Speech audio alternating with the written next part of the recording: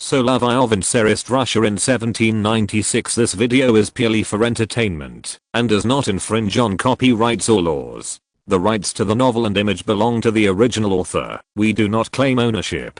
Don't like waiting and want to listen to this fanfic in full now? Subscribe to our Patreon, where you'll find the best fanfics.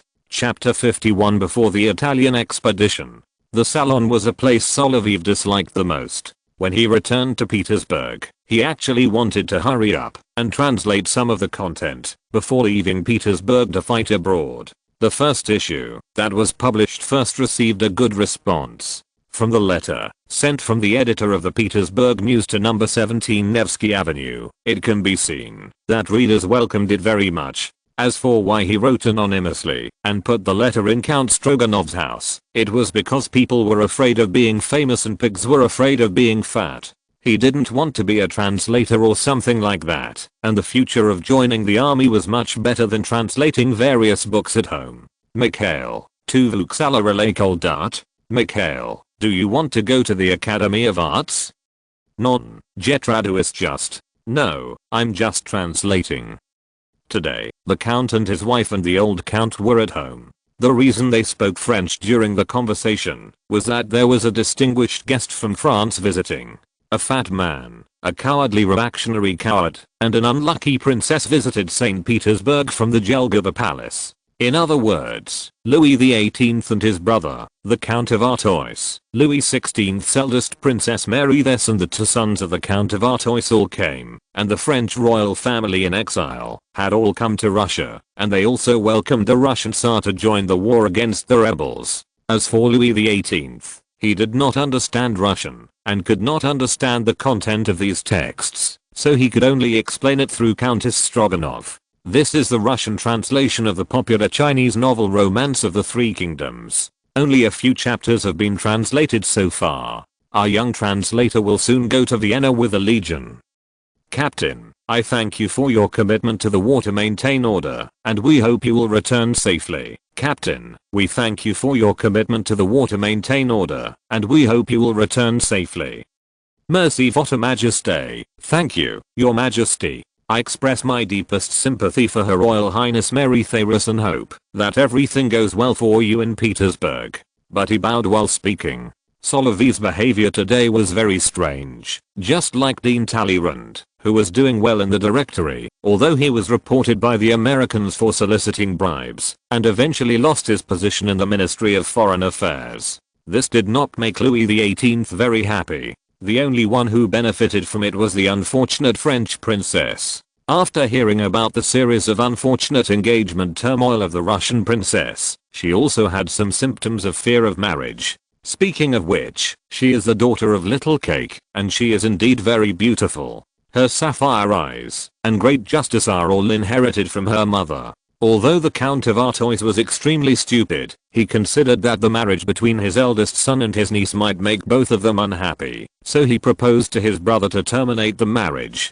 Before they met, Tsar Paul, the former French princess and the Russian princess were discussing how to avoid an unsuitable fiancé, which happened to be heard by the Count of Artois. He was stupid, but he was still responsible for his family, and his niece was only 20 years old now. If possible, she should be given some choice, or let her live in Russia and find a Russian prince-level family or a German noble youth serving here to marry, which would be better than being with his stuttering son. Louis XVIII considered the interests of the Bourbon exiled royal family, but he had not been tempered and trained. In fact, except for his ability to run away, the two brothers were not as good as Mr. Talleyrand's lame leg. However, in terms of arranging his family, the Count of Artois was not bad. He was not so stupid in this regard, and he had two sons. In any case, once the anti-French alliance succeeded, the final result would be the restoration of the Bourbon. After his brother's death, they still belonged to the family. Whatever happened, he would have the final say. He didn't believe that Louis XVIII, who was so fat, could live longer than him. He was very vulgar in terms of royal power, but there was nothing he could do. His vision and stupidity and stubbornness were even more foolish than his elder brother. Solovyov couldn't stand this group of fools and an unlucky young lady performing a farce, because he had another invitation. The Countess wanted to keep him here. There had to be some topics. to entertain the French royal family in exile. Thank you, madam, but it's really difficult to hide your thoughts when you are with such a family. I can understand your thoughts, mishap, but Alexander Sergeevich, my father-in-law, is an acquaintance of his in Paris after all, and Madame Lebrun will be here later. Ah, that's even worse. Madame Lebrun's relationship with Queen Mary, I'm afraid she and Julie will hug the princess and cry. That would be a very scary scene. Although he had a good relationship with Madame Lebrun and Julie, these things were all in his mind. Besides, I have an appointment to go to a salon. You know, I usually don't go to the literary salon, but sometimes I just can't avoid it. You'd better be careful, don't be seduced by some high-ranking girl again. The countess knew about that matter, but Solovyov was very restrained. This guy has been introverted and deep recently, more calm than the son of the King of Prussia. Don't worry, Countess, I don't think there will be any problem. Then he left. The issues raised at the table were actually for the old Count to reminisce with friends he hadn't seen for many years. After all, when Louis XVIII was in Paris, he was also a member of the court. He was always there, even if he didn't want to get involved too much. As the chief steward of the court and the leader of the Petersburg nobles, he was always the one to do the reception work. Moreover, his daughter was getting married recently, and she was actually engaged to the son of a squire. Although the other party was the nephew of Marshal Suvorov, the difference in status was not small. However, marriage issues are often not something that one can control. Solovyov's visit to the salon was actually quite embarrassing. He was discovered by the new colonel of the regiment when he was writing a preface in the barracks. There was nothing he could do about it, so the other party arranged a cultural salon for officers and asked Solovyov to help improve the cultural accomplishment of these officers. Compared with this kind of vegetable market composed of men, the literary salon of ladies might be better, as long as they were not discussing trivial household matters. He really had nothing to say to a bunch of rough guys, especially the grenadiers, who were generally rough. When these guys heard about the opening scene of the duel, a group of dragoons and hussars started to make a fuss. We think that General Lubu should not fight 3-on-1, but should accept a 1-on-1 duel. Fighting 3-on-1 is too contemptuous of his opponent. Then how do you explain the previous consecutive victories? It is obvious that General Lubu's military power has surpassed that of ordinary generals, so this 3-on-1 is also legal.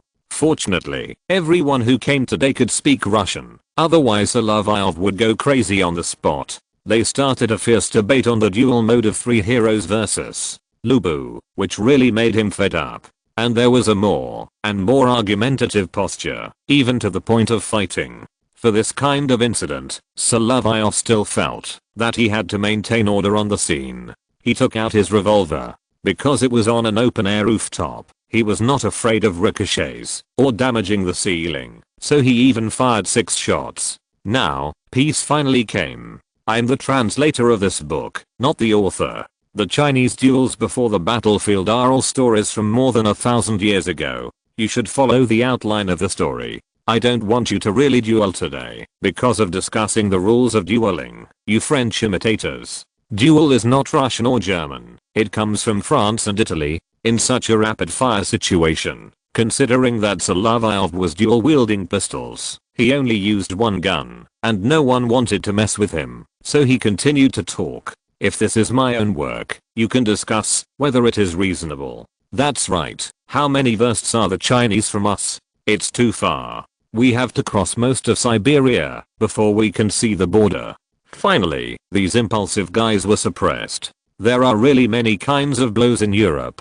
After several publications, Chinese night blows have appeared. There are too many kinds of blows in Russia. In addition to French blows and poo blows, there are also Austrian blows. The first 2 are Russian conventions, and the German girls in Austria will not marry here. As for the English blows, it is also a historical issue. He doesn't want to take this kind of crappy job in the future, but his pistol can fire continuously, which has won unanimous praise from officers. There are many people who go to the Tudor arsenal and the reorganized Royal Arsenal at their own expense to buy them as private weapons, but because of limited production, and it has become a weapon of mass destruction in duels, only single-shot traditional flintlock pistols are allowed to be used in duels. All nobles will prepare dual pistols passed down from their families at home. With a 6-round grenade and high accuracy, the young Russian noble officers of the right age must be emptied before the magnets are emptied. Even if the emperor is not at home today, this cannot be done.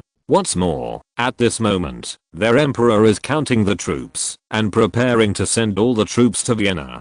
Compared with the young men of the Petersburg Guards, Solovyov is closer to the war than them. This hunter company of the Pavlovsky Grenadier Regiment has now been armed and is ready to be assigned to the Moscow Grenadier Regiment. This is a temporary placement. There are many temporary troops, and the Russian army is divided into 3 routes to participate in 3 battlefields. For this anti-French alliance, there are 5 main battlefields: Egypt and Syria, northern Italy, southern Germany and Switzerland, Naples, and the 5th battlefield planned by the British in the Netherlands. This location looks familiar. When the Dutch were still able to fight, they dared to burn the Thames. So far, the only one who achieved this achievement, and won once, was the group of Amsterdam money swindlers. Fan shopkeeper. Dutch names always have a fan who achieved this achievement. Their land seems to be born to defeat the British. In the future, the British will be taught a lesson by the German boss Feng here. If they march there now, the result will not be too good. They also pulled in 20,000 Russian expeditionary forces to fight the French there. In fact, the British reason is simple. Except for General Bonaparte, who went to Egypt, the main forces of the French army must be the Rhine army and the Italian army. Landing here, at most they can encounter a French observation army. It's a pity that they can think of it. It's better to take the 20,000 Russian troops to the Vendée, where the royalists are particularly rampant. When Solovyov later learned that the Russian army participated in the battle on this battlefield, he could only sigh that the British were extraordinary in defaulting on their debts. Since they owed money to Fan shopkeeper before the war, they wanted to armedly default on their debts at this time. This method is great. Of course, before going to the battle, Solovyov had to go home to pack his bags. His old father had recently gone to Moscow to develop the market on behalf of the count, and only his stepmother and 2 sisters were at home. Mikhail, tu doisraveni senetsov. Mikhail, you must return safely. Don't worry, but you seem to have something else to ask for today. The Baroness did have something to ask Solovyov, and she even wrote it down. When you arrive in Vienna and fight the French, don't forget to help me find my cousin Rose. Her full name is Mary Rose Joseph Tashadila Pajiri. When you go to Vienna and fight the French, don't forget to help me find my cousin Rose. Her full name is Mary Rose Joseph Tashadila Pajiri. Although he saw the 3rd name in the string, his ability to associate was not good enough, because this stepmother was captured by pirates for too long. She was only 12 years old at the time, and she didn't remember the name of her cousin's husband. If she remembered, Solovyov wouldn't have to look for it, and he could solve the problem by challenging the French. OUI, je demanderai aux Français quand attraperai. Okay, I'll ask the French soldiers when I catch them. Then he packed his bag and returned to the barracks. He would wait for the departure for a while, so he would not return home. Although number 4 Laundry Lane was not far from the barracks of the Grenadiers, the corps that were preparing to set off had to assemble. The time of departure also had to wait for the final announcement of the Tsar. Among the commanders of the 3 directions of this expedition, the commander of North Italy was Marshal Alexander Vasilievich Suvorov. In the letter from Franz II to Tsar Paul, he had repeatedly pleaded with this old marshal to come out. It was no longer a secret in St. Petersburg, and their Georgia company was probably the small guard of the old marshal on the way to Vienna. According to reliable information from the palace, it came from Sergei Kuzmich. Fortunately, this guy did not get stuck this time. Chapter 52. Archduke Joseph is in a state of uncertainty. As for the last batch of Russian troops going to Vienna, Paul actually didn't know who to send except for the confirmed regiments. Of the 4 large regiments of the Guards and the Guards Chasseur Battalion, he finally only sent the Izmailov regiment to the border, but did not issue an order to continue to enter the territory of the Holy Roman Empire, so it has been on standby at the border. The rest of the troops have already set out to enter the Hungarian region one after another. They are now very busy and have been on the road all the time. At the same time, among the troops that set out, there are relatively few cavalry. The troops active in the Mediterranean and the Netherlands did not have cavalry due to the problem of horse transportation. On the battlefield of South Germany, Switzerland, North Italy in the middle, it was very hard to travel, and the cavalry mainly relied on the Austrians. In addition to the Petersburg Lancers regiment that followed Korsakov, many of the cavalry units dispatched by the Russian army were temporary teams or small teams, and the majority were still infantry. A few old guys who had served in the military for more than 20 years and were about to retire talked about it. "Oh, when we were fighting the Turks on the Danube, we didn't have many cavalry. I was a rookie at that time, but I heard about it from the old soldiers." Guess what? Old guys like me who have served in the military for 22 years said that when they were young, they would set up positions and wait for the Turks to come and die. Now there are no cavalry, and I don't know if those Germans can understand us. So what, old man? We still have to fight with the French soldiers then. Although the emperor is impatient, he really has nothing to say to us soldiers. We old bones have served since the time of the Queen, and we were not allowed to retire at that time. Now we meet a good emperor, and I don't know how much effort we can give him. Don't talk too much while marching. These soldiers are still rushing forward. They can only stop and rest when they find a village. According to the agreement reached by the emperors of Russia and Austria through the Russian Diplomatic Academy and the Austrian Ministry of Foreign Affairs, the Austrian towns and villages along the way must provide supplies and transportation to the Russian army so that they can speed up their march. In some places, Russian soldiers and their artillery were simply pulled forward on the roads of Austria by horse-drawn carriages. However, in order to advance lightly, the Russian army rarely brought out the heavy artillery that was highly valued in the country in the past. The main ones were 6-pound artillery and half-unicorn artillery, but the number of the latter was also limited. The equipment was brand new, and the military uniforms were also new uniforms issued before the expedition. The marching speed of each regiment was very fast. Prince Bagration, who received the order to march first, arrived at the Russian border first, because the Chasseur regiment he commanded was in St. Petersburg. At this time, he had advanced to the vicinity of Vienna. Some of the troops in the rear were still left behind in Russia. Now the Russian emperor's 100,000 troops were divided into 3 routes, which gave the Austrian court great confidence. However, Archduke Joseph, who came to St. Petersburg, was now unsure. There was no problem with the Russian army sending troops, as these were the terms of the alliance that the two countries had confirmed before. But the marriage was actually a blind date in Russia, which gave him a headache. The Habsburg court also knew that Archduchess Alexandra was a little afraid of marriage because of the Swedish king's incident. From the perspective of blind date, these Austrian girls were very attractive, and men liked them as soon as they saw them. But what about men? Solovyov had seen the appearance of the Austrian emperor. Franz II looked like the old prince who had recently ascended the throne in England, and the men and their family looked like wholesale faces. Only Archduke Karol and Archduke John were better, but one of them was unhappy and the other was stupid. In addition, there was the Habsburgs' big chin. It was estimated that when Mrs. Lebrun gave the beautification to the Holy Roman Emperor Charles V, she and Julie's hands were so tired that they dislocated.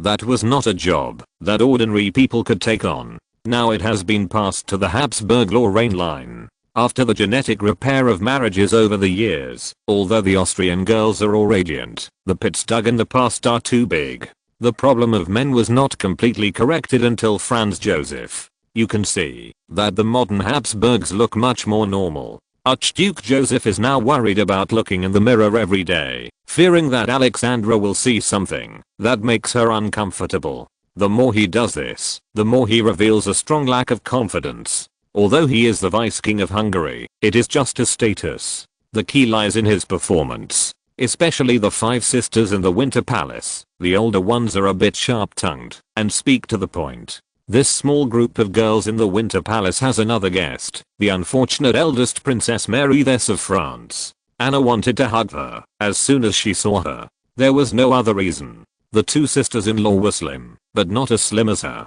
She was also spectacular. Although she had not been touched by men, it was already a very strong maternal signal. Considering that Anna was the youngest among the sisters, it was not strange to ask a strange sister to hug her. Bess, who who had been a little arrogant since she was a child in Versailles, received such a warm welcome in the Winter Palace after a few years of nightmare life for her. After all the ups and downs, she was actually very moved. She was invited by Alexandra because she had met Archduke Joseph and wanted her to make an evaluation of the Austrian archdukes. Although she had to call Archduke Joseph her cousin, after all, her mother was the sister of Emperor Leopold, but her impression of Joseph was that he was a good person in all aspects. Indeed, these people from the Hungarian Habsburg branch, their small court and Teschen's court will be good in the future, and they are loved by the locals, but that is a long-term accumulation. If it looks bright, it may not be good.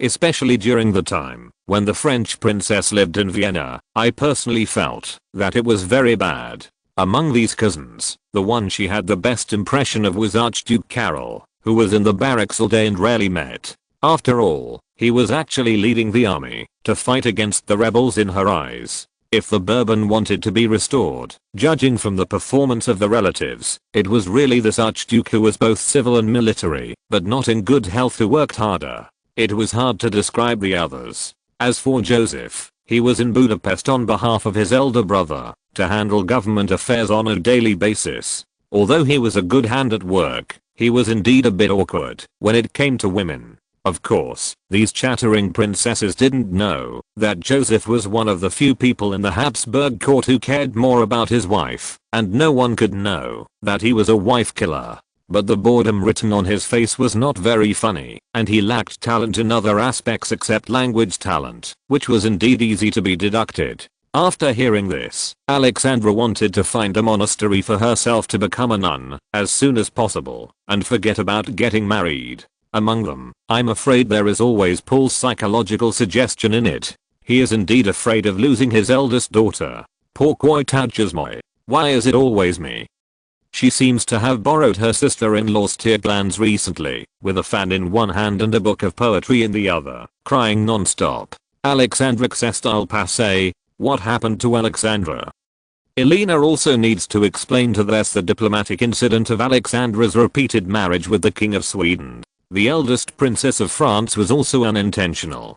She was locked up in the castle during that time. Her parents and sister-in-law were all guillotined. She knew almost nothing about the outside world. Even at number 17 Nevsky Avenue, where the count and his wife gave her extra lessons, she didn't remember everything at the moment. I have to apologize here repeatedly, but I don't blame her. It's all true. While these people were chatting, Larissa also entered the room. She didn't bring a nanny today, and she was holding the child in her arms. Speaking of that poor lass, the Russian crown princess has heard of it. This kind of misfortune of losing a loved one is easy to get sympathy in the royal family. And she sat beside her holding her daughter like this, obviously seeing her niece who had already fallen asleep. The chattering sisters-in-law were now silent. That is, Alexandra was wiping tears with a handkerchief. Il y a eu un banquet ce soir, Mary Therese, vous êtes notre invité de marque. Il faut chacun oublie les choses désagréables.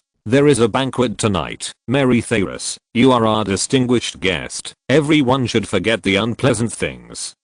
Having said that, it is also so. She also asked the French princess to try to hug her. From her mother's arms to a larger and softer environment, little Tonia slept very peacefully. As for why I say this, in fact, think about the height and body shape of the recent generations of the Bourbon royal family. However, because of the environment problems in recent years, this eldest princess probably won't have a double-door figure like her aunt, but more like her mother. To be honest, several Russian princesses with poor figures are beginning to envy this body shape. Although the eldest princess of France is an adult, it is obviously different when she holds her niece and when she holds her niece. Especially Catherine, her ribs are sharp and angular. She will cry whenever she is held. This is because she is too young. Holding a niece is different from holding a baby. The scene today is also like this. When Maria held Tonia, she woke up and cried for a while. When she returned to the arms of the French princess, she fell asleep with her thumb sucked after a while. Children always like soft places. They also wish the French princess to find a husband who is suitable for her. The ladies present had a highly consistent attitude on this point. Archduke Joseph, who was present at the banquet today, really had a full talent for languages. Even Hungarian, a language that might be difficult to learn in Europe, he mastered it very well. And considering the image problem, and the fact that he has always represented Hungary in the Habsburg royal family, since he was elected as the Vice King of Hungary in 1796, he has generally worn Hungarian costumes in public, except for the royal dress. The most famous costume of Hungary is probably the one worn by the Hussars. Archduke Joseph himself has another advantage, that is, his riding skills are not bad, although these are basic configurations. However, it seems that these Russian female duchesses, except for Catherine, have no good impression of the Hussars outfit. Those Hussar officers who make trouble all day in front of the riverbank, no matter which regiment they are from, do not have a good reputation. Joseph did perform well in terms of interests, but he didn't know that, although he represented Hungary behind him, he had another deduction from Alexandra. Although ignorance is innocent, it can only be said that he was unlucky in this blind date. There are still some opportunities to remedy it later, but what will develop into is not something he can control. But another major task of his trip was to personally hand over the handwritten letter inviting Marshal Suvorov to the expedition to Tsar Paul on behalf of his brother Joseph. On the issue of the overall situation, Tsar Paul had verbally informed Grand Duke Joseph that he would soon issue an order. In addition to Marshal Suvorov's expedition, there would be possible follow-up reinforcement. Although the Tsar himself would not personally lead the expedition, the elite of the Russian army other than the guards were dispatched, and many veterans with rich combat experience were distributed in the troops with the name of musketeers. However, Grand Duke Joseph did not receive any evaluation from Paul on the matter of life. It seems that only the Russian queen is very satisfied with him. When Paul himself looks at this dress, the scene of the Hungarian Hussars chasing the Prussian army will appear in his mind. As a senior Prussian and French stick, he does not like this scene. But he also left some time for Joseph. At least this Grand Duke has a good character. If it were any other prince or duke, this matter would be blown on the spot. At the same time, Alexandra was also planning her own future. She thought of her cousin in Württemberg. The question was whether her mother would agree, especially since her uncles were matchmakers. If she performed the act of the Swede breaking off the engagement in front of her and marrying her sister-in-law's sister instead, how would Austria accept it? Thinking that her own future was so bad, she hid in her bedroom and cried non-stop. At the same time, the envoys from St. Petersburg had already rushed to the Kanchanskoye manor with Paul's handwritten letter to Alexander Vasilievich. After completing his mission, Joseph returned to his residence. He knew that the woman didn't like him, so he sighed to himself. But the emperor's mission had been completed. Paul's messenger had set off, and the mission at the national level had been completed.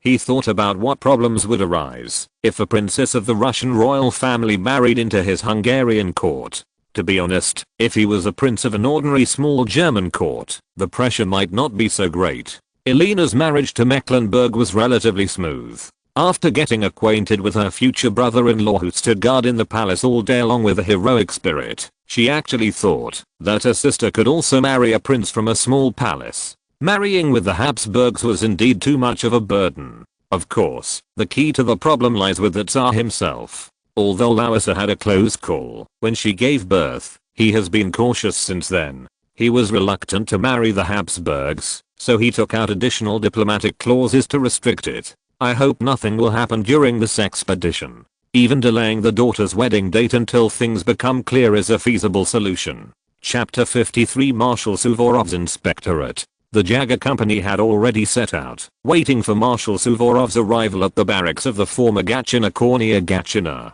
The equipment and supplies of this unit were different from those of other units, especially the new rifles, which the Jager companies of the various musket regiments did not have, and even the Guards Jager battalion did not have such problems. Their ammunition had to be sent regularly, and they had started to do so before Tiller was mobilized. Anyway, it looked no different from ordinary gunpowder bags, and it could be used universally, as long as there was no copper primer. Marshal Suvorov, who was in Kanchanskoye, had actually made preparations. However, he still wore a shirt and a vest all day, and just kept to his daily schedule at home, just as he had done often a few years ago.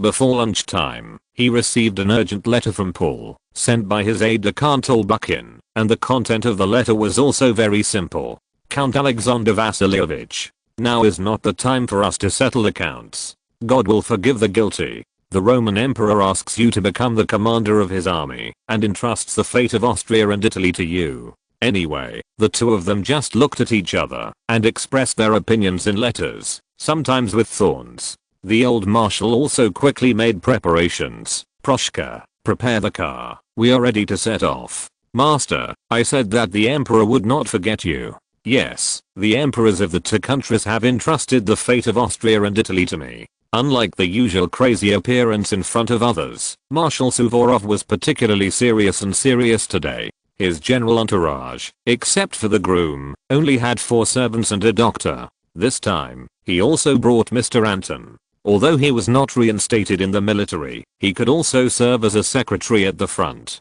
What really worried Suvorov was that the current military reform of the Russian army actually cut off a lot of entourages who assumed the duties of staff officers, and the command center system of the entire army had huge problems. Fortunately, we can still argue with the Austrians. After a war, we may need to reorganize the troops and pick up the things that the Russian army has messed up by the Prussian army. Lacking staff and reconnaissance, Paul's set is more like turning Russia into a large training ground. Some of the Russian army's training measures can be retained. In addition to these 2 points, there are also problems with coordination and communication in the Russian army. The exercises in Gatchina are completely a shelf. They are useful for improving the coordination of the corps, and can also find problems on a daily basis, so they cannot be called flower shelves. When we arrived at the Gatchina barracks, the hunters here had already been waiting for Suvorov himself. In addition to them, there was also a team of dragoons here. Your Excellency Marshal, the Jager Company of the Pavlovsky Grenadier Regiment, and the Novgorod Dragoon Regiment are at your disposal. Where are the senior officers of the Dragoon Regiment? Your Excellency Marshal, they have already set off first, leaving only this company, and we are also on horseback, to serve as your guards. That's good, Mishap. The last time you came to my place, you were on foot. This way it's like a hound riding on a horse, or it would be more appropriate to say jackasses. If you were with the French, you'd have this. But please get in the carriage first. This is a carriage specially prepared for you by His Majesty, and there is a folding desk on it. Your Majesty is still thoughtful. Mishap, please get in the carriage too. I have something to tell you. Solovyov dismounted and was about to get into the carriage again. Alexander Vasilyevich, His Majesty is in the Gatchina Palace. You still have to go and see him before you leave. I know that. You don't have to talk like that in a carriage, like you do outside. But one thing you need to pay attention to is that we must act quickly. Except for going to the Gatchina Palace to see the Emperor, we have no time to rest, unless we need necessary rest and supplies. Speed is the key to victory, but when we arrive in Vienna, the Emperor of Austria may not be like our Emperor, and entrust the entire army to you. You know, the Austrians always have their own way. Since they invited you, you still have to listen to our opinions. After all, the command of Italy is in my hands, and the young Archduke has some talent as a commander, but it's a pity that he acts too cautiously. But Your Excellency, on the battlefield, you always need to be cautious. After all, it determines the fate of the individual, the army and the country, and you can't gamble. Are all young people nowadays so cautious? The young people at that time were like a group of hungry wolves. Except for this pair of green eyes, you don't look like a wolf. You look more like a fox. Speaking of which, Solovyov was indeed lacking in courage and strategy, which was also Suvorov's fault. Being strategic but cautious was not always good enough. Tsar Paul's wait in Gatchina did not last too long. Both sides knew that speed was everything at this time. Even the waiting was not in the core area of the palace, but in front, where the army waiting for inspection could be seen outside. Suvorov saw this army. Although it was not an army going out to war, but the guards left in Petersburg, the army was in good order. If we only look at the training racks, Paul can be said to have fired all the screws to produce sparks. He armed a completely new army with the best war horses and cannons. As for the muskets, the chasseur company accompanying Suvorov was very good, but now the Titer arsenal is busy converting the production of the new Tiller rifle according to the 1796 smoothbore rifle style and the French rifles obtained. The production order of these more troublesome chasseur guns was also shot later. If Suvorov needed the entire army to mobilize, it seemed that only the 4 companies of the Guards Chasseur Battalion could partially meet the requirement, because one company had not been fully equipped with guns. When Paul met the old marshal, he directly helped him up, and awarded him the Knight Diamond Necklace of the Order of Malta and the Knight of St. John of Jerusalem. Alexander Vasilievich, you can come and see the guards on the parade ground. Then there was a walking review of His Majesty's Guards, which is now the name of the Putin regiment. Although Suvorov didn't like it, he couldn't help but admire such an army and the legions that arrived at the front line with warm winter clothes, shiny bayonets and brand new guns and cannons. Your Majesty, it is God who is blessing our army. No, it is your responsibility to save the Emperor. I entrust the Russian army going to Italy to you, Alexander Vasilievich, the most outstanding commander in Russia. You will lead our army and be invincible on the battlefield. The Russian marshal knew that Paul had put aside all his prejudices and must do his best when facing the French. Before he set out, he stayed at the altar of the church for a while, as if he had made the final idea, and prayed to God before deciding to set out. But now Suvorov did not complain about anything. Since there was no perfect staff system, he would just reorganize one. In the 4 days that Solovyov went to his manor, he had already tested the ability of the young captain. At least his reaction was very fast, which could help him quickly familiarize himself with the current military organization. Solovyov felt a lot of pressure. If he were replaced by another Russian general, he would not need to do it too fast, just get things up when needed, and Suvorov was already thinking about the route. All our forces on the southern front of Italy include Prince Bagration's 6th Chasseur Regiment, General Rosenberg's Moscow Grenadiers, and the Scud Musketeers, whose commander is Colonel Nesvetayev. The above 3 regiments and the Butisky Musketeers form a column, and the remaining Tiller Musketeers, Miloradovich's Absheronsk Musketeers, Azov Musketeers, and Smolensk Musketeers form another column. In addition, there are the combined Grenadiers Battalion and the Nizovsky Musketeers. Well said. Did you forget to include your company in the cavalry? Yes, Alexander Vasilievich, on the battlefield you always need to prepare reserves and deploy them to the right places. Marching and fighting are 2 different things. What matters at this time is a strategy of dividing and attacking together. Yes, you lack experience, but you are still well organized. Sometimes I wonder if you are a Frenchman. The old marshal had indeed eaten too much bread and salt, that is, he didn't know that there could be such a thing as a time traveler in this place. Otherwise he could have guessed it. After all, he was the real native. I'm not French, but according to the organization, there are 2 columns, and we need to coordinate and organize them at the same time. On the battlefield, we need to put all the troops in key places. If necessary, I think we should keep track of the situation on the front line at all times. If I were 5 years younger, I would do what you said. But now it's not possible. I'm already an old lion, and there will always be young lions coming here. Mishap, I hope you are one of the young lions. The old marshal still favors him, which Solovyov can feel. Even now, the initial work of organizing the troops has been asked of him in the carriage. Come to think of it, this carriage is not that bumpy. I think something must have been added. Maybe it's the springs. Marshal, this is a new carriage ordered by the Emperor. He is also worried that you will bump on the road. You can sleep well this way. If you use a carriage, it's better to give it to Kutuzov. He likes to enjoy it the most. The old marshal was indeed a little tired when he said this. He wanted to rest for a while and leave the next work to Solovyov. At this time, he could think about the problem like a military commander. Although he didn't fully understand the deployment of the Austrian army on the Russian side, when the battle was launched, the attack from the right wing must be swift and sharp. There was time to consider the overall situation, and it was also necessary to estimate what the French did. But the French on the opposite side must not move that fast. When it comes to marching speed, no one can compare with the man in Corsica. And there were too many problems to consider, and he couldn't handle them alone. Until nightfall, the convoy continued to move forward. Although most of the roads in Russia are muddy, the road from St. Petersburg to Minsk is still relatively fast. Fortunately, Archduke Joseph who came for a blind date, was not asked to lead this army. He is good at reconstruction, but if there is a real war, I'm afraid he will be defeated. The known frontline commanders of the French army, except for the unknown man at the door, are Moreau and MacDonald. Moreau is a first-line famous goalkeeper. Whoever wins will be able to enter this echelon. As for MacDonald, although the Scotsman will not defect after hearing the folk song from his hometown, it is not necessarily said that he is in the first or second tier among French generals, but he is not comparable to the painters and doctors who became generals before the siege of Toulon.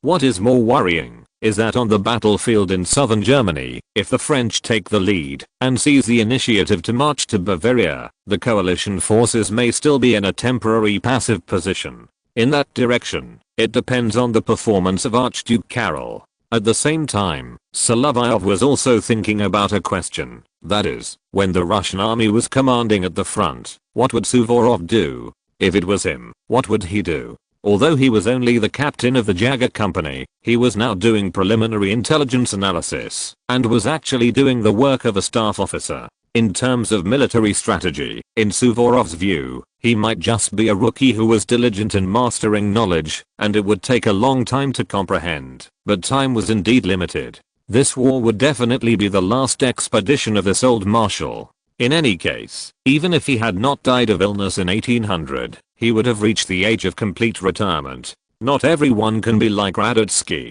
who can lead the army to war at an old age, and then win. And then there is a song that can be played quite excitingly by accident. If everything goes well, their group will arrive in Vienna, the capital of Austria, in mid-March, where they will be received by the Austrian Emperor, and will meet with General Melas, the commander of the Austrian army, who will go south. There will always be a meeting before the war. Before he fell asleep, he began to worry about his family, but when he closed his eyes, he was still in the Winter Palace. One thing Solovyov regretted was that he had grabbed a handful of almonds and dried peach pits before falling asleep, and now Lhasa was on his mind. Things always develop in a more dangerous and exciting direction.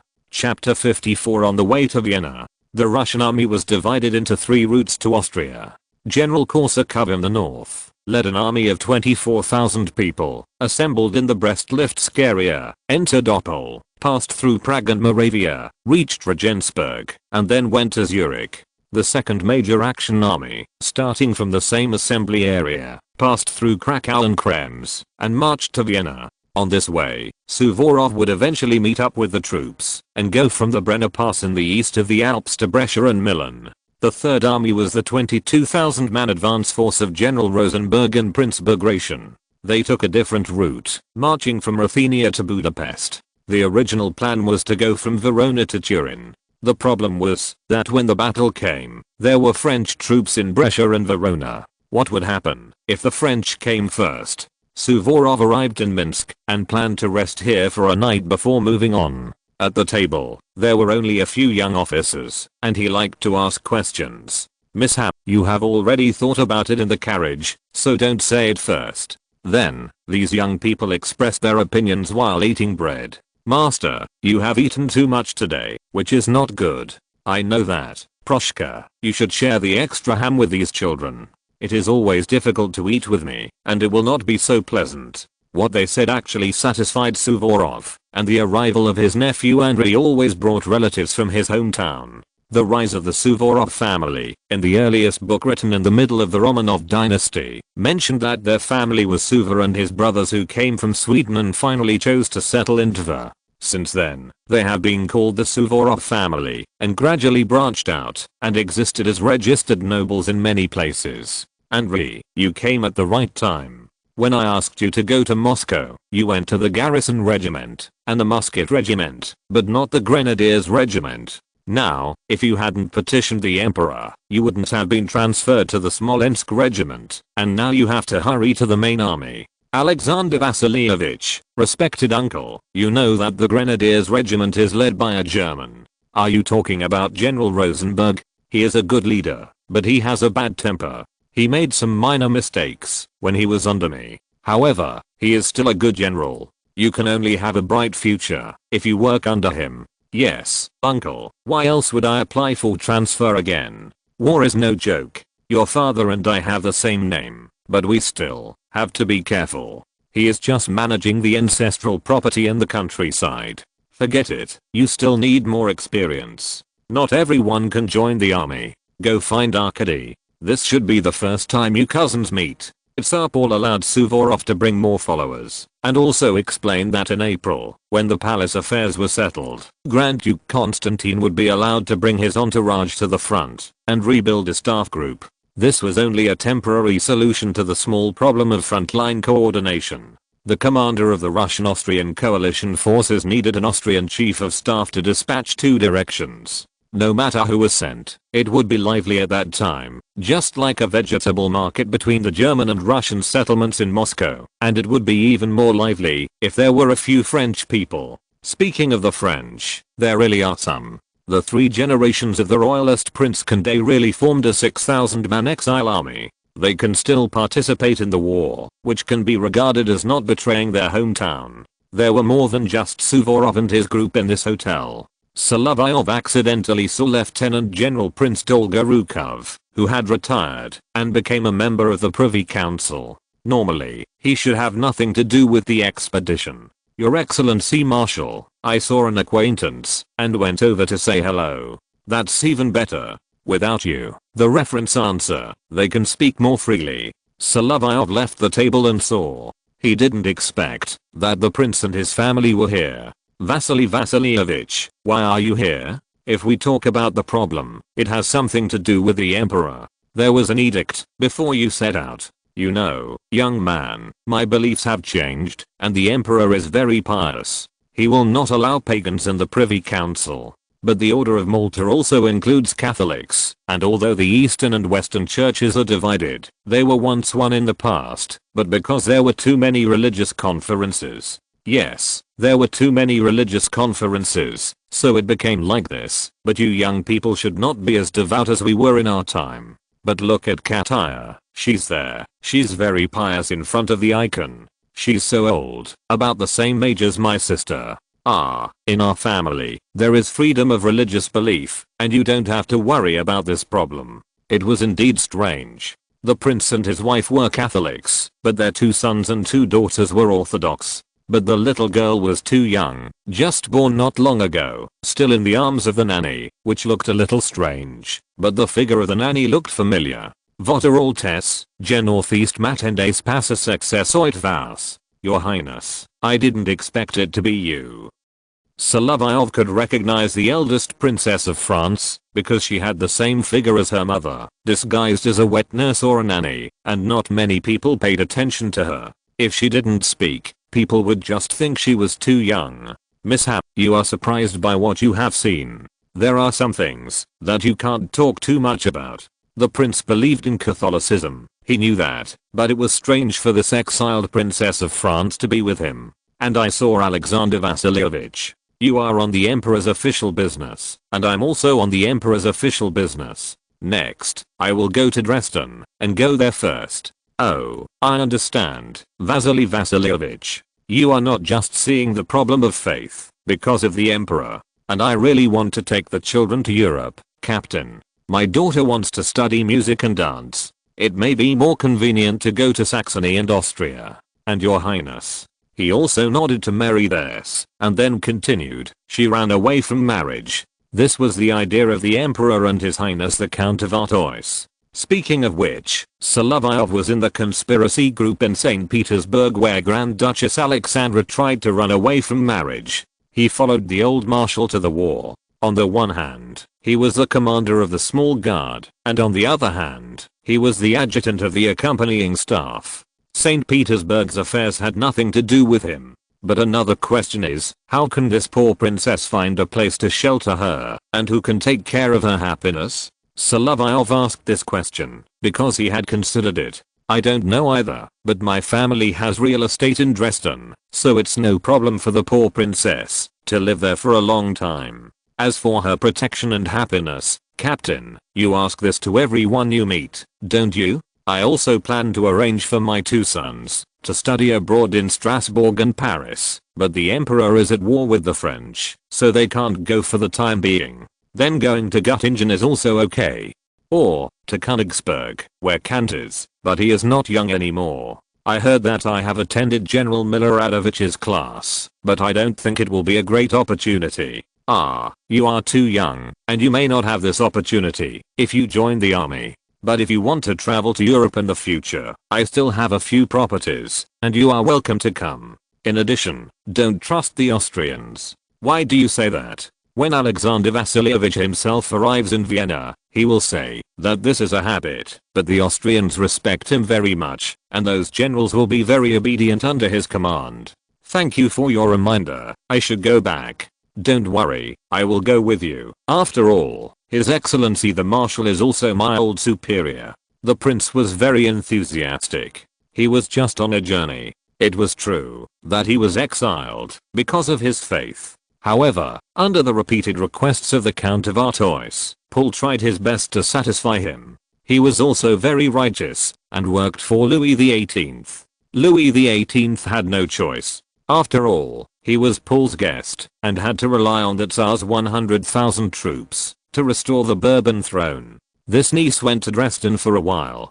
The Prince of Condé and his family were there, so it was more convenient to take care of her. In this way, Prince Dolgorukov was entrusted, and he now came to greet Marshal Suvorov. Vassire, if you go to Europe at this time, Prussia is neutral and other places are fighting. It's not easy, and you can't adapt to the weather in Britain and Denmark. Although I haven't been there, I just read about it in books. If you go to London, you have to trouble Count Vorontsov and Lord Whitworth to arrange the boat tickets. However, this prince is not a pro-British. From his beliefs, it can be seen that he is a kind-hearted person who is willing to help others. If you talk about which regiment in the Russian army has a closer relationship with his family, it may be the Selenge Musket Regiment. He once served in the old regiment of that regiment. Because this regiment has been reorganized now, the regimental history has been recalculated according to the new zero. But this is useless.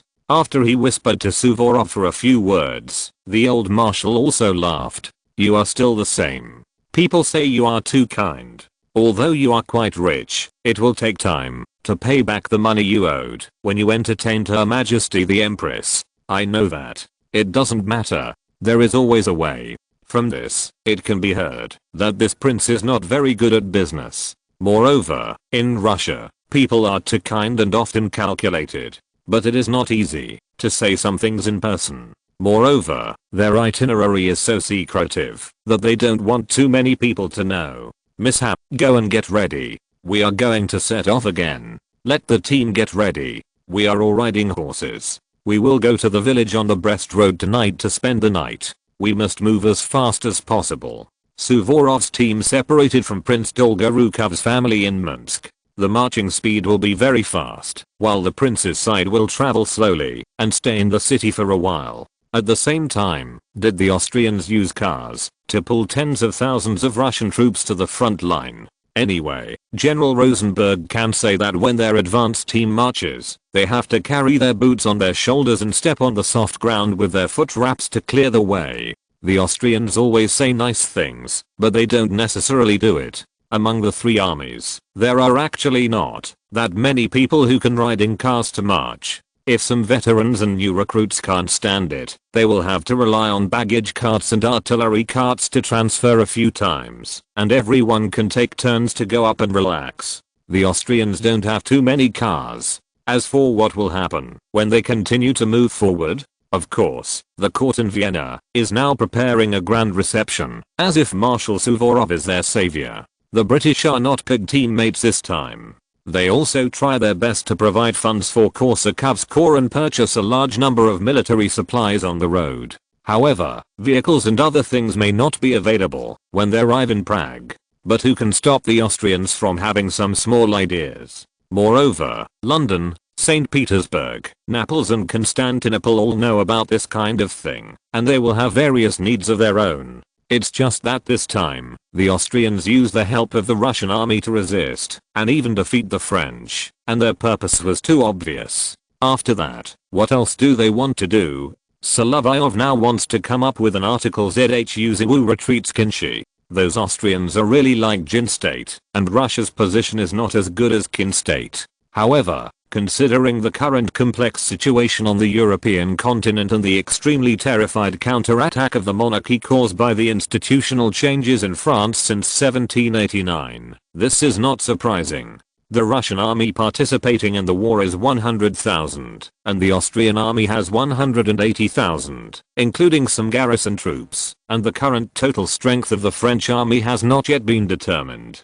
It has been estimated that the total strength of troops scattered in Italy, southern Germany, and Switzerland may be between 150,000 and 200,000, but the situation of the French army is that they did not count those garrisons. At the same time, there is also the most serious problem, which is the French in Italy. Now they are just like the Austrians 3 years ago, with their pancakes scattered everywhere. They even have the leisure to send a southern Italian legion, led by MacDonald, to Naples. If you're listening to this novel on a channel other than Fanfic World, it means they downloaded and uploaded it without effort. We cordially invite you to visit our channel, Mundo Fanfic Novelos. There you'll find the original version of this story and you can explore many other novels of various genres. We're waiting for you to immerse yourself in a world of incredible novels. Chapter 55. Franz II looks so familiar. Archduke of Austria, Holy Roman Emperor. This title is actually very hot and has always made people feel uneasy since the 30 Years' War. Now, the hot throne is occupied by Franz II.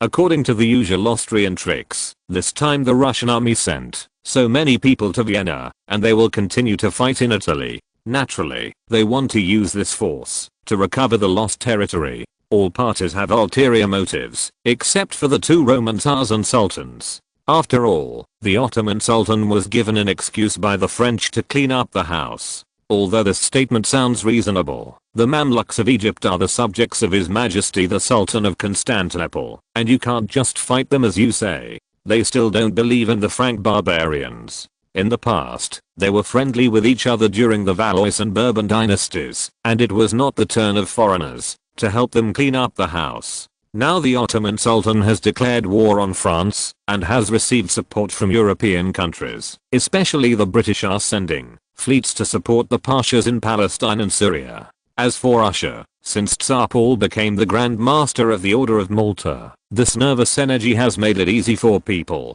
to evaluate him behind his back, saying that he is stupid and rich. The Russian army has entered Austria and needs to let the French know that they are not easy to mess with. Marshal Suvorov's carriage has now passed through Minsk-Brest-Krakow and has arrived at the outskirts of Vienna. Your Excellency Marshal, we have arrived in Vienna. This time the journey was still very smooth.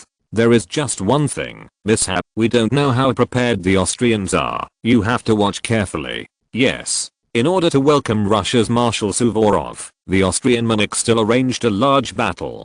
The Russian combat troops camped outside the city and received a warm reception when they arrived in the Austrian capital. Your Excellency, Marshal, I'm glad that you can come to Vienna, the capital of our Austria. The 80,000 Austrian troops commanded by General Melas in Italy will all be under your command. Franz II also signaled Suvorov to nod and salute, considering that he was very old and only needed general etiquette, and they also rode in the royal carriage to enter Schönbrunn Palace. If it were in the era of Empress Maria I, although Austria always failed on the battlefield, it could still barely suppress Prussia with its allies by relying on diplomacy and its relatively strong national strength. Now Prussia has finally stopped making trouble and temporarily sought neutrality in Europe, but France has made such a big thing again. Franz II's aunt has already put her head at the bottom of the coffin, and since the coalition organized the first anti-French alliance, the war has continued. Speaking of which, Franz II was different from his father Leopold II. What happened in France? Although the children of the Austrian Empress were somewhat jealous of each other, they were still united by blood ties. If he lived longer, he would definitely pay more attention to family ties in addition to the interests of the kingdom. And Franz II, after his aunt and uncle were beheaded, and his cousin had died of illness in prison, he replaced his cousin, the eldest princess of France. It is hard not to think that he was a hypocritical gesture. Now, this monarch, whose ruling ability is really average, still has to rely on the power of Russia and Britain, and his main goal is to recapture northern Italy. He borrowed the hands of others, but only wanted to benefit himself. It is even a bit ironic that he repeatedly wrote to Paul to plead with Suvorov to come out, which was the result of repeated insistence by some ministers in his court and the British ambassador to Vienna. However, outsiders did not know at the time and thought it was the opinion of the Austrian emperor himself. The gesture still needs to be made.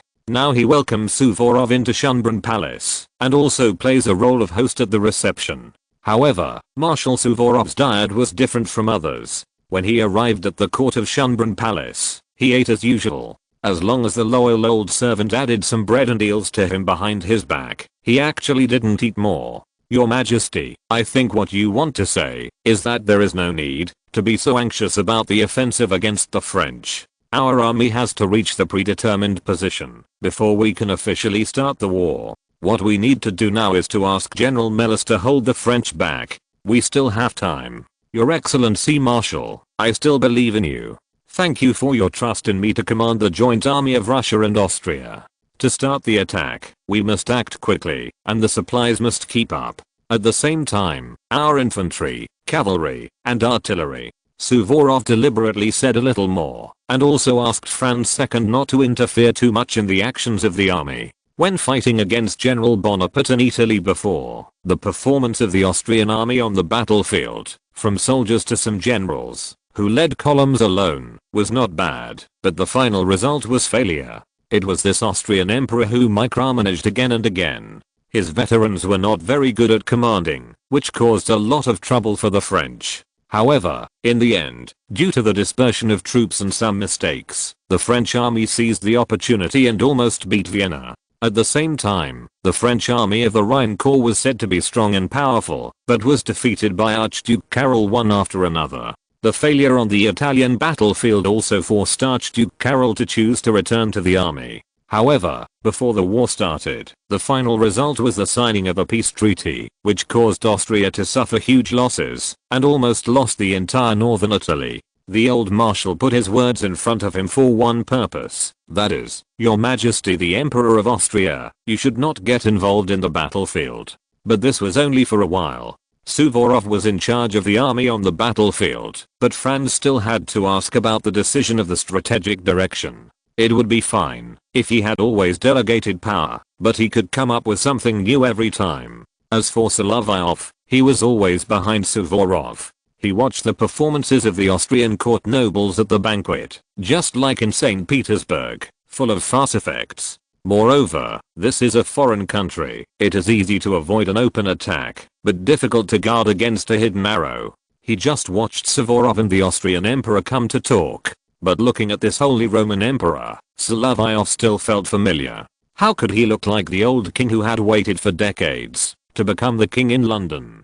Speaking of which, these European royal families are more or less related, so it is not surprising that they look alike. In fact, this one may not be as good as him. The reception at Schönbrunn Palace was just so-so. After a while of greetings, Marshal Suvorov and his entourage also stayed temporarily in Vienna, and then they had to prepare to continue to move forward.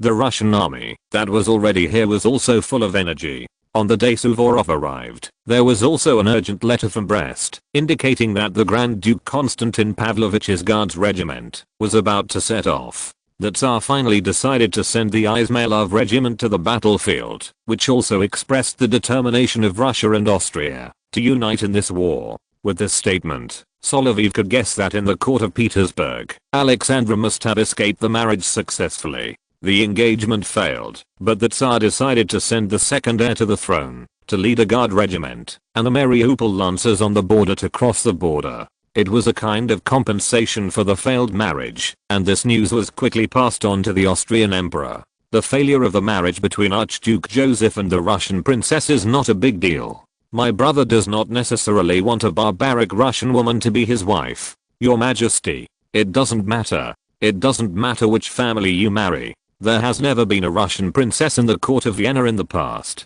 To be honest, I'm worried that the Russians will interfere because of various problems. Speaking of which, this is a bit unfair to Paul. The Tsar came to support out of morality, which is different from Empress Catherine's approach. In addition, Russia and Austria have always been traditional allies in Europe except for the reversal of Peter III. The Austrians were more worried because Paul was also a commoner. If France had not aggressively started wars everywhere and finally stepped on the landmine in Russia's sphere of influence, there would not be 100,000 Russian troops waiting for dispatch here. However, this is a bit of a petty man's heart, judging the Knight's belly. Paul wanted to use the Knights of Malta as the spirit of the Knights Hospitaller, to set up a set of moral standards for the nobles. Marshal Suvorov attended the banquet today and also wore the Medal of the Knights of Malta and the Order of St. Alexander Nevsky, which also showed that Paul came for morality. After he went back, he rested in the guest room, provided by Franz II. He was definitely not used to this soft bed. Mishap, our luggage cart is here too? Yes, Alexander Vasilievich, Andrei has taken care of this. Old people like me can only lie on camp beds. This thing is too soft and should be prepared for women. When he said this, he was already firing a map cannon at the lifestyle of the courts all over Europe. Solovyov actually went to the baggage car to take down the camp bed and blanket. The old marshal had a few days to rest after entering Vienna. The reason was that the Austrian emperor had to determine the final corps dispatch, and the local officials in Austria did not provide adequate material support after the winter, so that before setting off again, the nearly 30,000 Russian troops around Vienna needed to replenish a batch of food. But during the march, it was not like this. Suvorov always had requirements for the marching columns. Anyway, soldiers can eat their fill at ordinary times, but during the battle, they always have to endure hunger, go through long marches, eat inferior food, live in dilapidated huts, and even have to cover the ground with a broken blanket to spend the night. According to the old marshal himself, it is, the head does not wait for the tail, and the soldiers cannot eat too much. As long as you enter the battlefield, whether it is strategy or the big tactics in the battle, as well as the actions of the columns and columns in the battle, speed is required. In this regard, he obviously had something in common with the French on the other side. When the French passed by, they were very good at robbing houses, taking food on the spot, and asking for contributions from the rich to liberate them. The French approach sounded very familiar. But for the Italians, there was no essential difference between the French Directory and the Austrian Emperor. They still had to send their people to collect taxes and grain, but they just changed the master. On the contrary, the passing Russian army, because they were guests invited by the Austrian Emperor, seemed to come and go, but they did not have much impact on the local people in Italy and Austria. As for the passing Russian army, it was the Austrian masters who were the villains, but the impression of them was not bad. It was just that these barbarians were a bit disturbing when they stayed overnight. After all, they lit a bonfire and jumped there, making the quiet small town lively and attracting many people to watch. Contrary to the stereotype of Russians, although the Russian army is mainly composed of soldiers recruited from serfs, many of them are honest farmers in the countryside, which is different from those cavalry officers who are always causing trouble. In this regard, even the Cossacks are not as capable of causing trouble as these cavalry officers. In the order issued by Marshal Suvorov, Russian soldiers must maintain basic discipline when passing through Italian citizen villages. Supplies are provided by Austria, looting is strictly prohibited, and money must be paid when requisitioned. Now, it is a question of the command of the coalition forces. In the absence of Suvorov himself, these Austrians made us obey orders. Of course, with General Melis's practice, he often commands the battlefield according to his own needs on one side, without considering who the commander is. This practice is common in the Austrian and Prussian armies. Seydlitz often did this when he led the Prussian cavalry reserve in the mountains. In order to solve this problem, Franz II awarded Suvorov the rank of Austrian Field Marshal before the Russian army set out, which temporarily justified this small problem. The wrangling and various arguments between the two sides, as well as the problems that occurred, are all things for the future. Looking at the present, it can be said that the Russian-Austrian coalition is still in high spirits. After a winter of squatting, relying on its own strength, it was once ready to bluff and finally come to a peace agreement. The Austrian army, which did not dare to make any moves despite its superior military strength, finally got help. The war in northern Italy finally arrived in March 1799, after waiting for a winter. Chapter 56, General Weriser, the unfortunate Austrian chief of staff. The Russian column that entered Vienna now had 2 regiments that were directly available for Suvorov to dismantle. One was the Absheronsk Musketeers Regiment commanded by Miloradovich, and the other was the Smolensk Musketeers Regiment. Talking to Miloradovich was a very troublesome thing. There would be the following remarks: Monsieur, je northeast comprends pas l'allemand. Sir, I don't understand German. Sir, ich verstehe kein Russisch. Sir, I don't understand Russian. Since someone is speaking French, should we all sit down here and speak French? Alexander Vasilievich, but General Miloradovich, although he can speak both German and French, but Miloradovich had a generous personality, and it was true that he could understand both sides, but when he spoke any language, it was embarrassing that his toes could wear out the soles of his boots. Well, at this time, maybe I need an interpreter when I speak.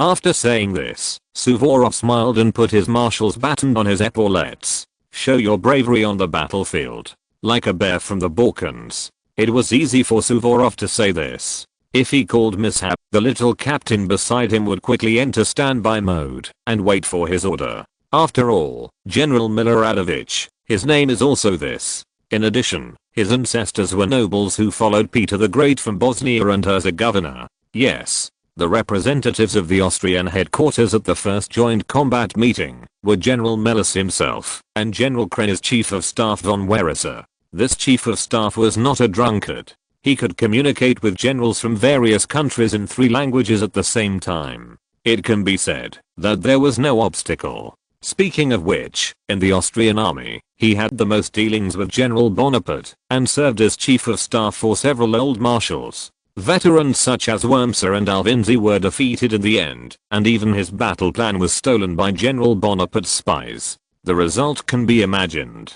But this does not mean that his organizational ability is not good. It is not shameful to lose to that general, and there is really a lot of bad luck in it. In order to facilitate the unified command of the Russian and Austrian armies, von Weriser still thought of many ways, especially the communication officers.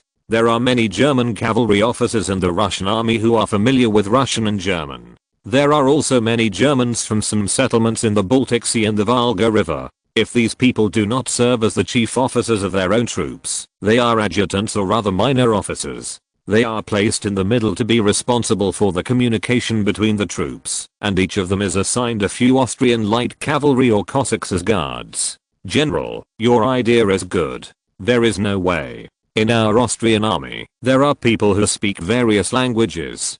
Captain, you are the apprentice of His Excellency the Marshal? Of course, Weriser's apprentice refers to real students. Jap, not only that, I also lead the Chasseur Company in the Marshal's Guard. This is the best equipped Chasseur unit in Russia. Even the Guards Chasseur Battalion is not equipped so well. This kind of troops will also be sent to the front line. I know the Marshal's habits. The offensive has always been bold and fierce. It looks adventurous, but in fact it is the result of careful consideration and sophisticated scheduling.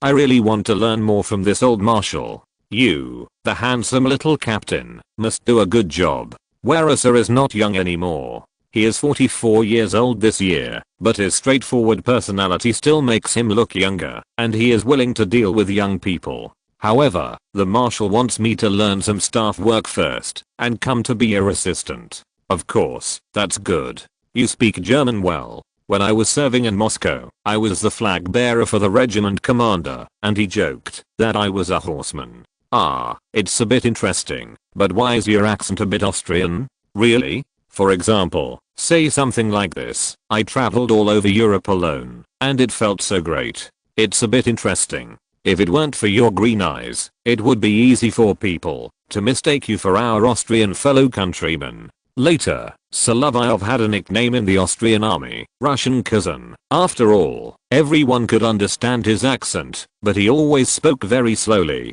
If he spoke too fast, something would go wrong. After all, at this moment, it would not be good to have an accident. And Weriser was very proficient in staff work. When he made plans for the Russian-Austrian coalition, he would report every plan to Suvorov himself, and the direction of the attack would also be considered. Solovyov was here mainly to help. It must be said that this chief of staff had good abilities, but his luck was really bad. The only time in his life that he could win a big victory was when he worked under Suvorov.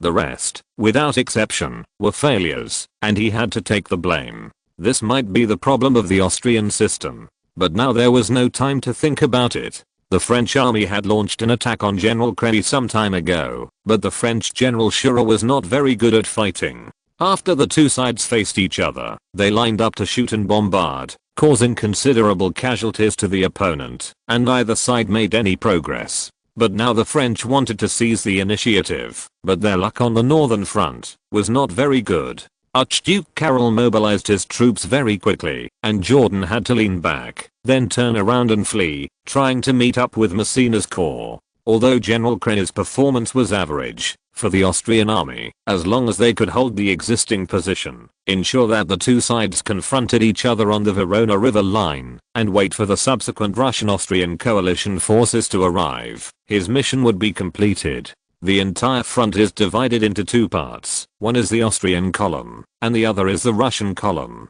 Now we are using a typical strategy of King Frederick the Great. If the French want to hold their positions on this line, then they can only retreat to the west and rely on these rivers for defense. Remember, we must break through quickly and complete the encirclement from both wings. If the enemy chooses not to retreat, we will destroy them. Then, we will do the same in the Monzio River. Come and see. How about this? He was actually discussing with a captain and several junior officers, obviously wanting them to imitate the thinking of the French generals. If it were me, I might choose a temporary strategy of avoiding battle, adopting typical Fabian tactics, retreating the troops westward, stretching the coalition's supply lines, and then waiting for the support of MacDonald of the Southern Italian Corps while maneuvering, regardless of the gains and losses of a city or a place. In the end, I would find a way to merge the two corps here, and then strike at one of Marshal Suvorov's fulcrums, and then merge the two armies to seek a battle. This idea is still good. If the French do this, then for us, we need to quickly gather our forces, here and here. However, this also depends on the enemy's actions. The enemy will not be so stupid as to attack here, when they are at a disadvantage in terms of troop strength and our army has begun to gather its forces, right? Said another young adjutant. He also saw the problem. If we can't win in Verona, we should consider joining the two armies and find a way to fight again. We can't let us go to Provence. Michael, how are you going to fight in the situation you just mentioned? I don't know how strong the French cavalry is, but we can take the lead in choosing a point on the front line to attack the coalition forces, just like we Russians always like to use Cossacks and Hussars to harass. This is your usual tactics. If the French do this, their light cavalry will take the initiative to act as eyes and harass our rear. Maybe Solovyov's thoughts haven't been sorted out yet. If he is the French army, he may concentrate the forces of 3 brigades and attack the isolated Russian units when the reconnaissance is accurate. There is still some distance from Venice to Turin. Some Italians may be more supportive of France. They have gained some benefits after the French army came in, and they have also established a bunch of 20th republics. It is inevitable that they tipped off the French. There are many people who are in another situation. They are against France and Austria. Even the Mafia, an organization, had the intention of opposing the French in Sicily in the early days. This was hundreds of years ago, and the other part of the people whose interests were damaged during the French occupation of northern Italy are obviously also the targets of the Russian and Austrian armies. The situation in northern Italy is that when winning on the battlefield, you have to win the hearts of the people, as if the feudal lords of the world have united. If they gossip each other, the French may have a little advantage. That night, when Suvorov's headquarters set out, a team of Cossack cavalry had encountered the reconnaissance cavalry sent by the French army. The two sides had a brief exchange of fire, but before they could fight, the French ran away. Karpov, the captain of the Cossack cavalry, was unable to catch up after chasing for a while. After returning, he began to scold the French with a string of Russian national curses. Sukabuli, these French guys are really fast. Did you get any information? I only know that it was a scout from a French hunting cavalry regiment who killed 2 of them and injured several of our brothers. Any useful information? The bodies were all carried back. Come and see, Captain. After we searched, we only found a map that looked like the French camping deployment map. Encountering the French behind the front line like this, it is not ruled out that the other side sent out cavalry for reconnaissance or to carry out attacks. But after the map was seized, it at least shows that the French are still relatively slow. After they failed in the Battle of Verona, they decided to fight another battle. I don't know what they are doing. It always gives people an attitude of wanting to solve the problem first, because they are so frustrated that they want to lose. If they don't run away now, I'm afraid they will collapse directly when the subsequent Russian army arrives. That is, the battlefield where the Austrian and French armies confronted each other was still far away from the two Russian armies entering Italy. Otherwise, if the situation here really collapsed, even MacDonald, who went to southern Italy and drove the royal family of the Kingdom of Naples to Sicily, would have his retreat cut off. The Russian army moved very quickly. After Melis and Suvorov determined the order of command, several musket regiments had already accelerated their march, considering the poor road conditions on the road, and because the local Austrian government could not keep up with their speed. Even if they prepared supplies, the Russian army ran too fast, and they could not keep up with the local supplies. After considering the logistics problem, Verus rode to Kray, hoping that his former commander could reserve warehouses in the towns ahead, and then use these warehouses to build a frontline supply after the rear corps arrived at the Minzio River. On the other hand, he sent letters to Austrian officials along the way, asking them to transport according to the plan, even including the leather boots for Russian soldiers, which should be larger and all wrapped in footcloth, which should be thicker than those of the Austrian and French armies. Sometimes, details are still very important. Although Verus's plan is not worth mentioning in front of the top generals, his details are really good, and he even counted the time of arrival of each corps. If there was a telegraph, he might have taken off, but now even an optical transmitter is scarce in many places. However, he was also surprised that his plan, if it was replaced by the Austrian troops, would be fine in a battle, but it would be impossible to complete such a task in a marching column. He saw the Russian soldiers, all with their boots on their necks, marching quickly on foot. The drummer on the side was still beating the marching drums, encouraging the soldiers to speed up the pace. I think this way, we can achieve the marching goal set by His Excellency the Marshal. On the battlefield, as the number of troops increases, the commander actually relies more on a qualified staff to organize troops and supervise the completion of the plan. Another important point is that the soldiers must have high morale under the encouragement of the commander. There is always a need for psychology in the army. When it comes here, the Austrians always really get the cards out. If those inefficient Austrian officials fail to complete the task of collecting carriages, they will be visited by these Austrian officers for a heart-to-heart talk. They dare not violate the orders of the Austrian emperor. After all, if they really lose their official positions, it will not be fun. Their colleagues in Bohemia and Hungary actually perform better than them. Some soldiers who fell behind finally caught up with these vehicles and were able to return to their troops during the rest period. Thanks to Cheyenne Haitian for recommending the book. Chapter 57. It's not cool to ride in a car during such a difficult march. Solovyov's chasseur company was better than the general infantry because they had been on guard along the line, and when selecting soldiers and officers, the priority was archery and riding skills. After all, the things in their hands were not the old-fashioned queen's fire sticks, and they could shoot the enemy accurately on horseback. But before entering the battlefield, the horses they used had to be handed in. After all, it was a special treatment during the march. Solovyov himself left Suvorov's temporary command post with a few chasseurs and rushed forward to find General Rosenberg's grenadiers, Prince Bagration's chasseurs, and the father-in-law musketeers, because the master of the Butysky musketeers was the Prince of Baden, the father of the Crown Princess, Karol Ludwig, and was given such a nickname in the army. That is why the commander of this regiment is actually the head of the regiment. Major General Volitsky, the head of the regiment, is in charge of this unit. He is now riding a black horse on the high ground to observe the march of the troops. General, this is an order from His Excellency the Marshal. Solovyov carried a letter tube on his back and took out the handwritten letter from Marshal Suvorov. I have read the content. We must continue the forced march to Colagiano and camp there tonight. This section of the road is not short. There are at least 10 versts to go, and the soldiers have no rest, but every minute gained is a victory. The general's eyes were firm, and it can be seen that he was very strict in managing the army. But can his men make any jokes? I guess there is no chance. Now during the march, they complain to each other, and being a complaining soldier during the march is almost the same.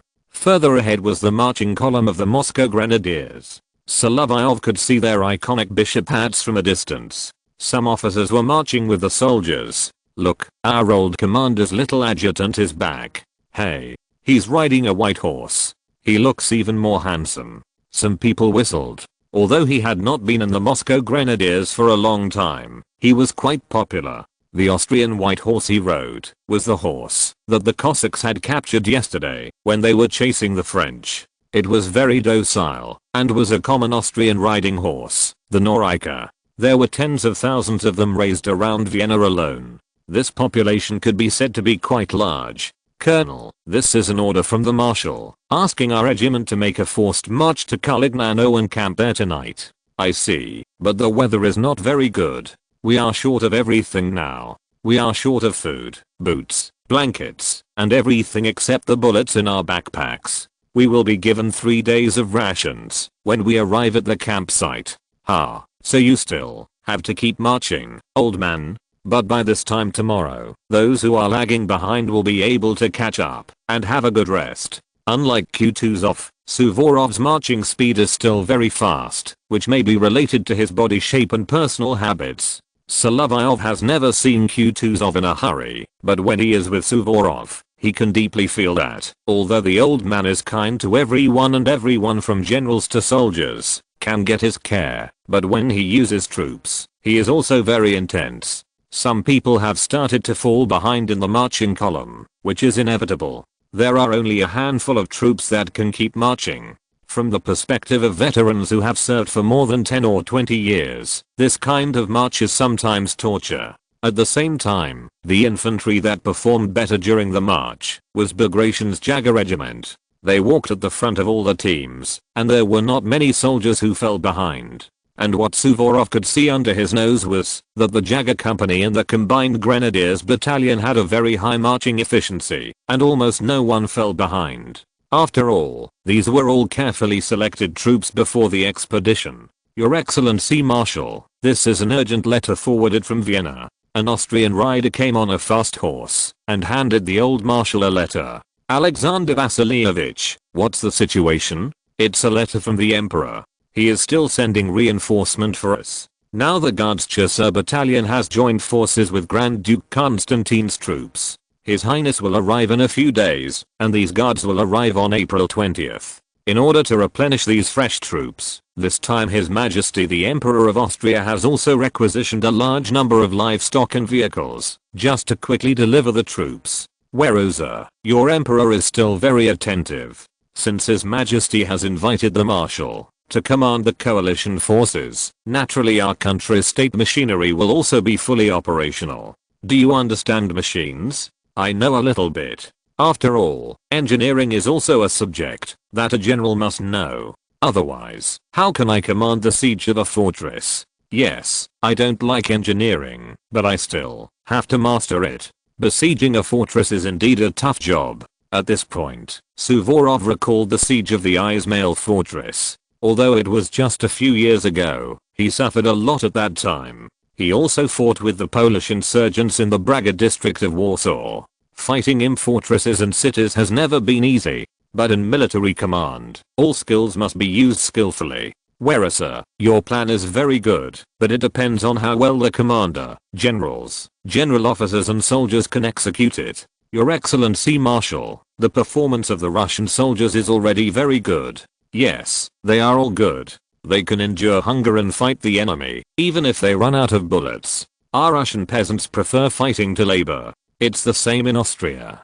Being tied to a farm is a hard job, no matter whether the peasants are free or not. In addition, these young people have not fallen behind. That's because the chasseurs have been training for the past year, and these soldiers are very young. They are willing to do anything for the Emperor, for their commander and commander. Some soldiers of the musket regiment in front who fell behind one after another had to make way for the subsequent marching columns when they rested on the roadside.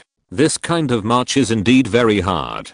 The soldiers who fell behind will be followed by carriages and ox carts, and the artillery cannon carts can help. If they were to use a baggage cart, they could sit on it for a while to catch their breath. After all, it would only add a little more weight to the ox cart. After they had taken a breath, the soldiers would continue to move forward. Their goal was the same place. After Solovyov ran all the way to Bagration's Chasseur regiment and completed all the messenger tasks, he rode back to Suvorov. Your Excellency Marshal, all the regiments in General Rosenberg's marching column have received orders. Very good. Now we have to see the situation of Miloradovich's column. Suvorov paused here for a while, and he did not forget to encourage the soldiers to keep moving forward.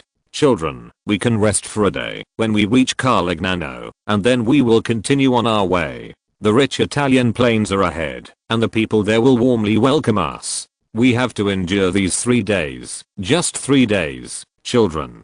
Father, it's okay. When we fought against the Turks, we have marched harder than this. Please, old man, please let us have enough to eat when we get to Italy. Everyone knows the famous saying of Marshal Suvorov, and he laughed at this moment. You are a soldier of the Tula regiment, right? These days, you have to eat only breadcrumbs and cold water, which is hard enough. Don't hold on when the time comes. You will be provided with 2 good meals over there. After hearing this, the soldiers in the marching column of the Tula regiment who passed by also laughed.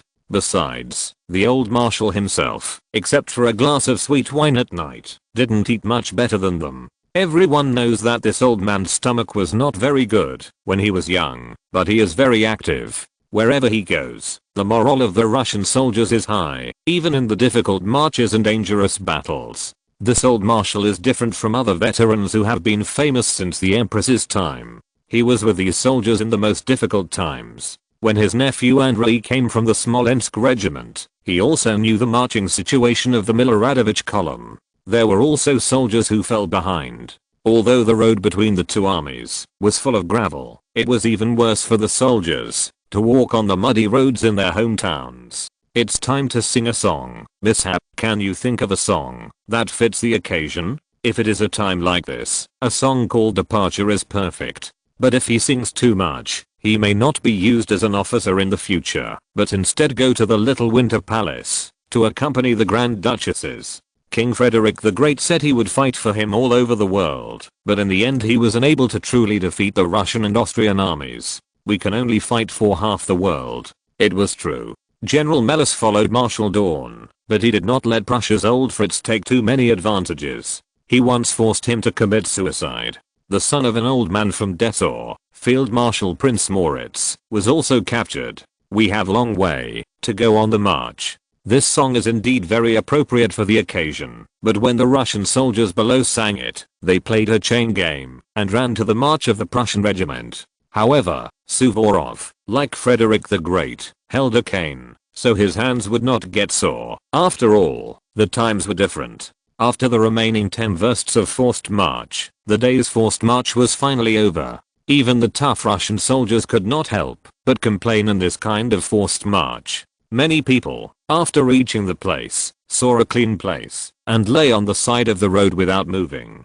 Damn it, I'm only following our old marshal, otherwise I wouldn't walk this hell road. Yeah, the big leather boots given by the emperor are fine for walking on the muddy ground in my hometown, but they don't work here. They gathered together and started to complain. No matter which country the soldiers are from, if they start to complain, they are indeed complaining soldiers. The Cossack cavalry who arrived here on horseback were quite particular. After completing the reconnaissance work, they rode back and got dry firewood in the open space and lit a bonfire. Although the rations they ate were warmed in their arms, it was still good to be able to warm themselves by the fire. After arriving at the assembly point, the bad thing was that apart from the military coats they wore, some people even lacked blankets, and many people were warming themselves by the fire while leaning against each other. Your Excellency Marshal, do you want to prepare some hot water for the soldiers? If possible, set up the marching pot. That's right, at least it should keep the stomach warm. Then, add some salt, and whatever food you can find, whether it's meat or sauerkraut, pour it all in. The soldiers stationed in the city had hot soup to drink, and if they were lucky, they could even fish out meat from the soup. Suvorov himself was just taking a temporary rest in a farmer's house. "Master, everything is prepared for you. There is only hay to be used as a bed, but I have cleaned it all." "Okay, Proshka, thank you for your hard work." Suvorov is now old, and he has lived in places where he couldn't set up a tent before. This farmhouse is okay, the owner cleaned it up quite well. While several adjutants were there commenting on the place to camp tonight, Suvorov called Veroza and Solovyov over. He also wanted to provide some guidance to Veroza, especially in joint operations with the Russian army. "Your orders should be concise. Although there are Russian-speaking messengers moving between the regiments, Russian officers and soldiers are still accustomed to simple orders. Don't pay attention to those military terms. Tell them where we are going and who we are going to fight. Also, the formation should not be so precise. That is used to teach students in military academies." Obviously, Suvorov also found some problems. The orders given by Veroza were actually relatively concise among the Austrian officers, but in his opinion, there were still some shortcomings. The advantage was also very clear, that is, the orders he sorted out were also very fast when they were conveyed. "Tonight, everyone should have a good sleep. If it is a sunny day tomorrow, we will continue on our way. When the ground is dried, when the road is dried, the brothers will have nothing to complain about, and they can wear the big leather boots issued by the emperor to travel." In fact, the old marshal knew everything. When he rode past those old soldiers just now, he really heard what they were saying. As for the officers on duty tonight, Solovyov was on duty in the second half of the night, and an Austrian dragoon was on duty in the first half of the night. They were all young people who took over. Anyway, this forced march really requires a day of rest. After all, there are too many people who have fallen behind. What about the French soldiers? This kind of thing is numb, even if you stomp on it. If the French army marches at this speed, many people will also fall behind. Chapter 58 Encountering French soldiers. Only after the battle begins can one realize what the battlefield is like for a person. A guy who brags before the battle may become a coward on the battlefield, and a person who treats everything with caution may be afraid on the battlefield, but he may also be a brave person. After the Russian army reached their destination for this stage on April 1st, the soldiers who fell behind were still catching up. The situation in front is still unclear. According to a letter from General Kray, he will fight against General Schurrer of France in a new battlefield. If the enemy can be pinned down, the follow-up Russian-Austrian coalition forces, the vanguard of these troops, the Cossacks and Hussars, will arrive at the battlefield and begin to attack the French transportation lines. At the same time, the enemy may also launch such actions. Mishap, take this letter and go find General Kray, and also go and see how the general is doing. Marshal, if General Kray asks, what is our route of action? According to the previous reports of the Miloradovich and Rosenberg columns, General Melis will send a separate messenger. Child, the important thing is to deliver the letter, and be careful of the French hounds in the middle. Yes, be careful of the French hounds. Don't worry about that. Solovyov had a short-end carbine named after him, and the ammunition used was the same. In addition, he was well prepared on his waist and saddle. Solovyov set off with a few Austrian cavalrymen. He still didn't want to expose the movements of the Russian army. He also learned to dress like some young officers, and changed himself into a white military uniform and a grey coat.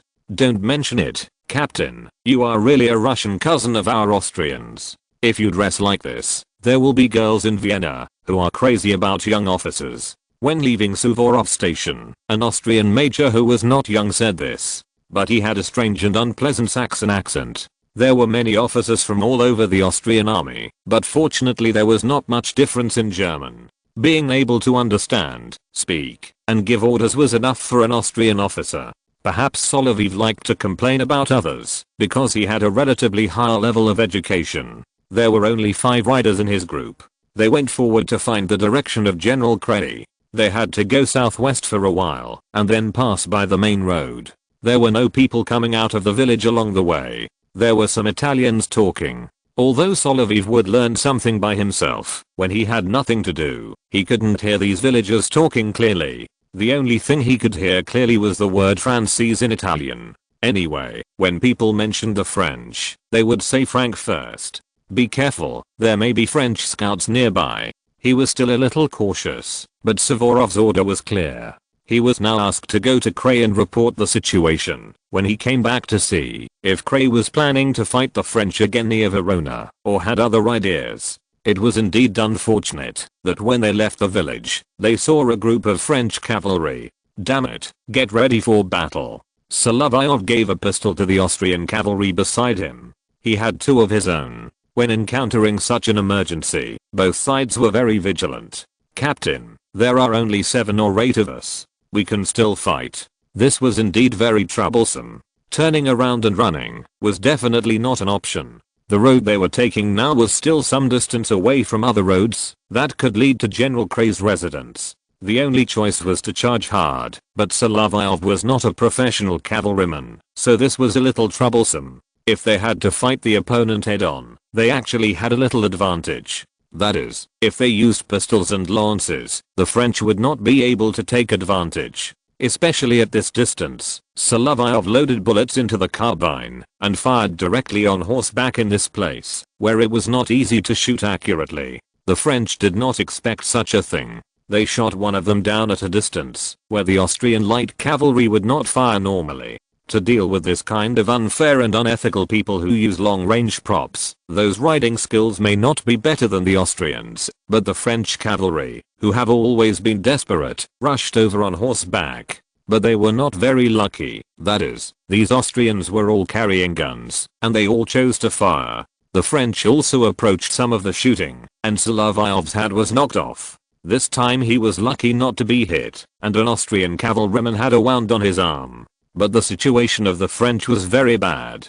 Several people were hit and fell off their horses. The rest saw that the team of Austrians they met today was not easy to provoke, so they turned around and ran away. Captain, how do we deal with these French guys? See how they are. If they are too seriously injured, find a nearby village and leave them there to fate. It's not a big deal. We can ask for some intelligence. However, the first thing he said when he came up was, "Hey, French guy, I'm looking for a lady, my stepmother's cousin."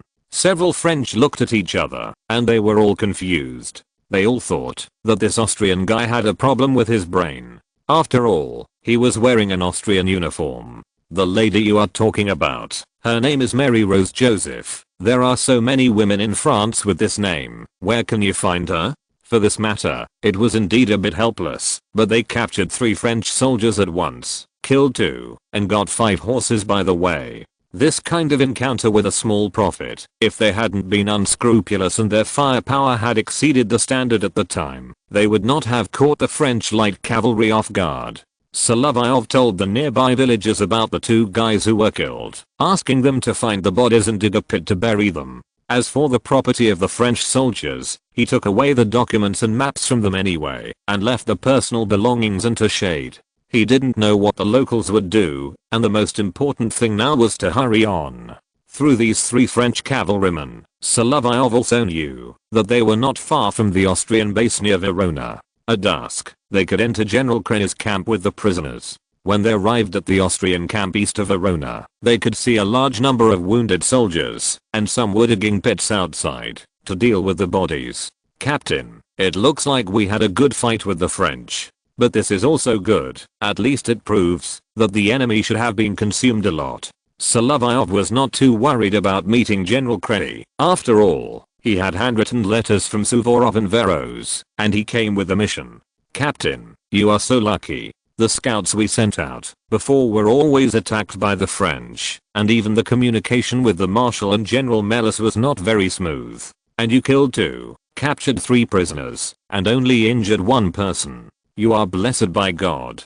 But God can't control whether the opponent's bullets are accurate or not. Do you have a spare hat here? My head should be a standard size for wearing a hat. Really, Captain Kray also found that the captain who came was indeed too young. He was almost 30 years old when he became the company commander of the Grenadiers. This kid is probably less than 20 years old. Are all these little guys who have not faded clean milk in Russia serving as officers? Not to mention other places. There are indeed many in the guards. General Kray's estimate is not wrong. And another point is that Solovyov's performance is really outstanding. After getting the hat, General Kray also asked about the situation on Marshal Suvorov's side. At present, the 2 columns of our army are resting. They will set out tomorrow morning and force march to Verona. According to the marching speed of the past 2 days, they will arrive here on April 7th. Then I can only say that the French will launch an attack in these few days. Don't rush back. After you come here, I will send 2 more teams of messengers to find His Excellency the Marshal. General, do you want us to stay here and watch the battle? Yes, Captain. See how the French perform. General Shira may have been sitting in the office of the Minister of War for too long. After 2 consecutive setbacks in the attacks, he should have retreated his 40,000 troops instead of here. If they also went to the Mantua fortress, then the Austrian army would have a chance to wash away the shame of the past. That's right, it's what I want. Captain, you go to the tent to rest first. Although we are on the front line here, we can entertain the stomachs of you young officers with some Italian food.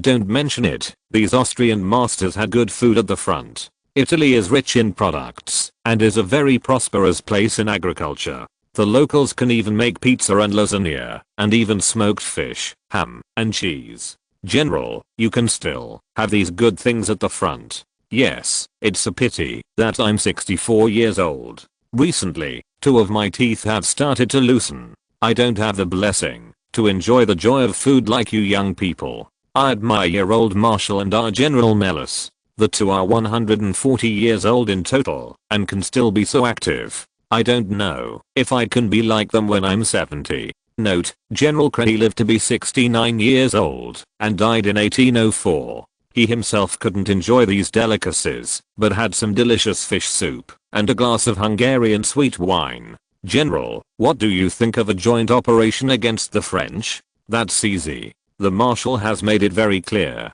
We Austrians have more soldiers and can be used to delay the French. Among their divisions, there is also the troops led by General Bonaparte who entered Italy. Is it the Serfs division you mentioned in your last letter? However, General Bonaparte and the main generals he commanded are all in Egypt and Syria. In addition, there are some people on other battlefields, such as General Messina, who seems to be active on the Swiss battlefield. It is this army. We also want to defeat them and seize the military flag. However, with the existing forces, it seems that it is still insufficient to deal with the French. If it is 40,000 against 40,000, we'd better win. Yes, it's better to win, but what we want to do now is to delay the French. We need to wait for the subsequent marching columns to arrive at the battlefield. If we are in an advantageous position, we can capture the enemy's main force so that we can achieve a complete victory. The idea is good, but General Kray's actions are relatively slow, and he finally decided to engage in a battle and had to wait for the French to act. Of course, when Solovyov saw the deployment of the Austrian army, he instinctively thought of a question. General, I think the biggest advantage of the French lies in their artillery. The French don't produce cannons themselves, but they captured quite a few during the battle. I'm sorry, I use this statement. It doesn't matter, go on, you can speak freely here. There are only my staff and orderly in the tent. General, I think the French may have some advantages in the number of artillery, and we must take this into consideration when we deploy our troops. For example, we can take advantage of the terrain and line up on the reverse slope with artillery cover on the nearby hillside, which can offset the enemy's firepower advantage. You can do that, but you need a suitable position. The area around Butte Petra is suitable for deployment. Besides, the weather has been bad these days, so the French can't fight, even if they want to. Yes, it didn't rain on the way here, but it's raining now. If we meet the French in this kind of weather, our ammunition may not fire. Of course, after the rain, the solid bullets will fall to the ground and their power will be weakened. In fact, if you talk more about the actual situation with these experienced veterans, they will soon understand. The reverse slope tactics are not the patent of those British experts who are experts in squatting. General Kray has taken into account the weather factor to weaken the power of the French artillery. As for the remaining problem, it is how to deal with the French on the battlefield. While he is eating, he is also asking his quartermaster to mark on the map. After thinking about it, he finally determined the location of the battle. If there is no problem, the action will be launched in Magnanonia Butte Petra. That's it. It looks like a very big place. Obviously, General Kray played a homophonic pun. The battlefield he chose is not so conducive to the French army's activities, but he can also take advantage of General Schurer's current eagerness to attack. Speaking of which, the experience of these old commanders who were common in the anti-French coalition wars before the Napoleonic Wars is still worth mentioning. In the Austrian army, the older the generals are, the more experienced they are. However, their era will soon pass. Perhaps these wars now are the last chance for these veterans to have fun. Chapter 59. The French shouldn't be so bad. The battlefield chosen by General Kray was muddy and soft after the heavy rain on April 4, 1799. Now he knew that the French army had more than 6,000 cavalry and artillery, which was a relatively capable part of the Italian corps, but this General Schurrer must be anxious. Otherwise, he would not choose to start a war in such a place. Although the battlefield is relatively flat, it is not suitable for cavalry attacks, because it has just rained.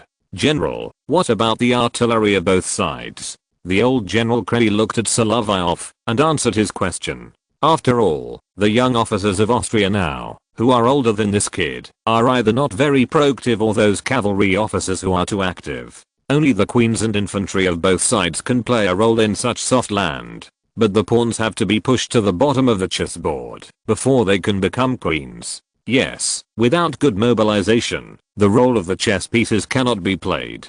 Kray was very satisfied with this young man. After all, he was sent by Sólovyov to observe the situation on the front line. Before the dice were thrown, they could still chat. While they were talking, an Austrian messenger came to report. General, the left wing of the French army seems to have taken action. Don't worry, wait until the French are within our range of exchange of fire, and the artillery will support Baranzov's Czech column. Write down the order, and ask the Czech column to counterattack after our artillery opens fire. Since General Kray has entered the command state, Solovyov can't ask questions. The position they are in now is just right to see all the movements of the French on the battlefield. Even with the telescope he carried with him, he could see the Austrian hunters who had been lurking for a long time behind the fence and the sharp wooden stakes set up by the hunters. That was the von Kamm column of the Austrian army in front. Speaking of which, the commanders of these columns were all veterans. Among the generals of the Austrian army, there were many old antiques who grew up during the 7 Years' War. Their advantages were very clear. They had rich combat experience. Although they were old, they generally did not lack courage, and they were good at using infantry and cavalry to cooperate. However, the level of artillery use was generally not very high. Kray and Baron Jonzoff had a good greeting, and he also wanted to personally grasp the operation of the artillery. The reserve of Prince Hechingen was also placed behind him to prevent any accidents. The French army's formation was quite neat. At this time in the battle, General Schurrer and General Moreau were still in his combat sequence, commanding the two divisions in the middle to take action. General, the French army has moved in the middle. Don't worry about giving orders to von Kamm. This old man's formation is enough for the French. Solovyov had just seen General von Kamm's formation. This position itself occupied the complex slope and some fences in the middle of the battlefield, and blocked the road. He didn't know that Schurer's deputy was Moreau at this time, but he felt that the French army was moving very quickly. After Zoff's Czech division started the exchange of fire, von Kamm's hunters also exchanged fire with the skirmishers in front of the French army. The French's goal was to cover the line infantry behind them, while the Austrian army wanted to delay and block the French army's actions, and also facilitate their own infantry battalions to enter the battle position. The French adopted this kind of push tactic, which is indeed puzzling. Normally, the French army on the right wing should have taken action long ago, protecting a detachment of the French army's actions in the front, but now it looks like the right wing. At this time, the Austrian and French armies were in a typical battle posture with 4 divisions in front and a reserve behind them. But what exactly was Schurrer thinking? As a spectator watching the battle in the audience seats of the headquarters, Solovyov wanted to ask the French general on the opposite side what kind of hot air balloons he was using. After all, only hot air balloons could carry people at this time, and there were no airplanes. With the opening fire of artillery and the white smoke rising from the flintlock rifles of the light infantry on both sides, this battle was considered to have begun. The center and right wings of the Austrian army were in fierce exchange of fire. Because the left wing of the Austrian army was far away, Krenny could not immediately grasp the movements of General Karol Malkontin in this direction until he received a report from the messenger in this direction. When the French first contacted us in the center and left wing, they wanted to use 2 divisions to launch a direct attack, add some cavalry to strengthen their right wing, and then turn around to launch an attack. This would be disjointed. The French in the center did a good job, at least forcing von Kuhn to hold his ground. After all, that area was directly under the direct charge of General Moreau, the famous goalkeeper, and the troops' formation itself was relatively tight, so the experienced von Kuhn had no choice but to line up in 3 rows and use the slight advantage of the terrain to delay the French attack. As for Zoff's Czech division, the French had a slight upper hand in the exchange of fire. In the previous battle, the 2 sides ended in a draw, which led to such a battle. General, do you want to mobilize the reserve troops now? Are you talking about our Marquis de Lusignan? No, don't worry yet. The reserve troops on the right wing have been used. We can't push the last of our troops at this time.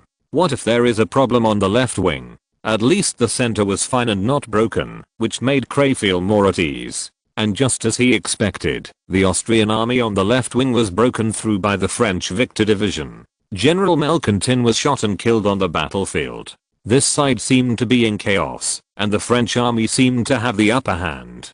Kray was very experienced. He ordered 2 adjutants to ride to the left wing of the Austrian army to observe the situation. The report after returning still made him feel more at ease. If the French attack like this, their forces will be dispersed. This sure scattered the formation in the last battle, giving us a chance to reorganize the troops. Then he gave the order, the reserve troops of the Marquis of Lusignan can move. Don't shoot at each other, just launch a bayonet attack. When Solovyov heard bayonet attack, he thought he had heard it wrong. The Austrian army's fighting habits should not be like this. However, considering that the French right wing has been strengthened and broken through the Austrian line, and even the left wing troops in front have shown signs of collapse, it seems that there is no problem to kick them directly. Especially the French formation, which can be seen to have been split into 3 parts, that is, the forces of the 2 divisions of Moreau are relatively concentrated, otherwise there will be more flaws. Just as the French right wing won the victory, they encountered a flank attack from the reserve force of the Marquis de Lusignan, especially a direct bayonet charge. Although the French were not bad in hand-to-hand combat, they had already consumed a lot of physical strength at this time. In addition, the opponent was a fresh force, so they could only choose to retreat and reorganize, perhaps relying on the terrain to fight again, and wait for the arrival of the French reserve. Then, General Victor, who was in charge of the command here, received a shocking news. General Schurrer did not have a fully prepared reserve force. If this continued, he would only be chased and beaten by the Austrian army. Some veterans who participated in the Italian offensive campaign still knew that the general who was the former minister of the army was replaced by their small platoon leader. Otherwise there would be no victory in Italy. This general was obviously a mediocre general. He had previously turned the situation in which he had already gained an advantage into a draw within a few hours, allowing the opponent to withdraw safely from the battlefield. This time, because there was no reserve, the Austrian army took advantage of the reserve to counterattack and gained an advantage. Even the right wing of the French army, which had won in the initial battle, now became a rout. However, the Austrian troops that had retreated before, under the scolding of the officers, finally completed the reorganization. They filled the pit behind the reserve of the Marquis of Lusignan and served as an atmosphere group, which was better than playing no role at all. This was the Battle of Magnano, an inconspicuous battle in the Italian battlefield during the Second Anti-French Alliance. Now the Austrian army's full counterattack forced the French to retreat in the afternoon. The French army in the middle, led by General Moreau, still had some organizational ability. They were serving as a rear guard, fighting and retreating, and did not give the cunning von Kem a chance to take revenge. In the Battle of Verona half a month ago, this old comrade was scratched by a bullet because the French scattered soldiers did not follow the moral principles of the army. Credy stopped when he saw the good, which was a common problem among Austrian generals. Since Prince Eugene, few Austrian commanders have chosen to pursue on the battlefield. Pursuit can easily lead to mistakes, which can be regarded as a law in the war manual of Austrian generals. He also felt that the current losses of the Austrian army were relatively large, so he sent light cavalry to harass the French army and drive them away from the battlefield, which would be considered a victory in this battle. General, I think you should have launched a pursuit. At least after the Marquis of Lusignan's column 1, you should have stuck to the center of the French army and attacked their left wing through the Czech column. Kid, you are still too young. We don't need to pursue excessively to achieve our strategic goals. In this case, if a friendly army can arrive at this time, we can still consider pursuing. But Marshal Suvorov and General Melas are still on the way and cannot reach the battlefield. You may win a big victory by doing this, but if the enemy is like the French in the middle, fighting and retreating, our troops will definitely be consumed. At this time, even if the French have no reserve troops to fight back, our losses will be great. His string of words can be condensed into don't pursue a desperate enemy, which is actually not wrong. The veterans of the Austrian army are generally cautious outside of key battles and will not pursue. What's more, at this time, if you play it safe, the enemy will not completely run away, but will appear on the Oder River line. Before Solovyov set out, he heard two veterans discussing the next deployment of the French army. The Minzio River or the Oder River, using the tributaries of the Po River to defend, seemed to be a more favorable method that the French army could take at present. That night, the Austrian army received a relatively accurate battle report. 2 Austrian generals were killed in the battle, and the total loss of more than 6,000 troops. The French army, although there was no large-scale rout in the end, when Moreau took the initiative to serve as the rear guard, also lost more than 8,000 people. At least one general was killed, and the 56th Demi Brigade under General Victor was divided and surrounded, and finally destroyed. We have captured 18 cannons, 40 carriages and 7 flags. This is enough. Now we need to report the victory to Marshal Suvorov. Captain, you have also seen the whole process of the battle. I think I can go back and report to His Excellency the Marshal. Although Solovyov thought that the Austrian army was too cautious in the battle, there was nothing to say. After all, the veteran Credy won the victory. He learned something from observing on the battlefield. Credy was just an unfamous Austrian veteran, but he was old enough. As for Suvorov, he and Melas, 2 70-year-old men, thought that this was enough. After studying Credy's battle report, Your Excellency Marshal, I think General Credy, although he won this time, still chose a safe attitude and should have chosen to pursue at that time. Okay, mishap, sit down first, don't be anxious. You know. He suddenly interrupted Solovyov with a sentence in Russian in the German language, which caught Solovyov off guard. The meaning is also very simple, that is, people who are satisfied with the status quo are the happiest, which is also one of the old Marshal's famous sayings. You have to remember that on the battlefield, it is not only about bold attacks, but sometimes you can't move too fast. You young men, you just punch out without caring about what to do next. General Melas knew that Suvorov had just suddenly spoken Russian to educate the young people, so he didn't interfere. In fact, according to his idea, Credy should at least push forward and drive the enemy out of the battlefield. Perhaps in this way, on the basis of annihilating a half brigade of the 56th, he could destroy more French troops. Marshal, the pursuit may have some results. It doesn't matter. At least we have won the victory, and no matter which river the enemy defends, the situation is favorable to us. Now there are only more than 30,000 Frenchmen left, and we can immediately put 60,000 people on the battlefield, and follow-up troops are coming one after another. Facing the tree trunks that are full of holes hit by woodpeckers, we will have many ways. Since this is the case, Suvorov didn't say more. He still had to achieve the main goal on the battlefield. At the same time, he also had to consider that it was the Russian-Austrian coalition. Sometimes, he had to take into account the position of friendly forces. At this time, Suvorov did not advocate a quick pursuit. Defeating the enemy in a battle was only the last resort, and strategic execution was also crucial.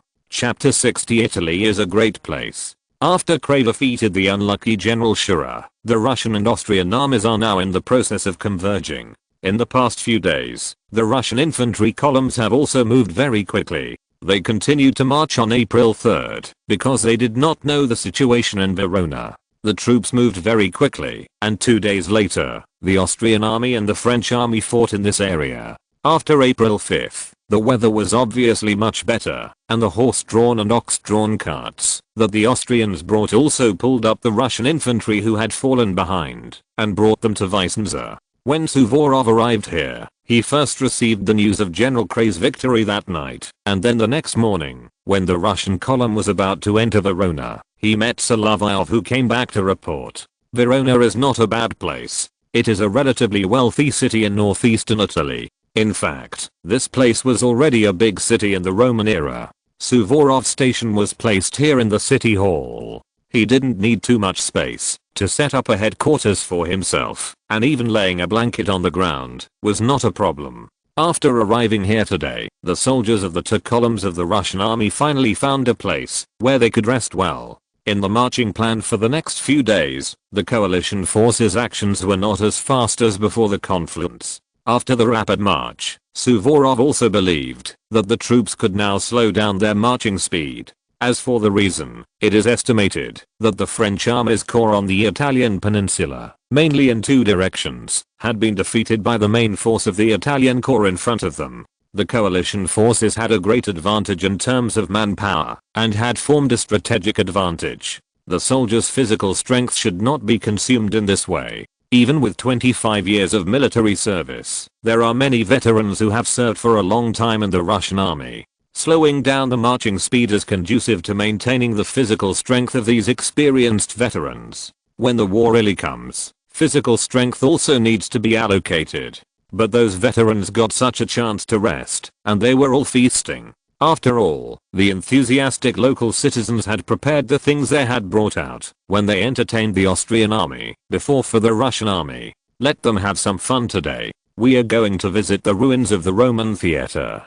Solovyov also left the men of the Giger's company to guard. He rode to the ruins of the theater and walked with several officers. When was this theater built? It is said that it was during the Nero period, before the era of the 5 good emperors, when dramas were performed here. A lot of weeds have grown on the theater, and no one has come to clean it up.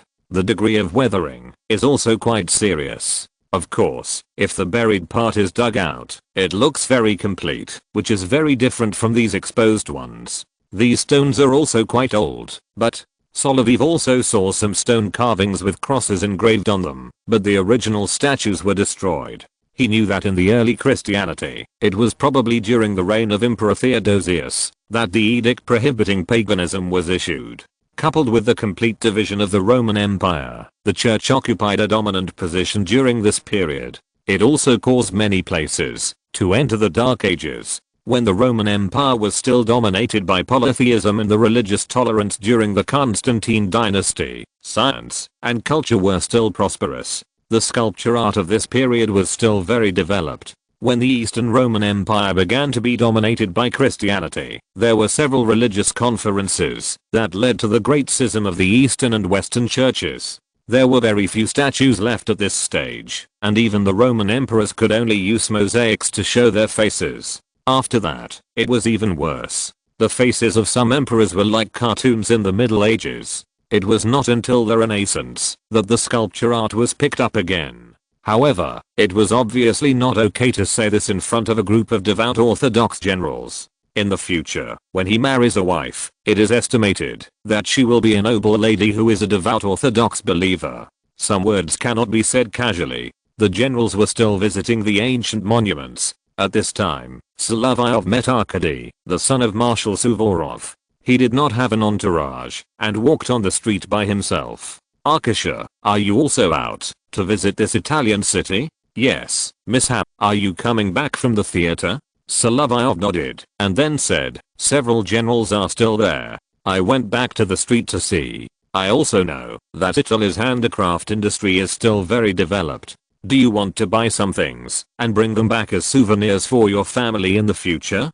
I thought so too, but you know, my father, Alexander Vasilievich, has always lived a simple life. I just want to show my sister if there is anything she likes. Speaking of which, he received a salary as a servant, and his sister and brother-in-law often gave him pocket money. The old marshal's temper was caused by his son-in-law embezzling family funds without his knowledge. I want to change a pair of leather boots. I've worn this pair for a whole winter. I rode horses frequently, so they didn't break. If I stand guard at the gate of the Winter Palace like before, I'm afraid I'll have to change several pairs every time I walk back and forth. The two of them walked together and saw the developed handicraft industry in the cities in northern Italy. There were many handicraft workshops in Verona alone, and craftsmen making leather shoes and blankets were everywhere on the streets. Moreover, they were very enthusiastic about the arrival of Russian soldiers. When the French were here before, although the officers paid for their meals, the soldiers also had to pay for a few pizzas from you. This kind of thing happened in the Austrian army. On the contrary, the Russian army, which has always been considered barbaric, even though it has always had a bad reputation, and suppressed the Cossacks of Poland in the Braga district of Warsaw, or the rough serf soldiers from remote villages, as long as you can gesture a price to them, they will definitely pay.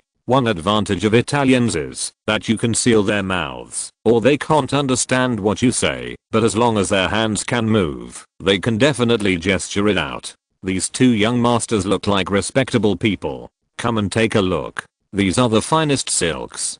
Boss, are you still selling silk here? We stocked up a lot of goods before the war. When the Austrian master was here, our business was pretty good.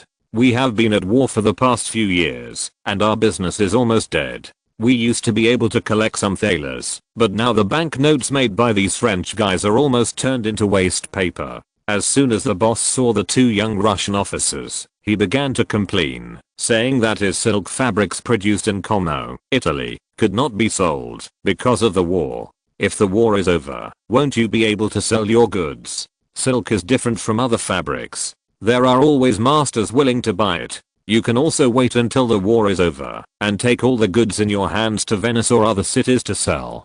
Don't you think I'm right, boss? You are right, but I'm almost losing all my capital. Where can I pay the shipping fee? Didn't they issue a notice when the French were here? You can see that the wall is full of French words, and we still speak French to each other. This is to stabilize prices and ensure market supply. All shops are not allowed to close, otherwise they will collect customs duties. This is the rule set by the tax farmer. You don't know those French and Austrians. As for the soldiers, they don't have any interest in my silk shop. This is not the time when mercenaries made flowery clothes for themselves. The officials also come to see and buy some fabrics for their wives, children and lovers. But how many high-ranking officials can come to Verona? This business is getting worse day by day. The money earned in the early years is almost lost now. The tax farmer. Why are you talking like a thief? It's just that you two young masters are from Russia. People say that the Russians are all barbarians, but I don't think so.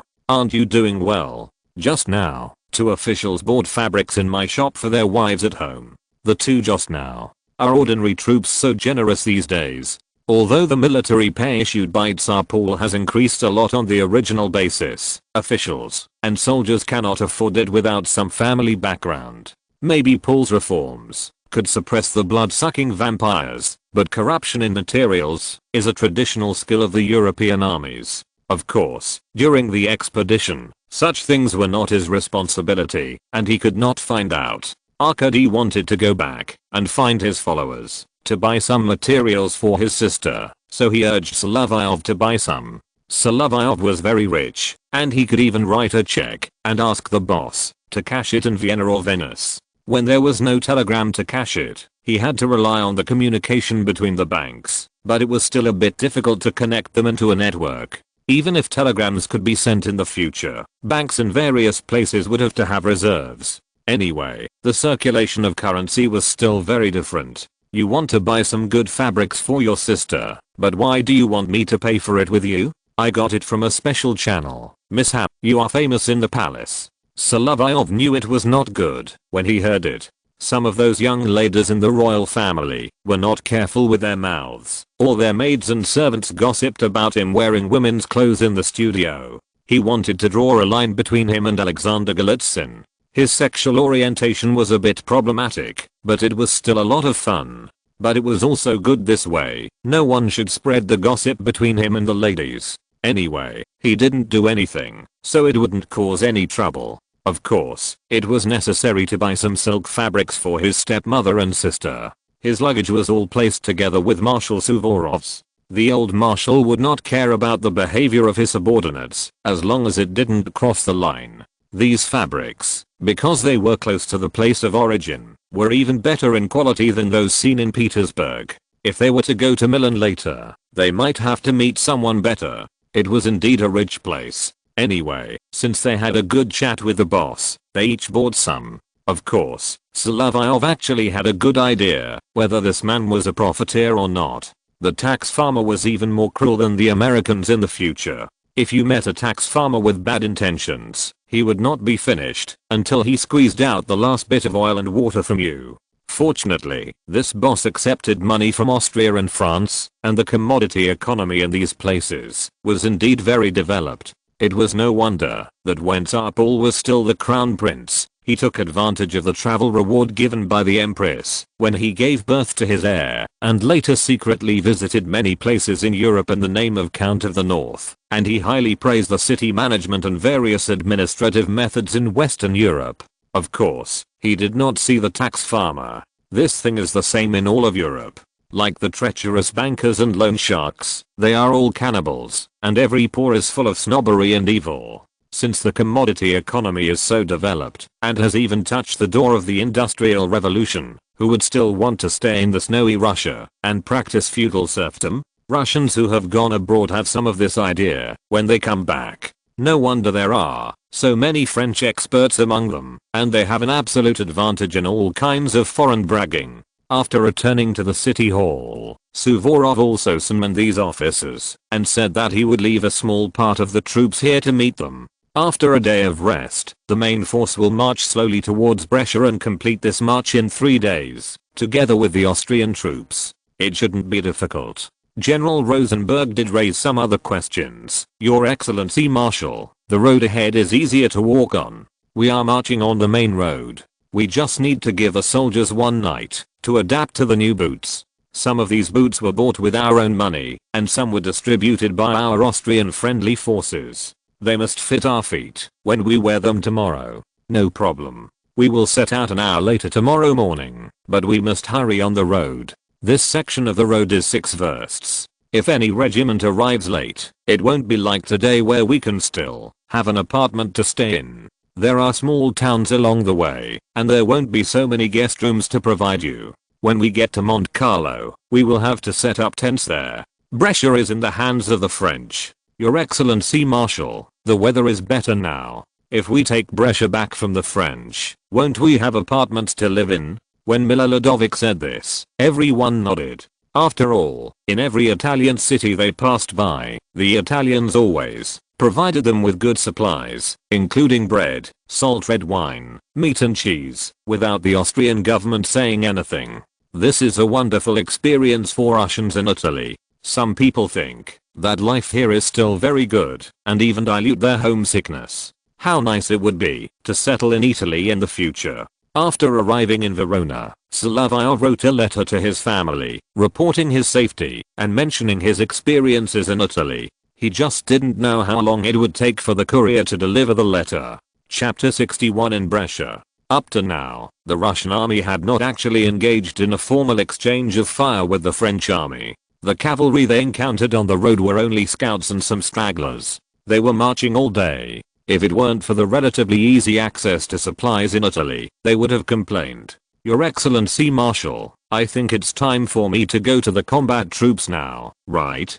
Don't worry, Miss Han. Where have we reached now? Although Italy is not as big as Russia, we still have a long way to go on the march. You can't let the eagle and the deer compete to see who is faster. There is really no comparison, and Suvorov usually speaks in an abstract way. He is used to it. If the Jeja company is assigned to the front troops, they will have to wait for the follow-up troops to catch up, but riding in a car to the guards to save a lot of time on the road. In order to allow these Russian troops to arrive quickly, the Austrian emperor has suspended all transportation, except military supplies along the way. Franz II was very clear about his current situation. Although the domestic environment would not make Vienna an old district like Paris, if he lost in the current situation, he would have nothing. It is a bit black humor that, if he won a few battles before losing, at least it would prove that Austria still had a certain strength. If he was defeated by a mediocre general on the Italian battlefield, the Habsburgs would have lost face.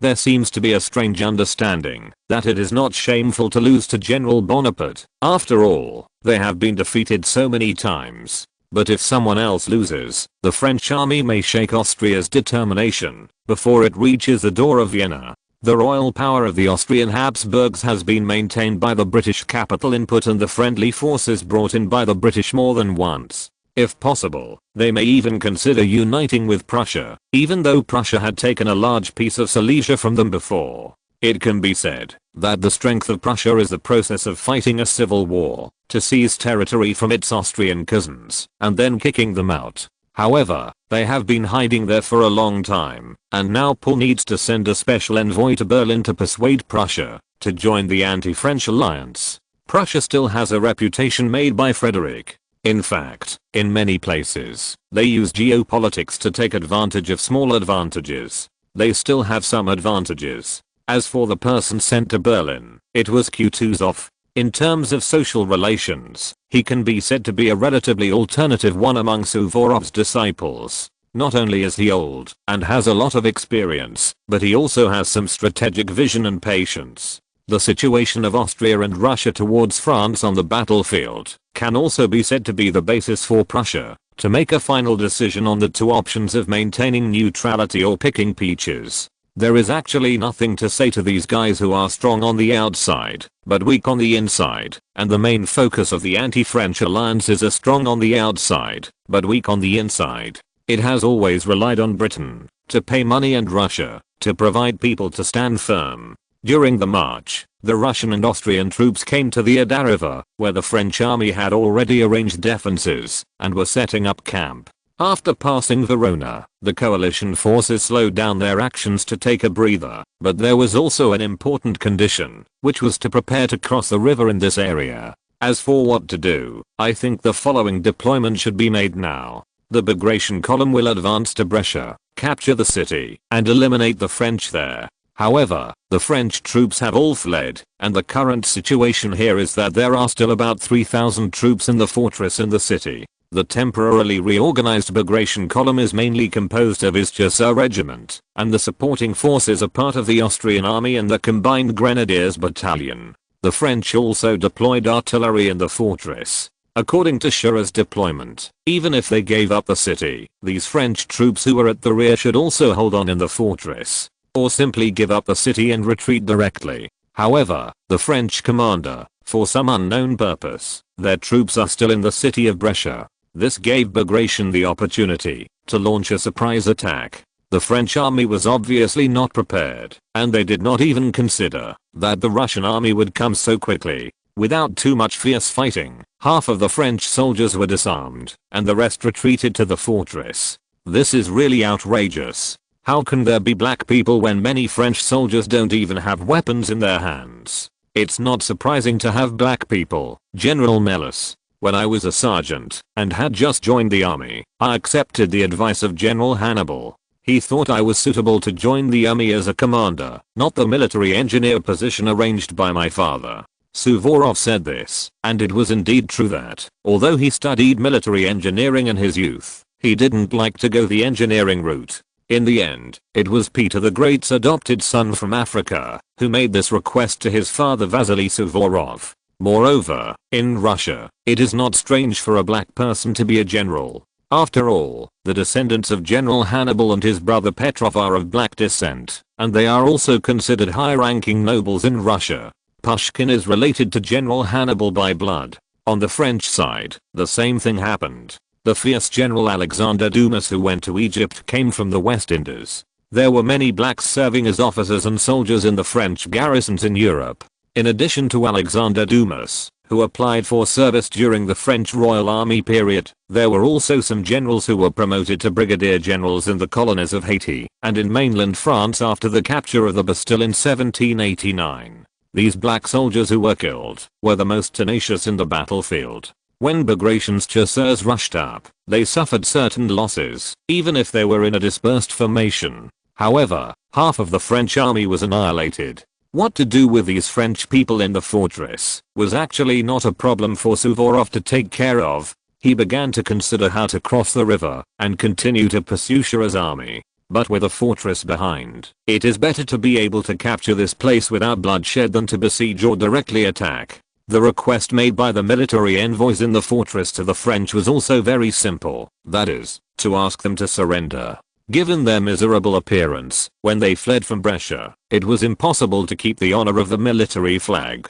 They had to hand over their weapons and cannons, but their personal belongings could be guaranteed. Even if they were released, these French soldiers had to ensure that they could not join the battle against the coalition forces within half a year. This was also a rule to be followed on the European battlefield. The French had set similar rules for their opponents before. When Solovyov saw this, he actually had to sigh that even in the 21st century, when he came here, the performance of mercenaries in some countries should be on par with the Ottoman army in Syria and Palestine. The news from the sea was still relatively fast. The British now caught Napoleon's practice of slaughtering prisoners on the beach and made a lot of publicity. This publicity was not wrong. At the same time, it should be taken into account that the Ottoman Empire had always done too many unethical things when facing European countries, including beheading military envoys and various barbaric acts. They were really lined up and shot on the beach by General Bonaparte. Except for a few soldiers of Egyptian origin who were released, there was nothing wrong with the disposal method in 1799. It is necessary to sigh that the world is going downhill and people's hearts are no longer the same. After seeing these French soldiers lay down their weapons, Solovyov had an idea. The two old marshals Suvorov and Melas had already moved on, and only Bagration was here. Should we release all these French people to promote the coalition's preferential treatment of prisoners? Mishap, your idea is very good, but there is no guarantee that these French people will be like the Turks. And the scattered French soldiers will definitely be added to the army.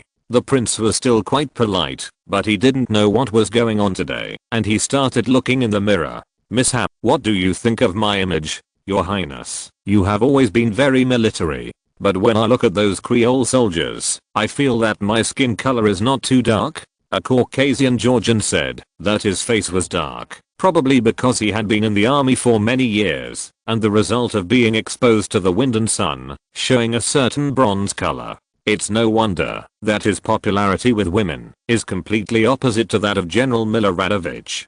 Before setting off, Tsar Paul promised to find a good marriage for them. After returning to encourage the two, General Miloradovich was very interesting. He directly stated, "It is an honor to serve the emperor." But Bagration, he is not young anymore, and now he starts to consider the issue of marriage. He looked at Solovyov, who had a fair complexion. His complexion seemed to be more obvious when he stood next to him. It was better to be with those black guys, so that Bagration would look whiter and find some psychological comfort. At this time, it was still necessary to take care of the Austrian army, to get all the cannons out. Some of these copper cannons, 8-pound or 12-pound cannons, could be pulled away, as long as there was a suitable gun carriage and wheels were put on, and they could also supplement the Austrian artillery. They didn't feel embarrassed. These cannons were originally abandoned by the Austrian army to the French, and they were all used by them. In the previous battle, many of the artillery used by the French were from Austrian arsenals.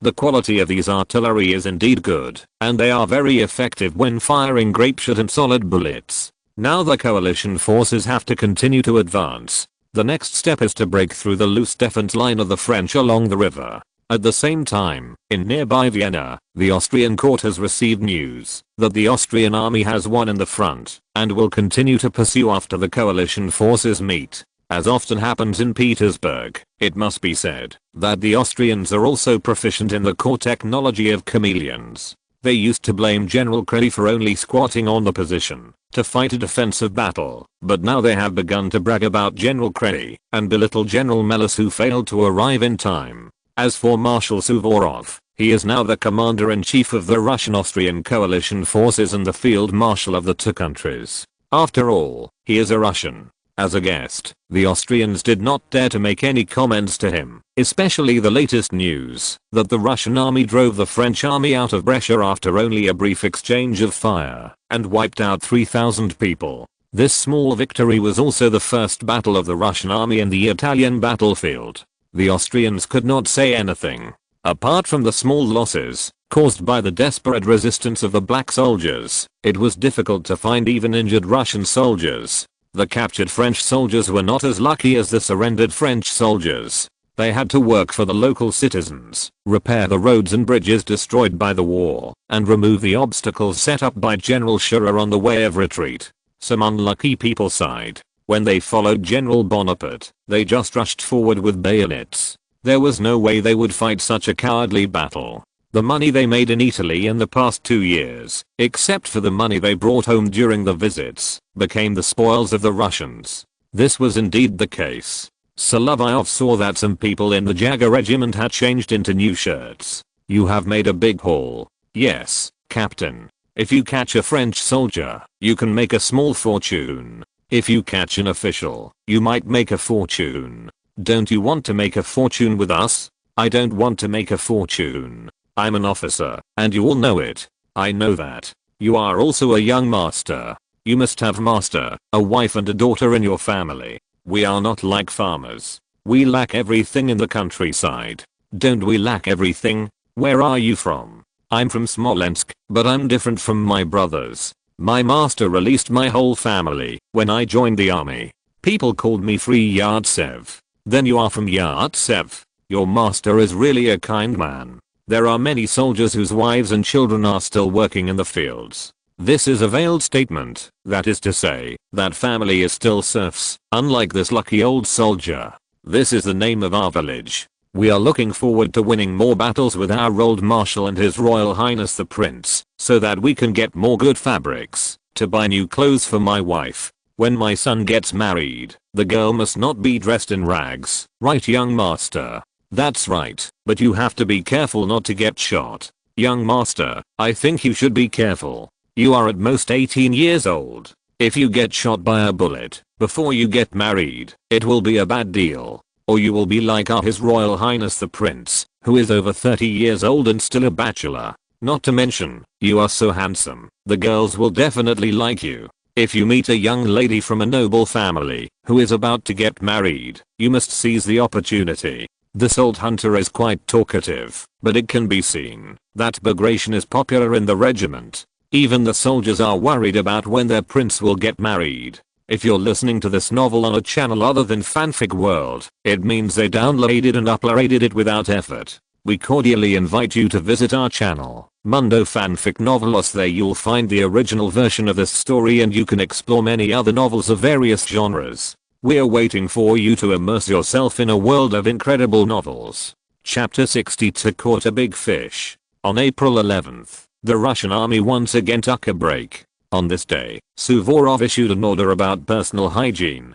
Just like when Kievan Rus converted to Orthodoxy, the Russian soldiers went to the river for a baptism collectively. Seeing that the water quality in this area was pretty good, they went to the river to take a collective bath to keep clean. However, the officers wanted to stay clean and tidy, and they still hoped to find a public bathroom or something like that, where they could take turns to clean. After all, Italy has a tradition of bathing in public baths since ancient times, so it is very convenient to find a bathhouse. But Solovyov likes to take a single bath with a bathtub. This is not a problem for him, as he lives opposite Suvorov's headquarters, and lives with Arkady and the other two young men. Why did you come to live with me? Aren't you going to accompany Alexander Vasilovich? He is my father, but if he wants me to be recognized, besides admitting that I'm his son, I have to show it, and I can't always let others say, look, that's Marshal Suvorov's son.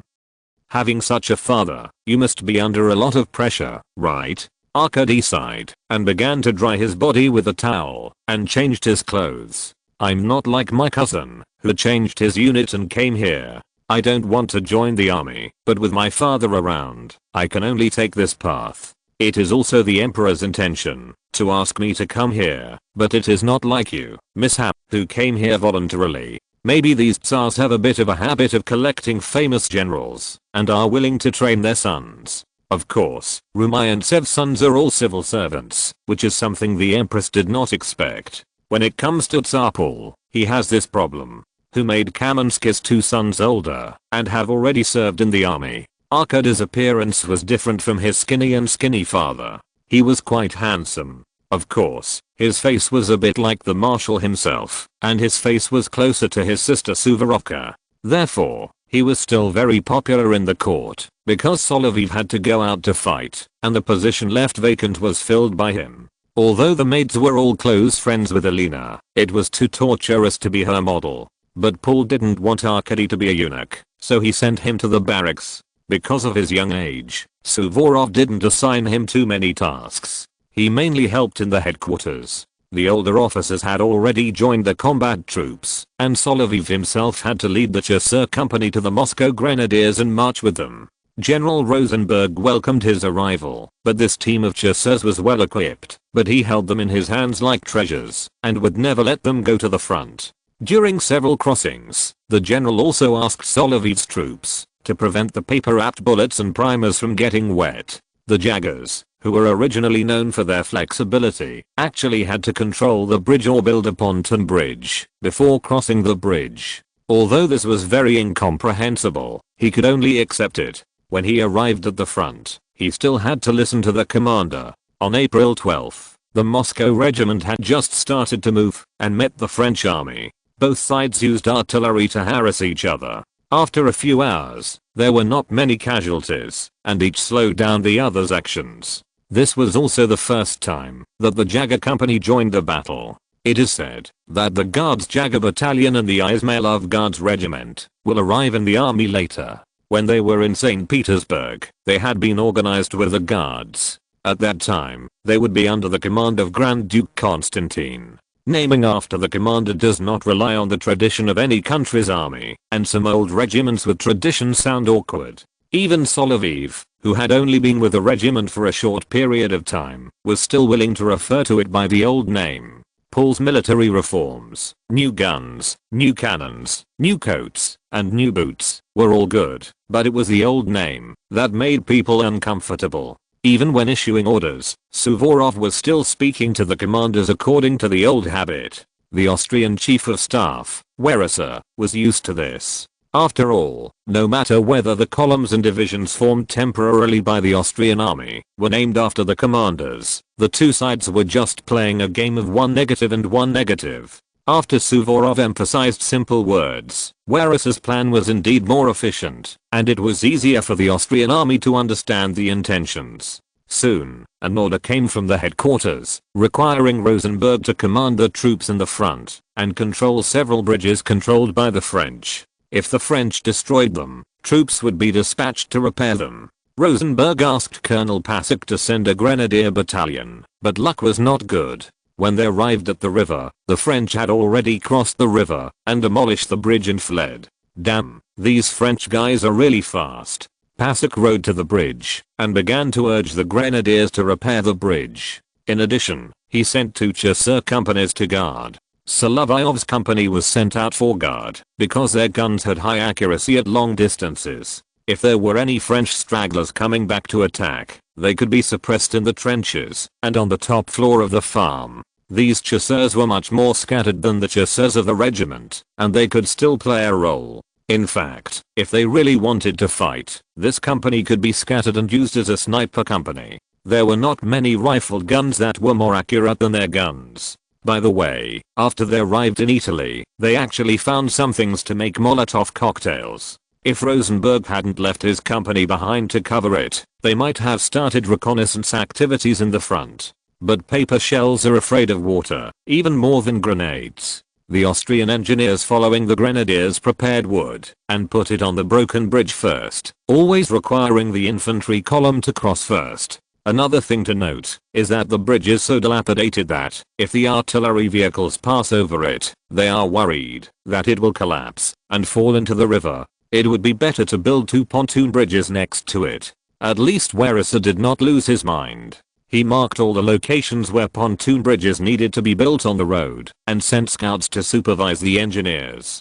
Some people will not be able to achieve his business ability even after 150 years. In fact, they have to learn a little, and this is not the top staff business of this era. After the Grenadier Battalion of the Vanguard crossed the river, the Russian army quickly assembled and moved forward to the village of Palazolo at night. According to the harassment they encountered before, and the French army's movements reported by local villagers, the enemy came from this direction. But they still came up empty-handed. Rosenberg wanted to launch an attack in the early morning, but there was not a single French soldier in the village. He called out a few villagers from the cellar and learned that the French light cavalry had fled to Arcole overnight after dismantling the bridge last night, and it could be said that they had safely moved in. Rosenberg quickly sent someone back to report this information to Suvorov. This sure ran like a hare. We can't catch him, but we can't let the French destroy the bridge in Arcole. They are good at sabotage. The Austrian army fought against the French army several times, but they were reluctant to destroy the bridge and took the initiative to choose a battle. As a result, they were defeated by the French army. This is not surprising. If they had destroyed the transportation lines more in the battle in 1796, they would not have been defeated so quickly. Marshal, I think this has something to do with what the French did. They occupied Italy and established a bunch of republics, but they still wanted to control the region and gain control of local fiscal revenue. Our Emperor Franz was worried that the French would sabotage it before. Now it seems that their destruction of the transportation lines has greatly slowed down our march. After we came out of Verona, we were still very fast to Brescia. Now we are marching to Arcole, but the roads along the way have been destroyed. The French want to slow down and buy time for the arrival of reinforcement. It doesn't matter. You can't run fast on an empty stomach. If they really have reinforcement from the battlefields, I'm afraid it will be too late. Schurer's main choice is to run away. He consumed more than 10,000 soldiers in 2 battles, and the reinforcement in the rear could not keep up. Now what the coalition needs to do is to capture his legion, and the secondary thing is to continue to march. But Schurer's running skill is really a long-distance runner. Suvorov tried to catch him in the movement several times and then launched a battle, but failed. Although some French soldiers who had straggled were captured, the main force was still unable to be caught. He moved forward like the wind, and the coalition forces could not catch him for a while. Even General Schürer, who was preparing to retreat to Milan, was quite pleased with himself. He said that Arcole was currently moving forward safely and there was no obstruction along the way. He also wanted to send Moreau to guard the bridge in Arcole. If things went wrong, he would destroy the bridge again to delay the Russian army that was chasing quickly. His idea was indeed good, but he was so drunk that day that he was bleeding. Rosenberg's grenadiers had already caught up with them, just on the other side of the river, but because they were hiding behind the bushes, they were not discovered by the French outposts. Therefore, he mistakenly thought that the Russian army could not catch up this time, so he followed the road to Bergamo. However, he did not know that another battalion of the grenadiers and 2 companies of hunters, accompanied by a group of Cossack cavalry, were approaching them. Colonel Pasek led the team personally. This time, he wanted the hunters to act first, sneak into Bergamo, and retain the enemies here before it gets dark. During the day, Schürer was still feeling lucky that he had retreated safely along the way. So far, except for the soldiers who fell behind and the surprise attack on Brescia, there were not too many losses. Gathering the troops here was also for him to retreat further. Based on the principle of a friend dies rather than a poor man dies, he wanted to lead the main force to continue to retreat to Milan and Turin and pull the entire French marching column westward and simply run to Nice so that he could feel at ease. However, his choice of station now was a bit problematic. He did not notice that the Russian Cossacks were coming fast and the infantry was also coming fast. He even waited until he was intercepted by a team of grenadiers wearing bishop hats on the road of retreating from Bergamo, and then he realized that something was wrong. The Cossacks and the in-laws regiment have now come forward from the front. These line infantrymen have not picked up any battles along the way. Now that they have encountered the French army, they directly launched an assault. Anyway, the French army has no defense. The battalion commanders and company commanders have also received orders not to shout "Hurrah," even if they rush within 10 steps, to avoid alerting the enemy. However, when they are on the battlefield, there will always be people who will do this, but they also give their superiors enough face. They will shout "Hurrah" with their bayonets when they are within 10 steps of the city. It's true that, if they sneak in, it may not be so dramatic. The Russian army did not fire a single shot. After loading their guns, they rushed in with bayonets, catching Führer off guard and causing great chaos. The French soldiers who stayed in the city saw that they had no time to run, so some soldiers were at the intersection, using these narrow streets and alleys to engage in hand-to-hand combat. However, they found that these Russian country bumpkins would directly fire at close range when fighting, and many French soldiers fell for this trick. If you ask where this trick came from, it was taught by Sólovyov. He proposed that before the bayonet attack began, it was best to leave gunpowder and bullets in the gun chamber, so that close range fire could gain a lot of advantages in hand-to-hand combat. Führer saw that things were not going well, so he prepared to flee westward with these followers. However, he escaped the pursuit of the Cossacks and the Russian musketeers who broke into the city, but met the Russian chasseurs outside the city. Solovyov's chasseur battalion had the opportunity to fire on the battlefield for the first time. They knelt behind the stone wall and fired, knocking many French soldiers off their horses. It was also because this kid saw that the French horses were good, and they mainly beat people. The horses ran around for a while without their owners, and some of them stopped running. It would be best if they could be taken back. His attitude of picking up details of the captured money was indeed too calculated. After being hit, Führer fell off his horse and was captured alive by the Jaggers. More than 2,000 people were surrounded in the city at once, many of whom were officers and cavalry. This time they made a fortune. Well done, little captain, you have wiped out Führer's headquarters. Except for the deputy and the chief of staff, the rest are all wiped out. General, can you tell me how well my team of Jaggers is trained? Are they accurate? That's great. I'm worried about your quick guns and the bullets getting soaked. Now it seems that you can let go and shoot. Although Rosenberg sometimes has some German local rich problems, he is fair and just. He immediately said that in this battle, the Jaggers captured the French commander-in-chief and wiped out most of the staff. This should be considered the first merit. The commander-in-chief likes you very much, and for a reason. Mishap, send these Frenchmen to the marshal. We have found a big treasure. Chapter 63, Counter-attack on alcohol. It was indeed quite unexpected to catch Führer. When Rosenberg launched the attack, he did not expect that there would be such a big fish here. He just wanted to eliminate the rear guard and some scattered French troops, but he did not expect Führer to go to Bergamo. Now the prisoners were escorted to Suvorov's headquarters. These Frenchmen were very valuable prisoners, so Rosenberg asked the liaison officer Captain Gryazev to go with Solovyov. Captain Gryazev was still writing quickly on horseback. What are you writing? Our marching diary, about our entire regiment, and the outstanding troops among our friendly forces. How long have you been writing this? Since I joined the army. I wanted to apply for retirement last year, but I was rejected. What are you going to do after retirement? I just think that this is enough. The discipline requirements in the current army are too strict, especially for young people like you. I'm almost 10 years older than you. There is a generation gap. Yes, but I think such service requirements are still a small matter. Our emperor is just a little stricter on officers and can't let officers take leave casually. Well, when we were stationed in Poland, it was much more relaxed than before we set off. It seems that the Russian officers are indeed dissatisfied with Tsar Paul's practice of daily training and approval for leave, which has touched some people's privileges. This Gryazev is more open-minded. For him, what he has to do every day is to make a detailed record of the marching route and battle situation, as well as the local customs and habits of the places he visited that day. By the way, would you like to eat some of the white biscuits and Italian sausages seized in the city? You chasseurs are outside the city, busy capturing prisoners, right?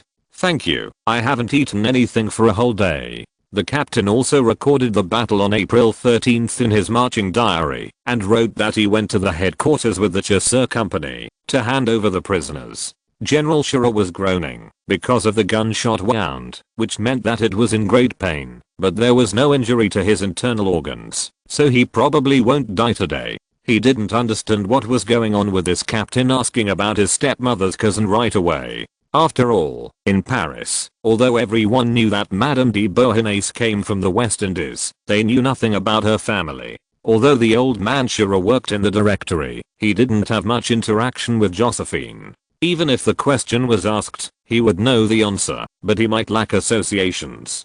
Perhaps General Moreau, who had worked in the Rhine army, would know. It's useless to say all this. As the former Minister of War, it's embarrassing enough for this general to be a prisoner. But precisely because he was captured by the Russian army, he didn't have to go back to the directory to be questioned.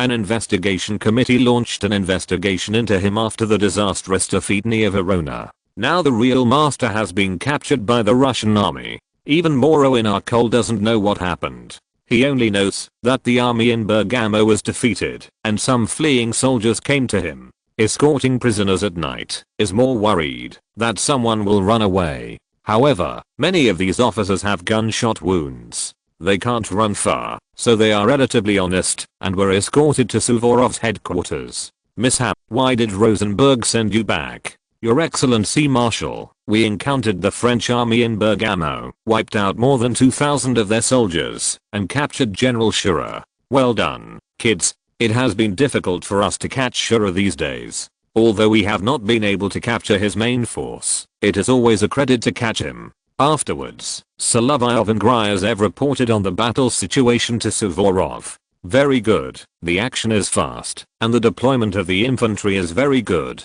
This is a good demonstration of our military principles. The Prussian system is still not applicable. Don't you think so, General Melas? Yes, the Prussian way of fighting has become more and more rigid in recent years.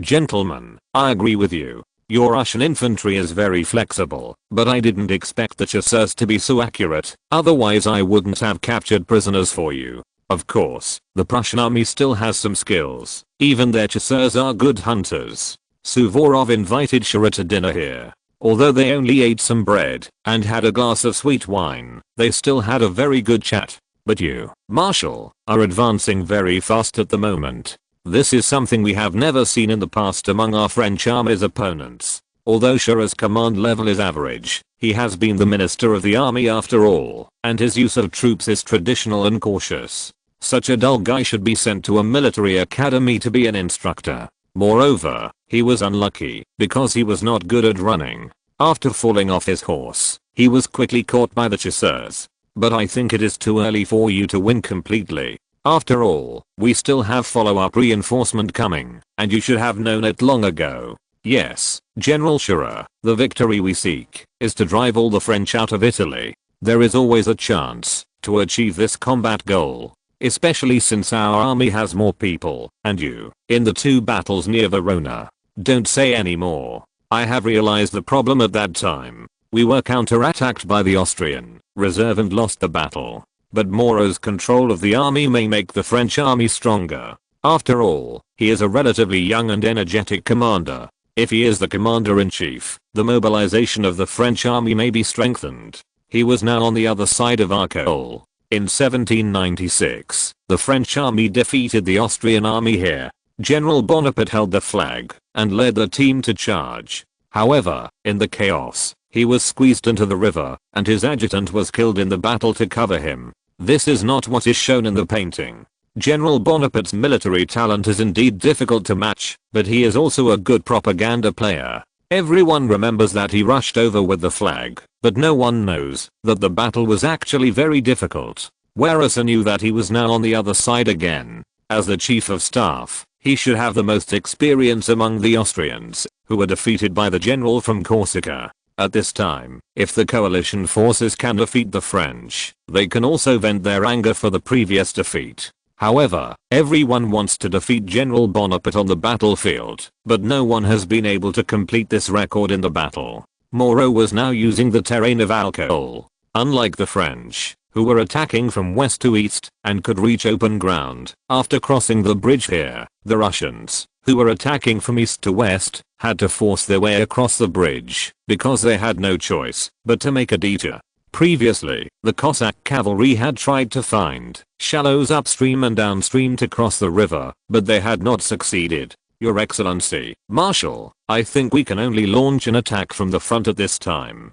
There is only one pass in our coal that can lead to the west, with Lake Como and forests on both sides, and the troops have no room for detours. That's true. Now there is no road, but the Russian soldiers can still walk over. I believe they can do it. If the French are determined to hold on and use artillery to block the bridge, it may not be easy to fight.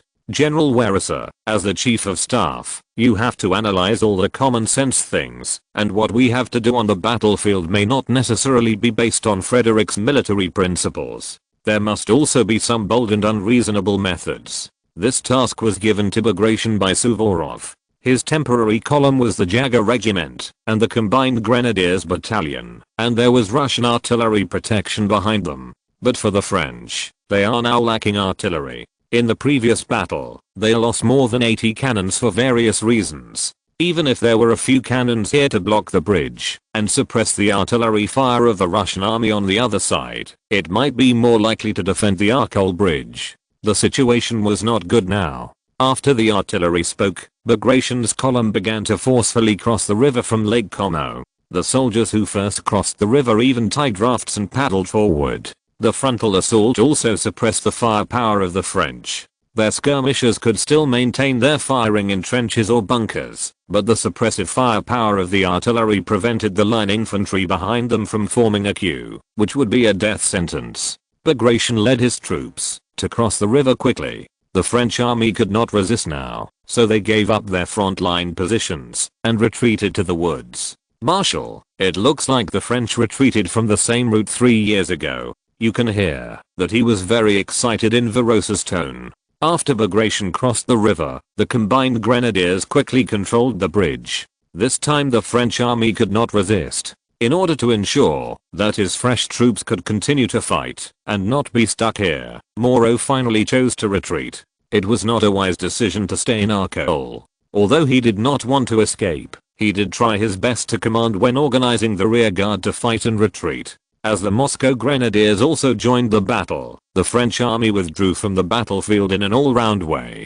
Suvorov had a military advantage at this time, but his several regiments could not be deployed in Arcole, and the Austrian army, which accounted for the majority of the troops, was not here. In fact, he did not rashly pursue them. The final decision was to harass the retreating French army with Cossack cavalry. The final results were not many, and only more than 400 people were killed in total. The Russian army fought very bravely, but there were more than 300 casualties. In a force-crossing battle, it was normal to have such a result, except for a French light artillery on a fort that fired at full force for a while. The French resistance in this battle was not fierce. Moreau still had to ensure the existence of living forces. Before, the Austrian army had been killed by the French army by more than 17,000 people. If they don't retreat, but show off their strength, the French will be wiped out here soon. Their commander is still very wise. With the current strength of the French army, it is not enough to defend such a long front. Suvorov believed that the French approach was still correct. Except for a few light artillery on a fort where fierce fighting occurred, most places did not experience fierce fighting. After the final shooting, the French artillery abandoned the cannons and fled, which was different from the attitude of the Russian army. In the case of the Russian army, the artillery has always been there, as long as the people are there. Unless the cannon is broken, the artillery will not easily abandon the cannon. However, this approach is still worth discussing in the future. After all, experienced artillery is actually more valuable than a single cannon. The French finally ran away, and the fire could be seen on the road to Milan. The Russian army is still crossing the river one after another. At the same time, the Austrian army is also preparing to cross the river downstream. They are all marching towards Milan. However, there are still French troops. Because the positions of the divisions are different, if they all retreat now, there are still troops serving as rear guards. In this regard, Schurrer had previously arranged for the Sururia division to serve as the rear guard, but because of the battle in Bergamo, the French command center was currently cut off. If Moreau had not encountered many cavalrymen who had escaped from there, he would not have known that the commander-in-chief of the Italian corps had actually given up his life and might have become a prisoner of the Russians. In this way, he had to take on the command responsibility and asked all divisions to move westward quickly. If they were slow to act, they might have been caught and destroyed on the spot. When the news reached Vienna, Franz II did not quite believe that the Russian army had achieved such great results in a few days of pursuit and had annihilated thousands of French troops in large and small battles, but its own losses were very low. In this way, when the Holy Roman Emperor entertained Archduke Constantine, who arrived in Vienna, because the Russian army had won consecutive victories, it was not easy to ask Archduke Joseph why the blind date failed this time. At the same time, he hoped that the Russian army could make persistent efforts, especially since the guards and cavalry were entering the Veneto region through Italy one after another, and the front troops had continued to march towards Milan after a short rest. After the victory report from Vienna, the Russian envoy went to St. Petersburg to report to the Tsar the recent battle between the Russian army and the French army. After hearing about the victory of the Russian army on the front line, Grand Duke Constantine was eager to try. Although according to Suvorov's order, the regiments and battalions of the guards did not need to move too fast, they only needed to reach Milan on schedule. The Grand Duke still issued an order to follow the rear traffic line of the coalition army, first reach Brescia, which had become the rear, and then continue to move westward. Chapter 64. Milan is faster than Berlin and Paris. General Moreau was riding on the road west of Milan. The reason why he decided to abandon the city and even failed to resist effectively in places like Arcole was that he was worried that he would be pinned down by the Russian army in front and cut off by the Austrian army behind. In that case, the whole army would be annihilated. Now he needed to show his real skills. He pulled several divisions of the French army back and gave orders to Siruria to hold back during the pursuit of the coalition forces and pin down the main force of Suvorov, who was advancing rapidly. His battlefield judgment was correct. Seruria's troops were now stuck on the road of pursuit by the Russian and Austrian armies. However, this deployment still required the generals who served as the rear guard to have not only execution ability, but also a certain degree of initiative. Seruria's problem was that he was an old generation general with good execution ability, but he still lacked initiative. He wanted to buy time for Moreau. He wrote a letter and expressed that his division would withstand the offensive of the Russians on the road and buy a day for Moreau's retreat. After reading it, Moreau thought that it was just like that, but if the main force of the French army could be assembled in the direction of Genoa and Turin, they could one day join forces with MacDonald's troops in the Southern Italian Legion. At the same time, a group of troops could be recruited from France to fight against the coalition forces commanded by Suvorov. This idea could not be realized until May at the earliest, when General MacDonald, who was returning to the north, arrived in Tuscany. What Moreau had to do now was to wait and seize the opportunity, to take advantage of the opportunity, to attack the coalition forces. This was his overall idea, and at the same time, Suvorov did not seem to be in a hurry to enter Milan. Your Excellency Marshal, the treasure among the many cities in Italy, the city of Milan, is right in front of us. Barossa rode beside Suvorov on horseback, with a smug look on his face. We should go to the city now, and accept the keys of the city from the mayor of Milan. Don't be in a hurry now, Franz. We have to wait for some minor work to be completed, and we also have to hold a military parade and a grand reception. Warosa knew that this old marshal was different from the Austrian generals. He had almost no personal enjoyment. As an old marshal who already had the title of count, this was out of tune with his contemporaries. What are you going to hold, child? Don't joke with me. I did say that I would hold a reception and meet with the celebrities of Milan. There is also a military parade, which cannot be missed. Okay, then it really has to be lively, so that the enthusiastic people of Italy can see the military appearance of the coalition forces. At this military parade, Solovyov did have a little trick. Suvorov stationed outside the city and organized people to do the final processing of some display boards on which the names of many corps were written. Many of the corps written above are not in Italy, and are not even within the scope of the expeditionary force, but written in Italian. It also proves one point, that is, the Russian army is very powerful, which is also a bluff. However, he was also moderate in this regard. If there were 8 Russian infantry regiments on the front line, he would come up with the numbers of 12 regiments. Anyway, during the military parade, the Russian soldiers wearing green uniforms had to be distinguished by the bishop hat on their heads and the ordinary military hat. The Combined Grenadiers Battalion, a temporary force composed of elite troops, is naturally suitable for such activities. Suvorov himself also recognized this deception method, which can be used for bluffing. There are indeed French spies and some pro-French people in the city, and they will still provide some intelligence to General Moreau through some channels. Suvorov officially entered the city the next morning after the Russian vanguard had already advanced to the west of Milan, and conducted reconnaissance on several villages and towns.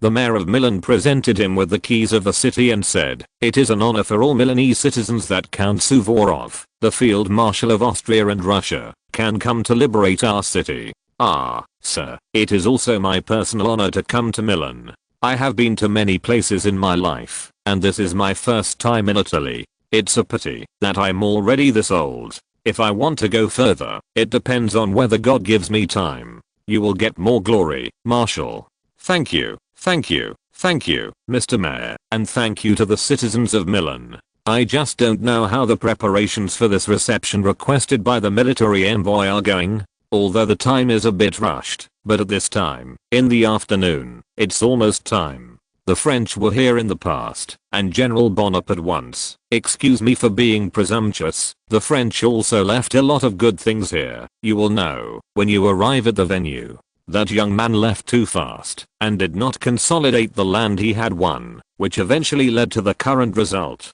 I would like to meet him for a while. Just as the Russian army entered Milan, General Bonaparte, who was in Syria, encountered a tough battle in Acre. Suvorov knew that at his age, it would be difficult for him to have a direct confrontation with the young man from Corsica, but Melas, who entered the city with him, had a chance. During the military parade, before entering the city, many generals from Russia and Austria stood on the stage. Then at 3 p.m., the Russian army officially started the military parade. However, there were no speeches or anything. These selected soldiers were just marched through the streets in a line. When they passed the rostrum, there would be a white wooden sign next to them with the names of the regiments written on it. As for spelling, Solovyov also asked an Italian officer in the Austrian army to check it, and confirmed that there was no problem, before letting it go. The French spy in the crowd also recorded this posture. The Russian troops coming to Italy include at least 20 infantry regiments, and a larger number of cavalry regiments, including a large number of main forces, and even a large number of troops have been mobilized from St. Petersburg.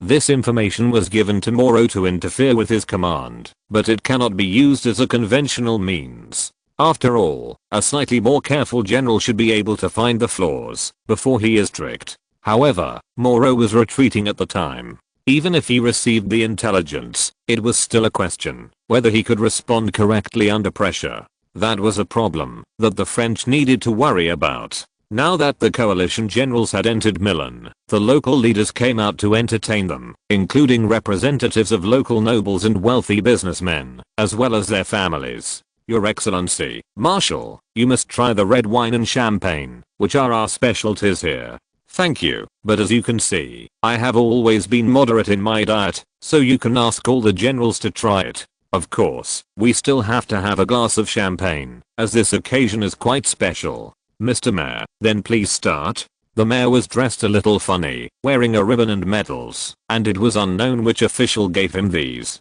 After he raised his glass, he said to everyone present, "I propose that we toast to the liberators of Milan, Marshal Suvorov, General Melas, and the Russian and Austrian generals, to wish for victory in advance, and may God bless everyone's health." "Mr. Mayor, thank you, and also to the citizens of Milan and our officers and soldiers who fought bravely." As an old man with limited alcohol tolerance, Suvorov only drank a glass, ate something simple, and then left. The next stage was the reception, and he was unwilling to participate, but General Melas and a group of Austrian veterans liked this occasion, and these Austrians just liked to dance. Of course, on the dance floor, these old men usually dance with middle-aged and elderly women. Some old comrades were more romantic when they were young, and now they are also idols of middle-aged and elderly women. As for the young officers, there will naturally be local girls flirting with them, or they will take the initiative to invite them. General Miloradovich, speaking his pidgin French,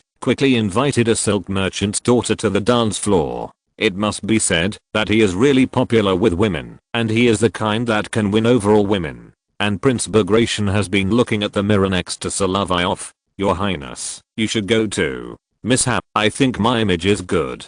It doesn't matter. There are always people who like warriors, and not everyone looks at appearance. That's what he said, and Bagration came to the stage with a serious face, because he was dressed in a neat military uniform, and the medals and awards were placed on his chest. At first glance, he was an Othello. There were really many people who were willing to dance with him. After all, his title was Prince of Georgia, and he came from a glorious family with a long history of more than 1,500 years. He was also a resolute warrior. With this identity, it was easy to invite dance partners. Then there were these young officers. When Solovyov was in St. Petersburg, he didn't often go to balls and rarely appeared in salons, but he had no problem dancing. In social occasions, he still needed to deal with such occasions. However, when making invitations, he always looked at the appearance. This was because he had been in the Winter Palace for a long time, and his taste began to become picky. Of course, Italian girls are still very attractive. Solovyov likes the facial features and slim figures of Southern European girls. When he was in St. Petersburg, he privately complained that Countess Skafronskaya was a little fairy, but the girl's face was a bit round, and it felt chubby when holding her hand, probably because she was still growing. She is cute, but she always wants to seduce people, which is always unacceptable. So although he often goes to number 7 Million Street, he still maintains politeness and basic distance. At this kind of dance, I guess there will not be so many opportunities to meet these Italian girls in the future. This is just a dance. He will return to Russia in the future. Unless he goes abroad to fight again, or is sent abroad as a diplomat, it will be difficult for him to appear in Italy. The Russian army will not appear here, and it doesn't seem to be dangerous. So he still plucked up his courage, and invited a beautiful girl. Dear young lady, I would like to invite you to dance a waltz. Of course, like those Austrians. What should you call me? Mikhail Solovyov. People close to me call me Mishap. What should I call you? You can call me Sylvia. My family has lived in Milan for generations. It is true that the other party accepted the invitation, but Solovyov noticed that the emblem of this girl must be from a prominent family. The pattern of a dragon head with a snake body devouring a person makes people feel alert. It is completely inconsistent with the innocent smile of this little girl and the bright light brown eyes. You also noticed that I'm from the Visconti family. My last name is Di Cassano Magnago, and I'm a descendant of Carlo Urbano. But my family is not a noble family. My father is just a lord, and I'm his only daughter.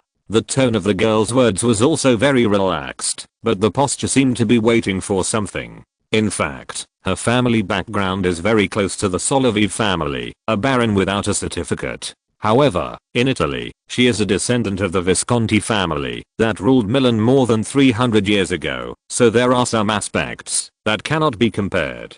But he has a good appearance, and many girls have looked at him. After all, after the middle-aged and young generals on the dance floor, there are the young Russian and Austrian officers who are walking by next. Arkady is also in the ball today. Although he is young, he grew up in the palace and learned some court etiquette and entertainment methods in social occasions from his brother-in-law. Although he smells like milk, such a boy is more popular. Solovyov is a little cold now. After all, he defines himself as a pure soldier. Even before coming to the ball, he was still thinking about how to kill people and capture prisoners efficiently on the battlefield. Most girls, seeing this pair of green eyes, although they think it is beautiful, they always associate it with Romulus's milk brothers. But the lady of the Visconti family was not afraid at all, and I don't know what she was planning. Probably according to the title sequence, among the young people who have always been in the lower order, Arkady is the one because his father, the marshal, has the title of count, and Solovyov's status is neither high nor low. When dancing, the girls' steps are very light. At the same time, I have to say that Italian girls are really great for these unmarried young men. Although they are not as passionate as the Spanish, nor as passionate as the conductor said, they are gentle and charming. If they were Russian girls, they would still have to add some warming measures to their balconies in the future. Chapter 65. Women love to change their minds. Feathers blowing in the wind. This dance was originally just a social event. Solovyov didn't understand what this young lady from the Visconti branch, whose full name was longer than that of a Russian, was trying to do. When dancing, he could tell that she was too close to him, and she looked very slim, but it was a bit interesting. She was only a girl of 16 or 17, and she had just started to talk about marriage in this era. However, although her figure was smaller than that of the cake queen's daughter, she was still equally spectacular because she was shorter. As for the soft brown hair, he couldn't help but want to touch it. Sylvia, you dance really well. I believe you must practice a lot. When the French were here, there were always balls. But at that time, those French officers. What's wrong with the French officers?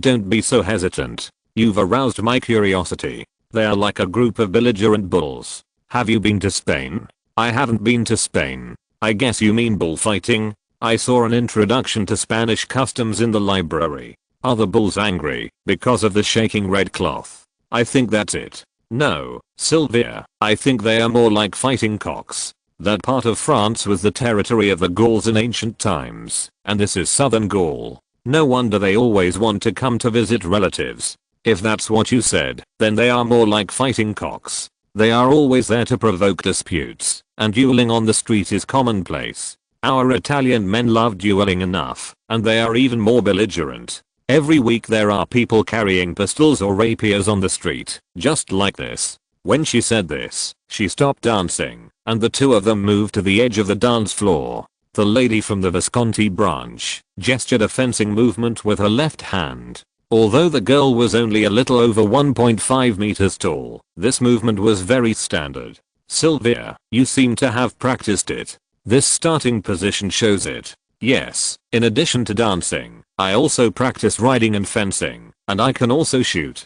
To be honest, those noisy Gallic cockfighting are always inaccurate. How about you? You are wearing a hunter's uniform, so you should be very accurate. Regarding Sylvia's speech, Solovyov can make a statement that, although his fencing level is only above average, he is still good when using a gun. That's natural, but this is all fed with bullets. If a hunter wants to shoot accurately, he must do more shooting training. This basic principle should be known by the cupids decorated on the statues. However, he did not brag about his performance on the battlefield. Sometimes it was necessary to keep secrets, especially since this was an area occupied by the French before. It was still unknown whether the girl herself or her family was pro-French or pro-Austrian, or supported the independence of Italy or the Grand Duchy of Milan. Speaking of which, it seems that you are used to holding the gun with your left hand? No, I'm dual wielding, and both hands are my dominant hand. No wonder, your hands are really coordinated, and my master only uses weapons with his left hand. She was also left-handed, and the girl's eyes were now rolling around. I didn't know what she was going to do. Solovyov was not seduced by the little fairy, but he learned from her the experience of dealing with the fainting of noble ladies. The important thing is to see when the man takes action.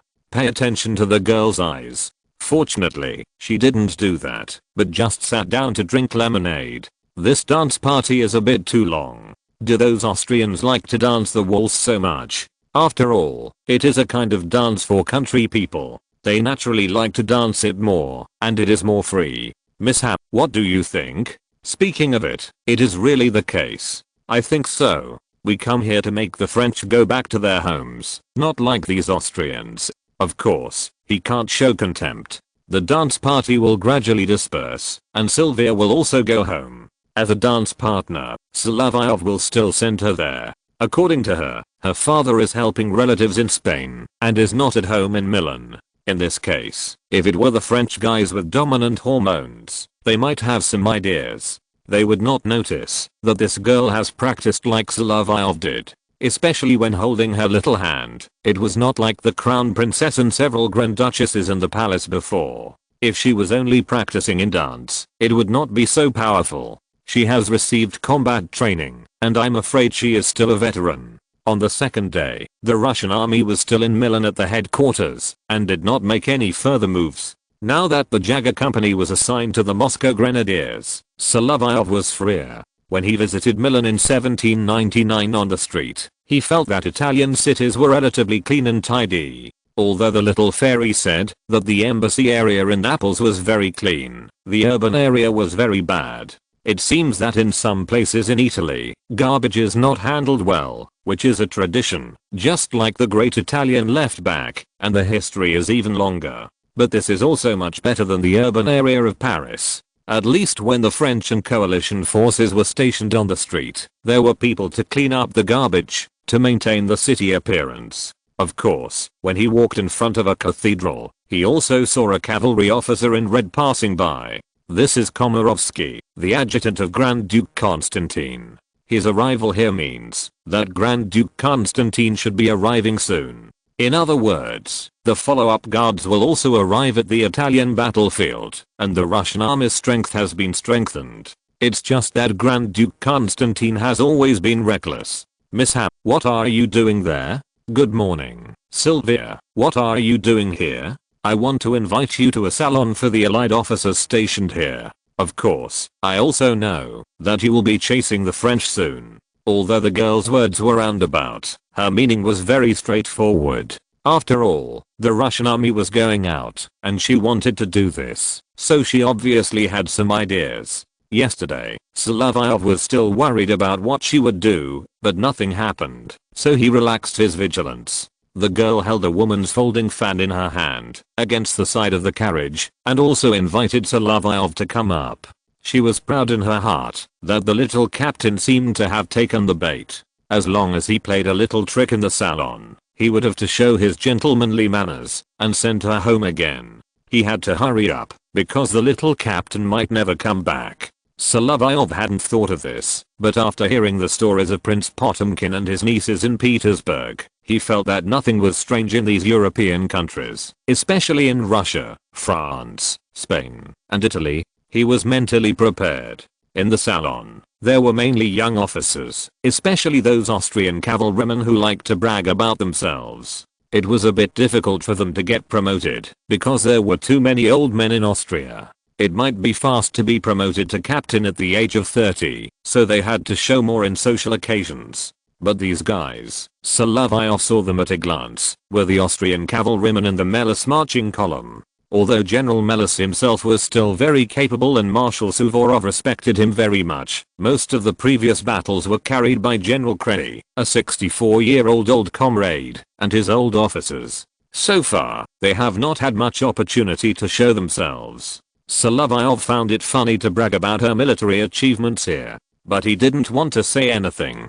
There were not many Russian officers present. It seemed that the officers invited by the local women were mainly Austrians. Sylvia, what do you think? Just these Austrians? If they were really so powerful, how could they be driven away by the French? The French boasted even more when they held salons here. No, I feel a little uncomfortable. Please take me home. Well, this disguise was very similar, so Solovyov really thought she was suffering from periodic pain, so he helped her out and went back to her residence. What I didn't notice at night was that her home was halfway up the mountain, and there was a castle. It was one of the castles that the Visconti family still owned, and they actually sent people to guard it. Although this girl's father was just an ordinary lord, the family business was still quite large. In her house, you can see shields, armor, and the iconic emblem of the Milan Visconti family. But don't confuse it with the Visconti of Sardinia and Pisa, whose symbol is a black rooster.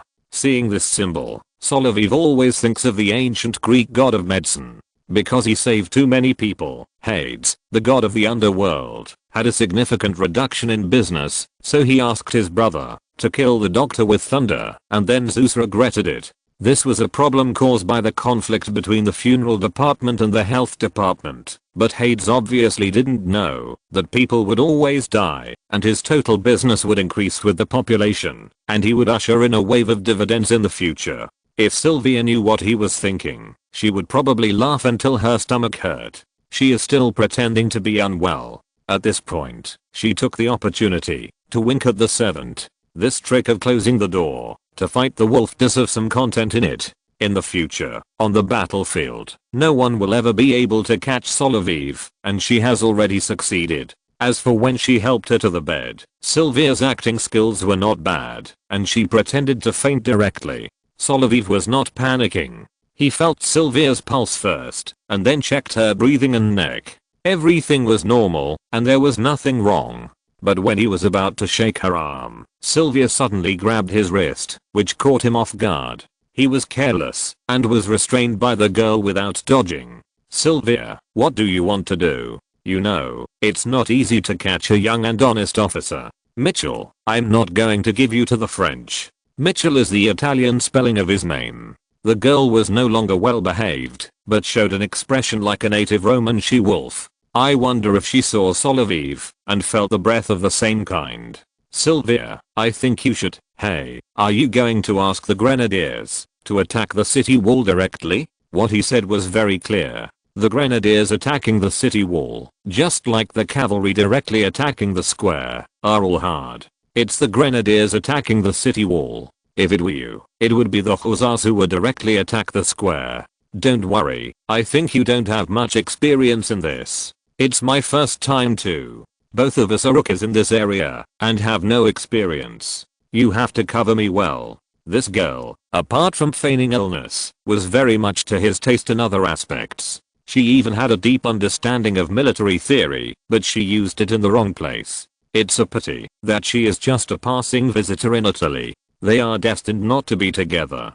From the perspective of conscription, Sylvia is also a good soldier, but she is a little short. According to the French standard, she is a prancing soldier, the most powerful group among the French light infantry. Although she is not tall, she is generally 1.5 meters tall. She can jump up and pull the cavalry off the horse. She is the king among the skirmishers except for the guards hunters.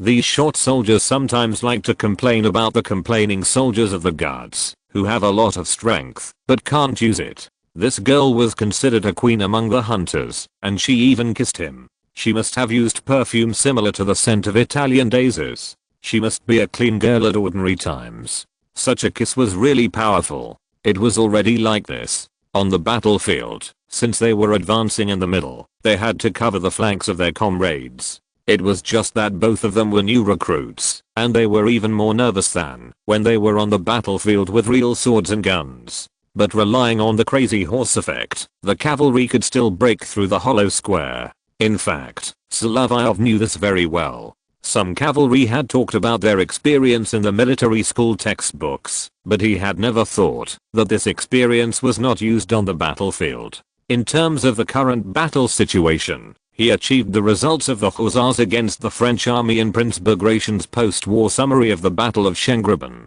You know, there was an animation in which a dragon would spit fire when it heard the name of Daisy. This era was also quite old. You little rascal Sylvia, I was worried yesterday that you would do the same thing as you did today, but I didn't expect you to just faint. I've read a lot of books. I've read Frontinus's The Art of War and Strategies, the original Latin versions.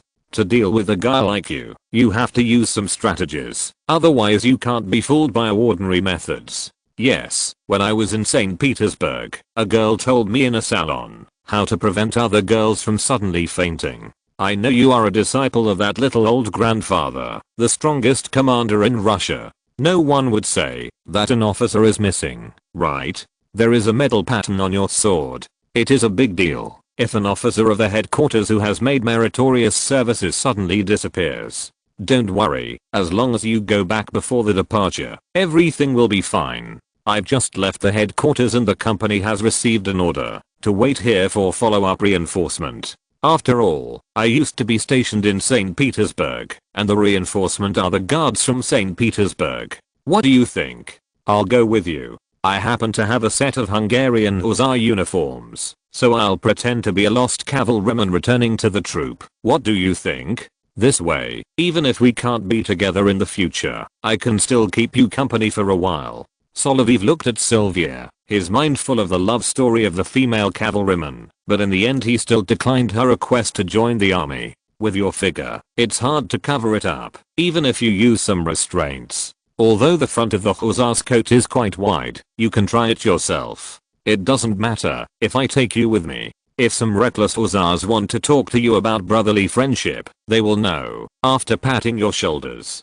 Also, you don't speak a word of Russian. How can I help you cover it up? Sylvia didn't speak Russian, and this was the biggest problem. Mitchell, from now on, I will communicate with you frequently. If you want to find me, you can write to number 4, Laundry Lane, St. Petersburg, in the Admiralty District. This is the Russian address. And I saw your house number when I came in. You are really good at reconnaissance, Mitchell. It would be great if you were a local noble instead of coming from far away Russia. This woman really fits the original words in Puxini's pattern. La donna mobile qual più moral vento, muted accento ed pensiero. What do you think of Alfa Romeo this time? Chapter 66. Grand Duke Constantine's old habits can't be changed. There are still many collections in Sylvia's home. Solovyov not only stayed overnight, but also viewed some of her collections. Even in such an ordinary lord's home, you can see a lot of artworks, some of which are imitations of famous painters' works.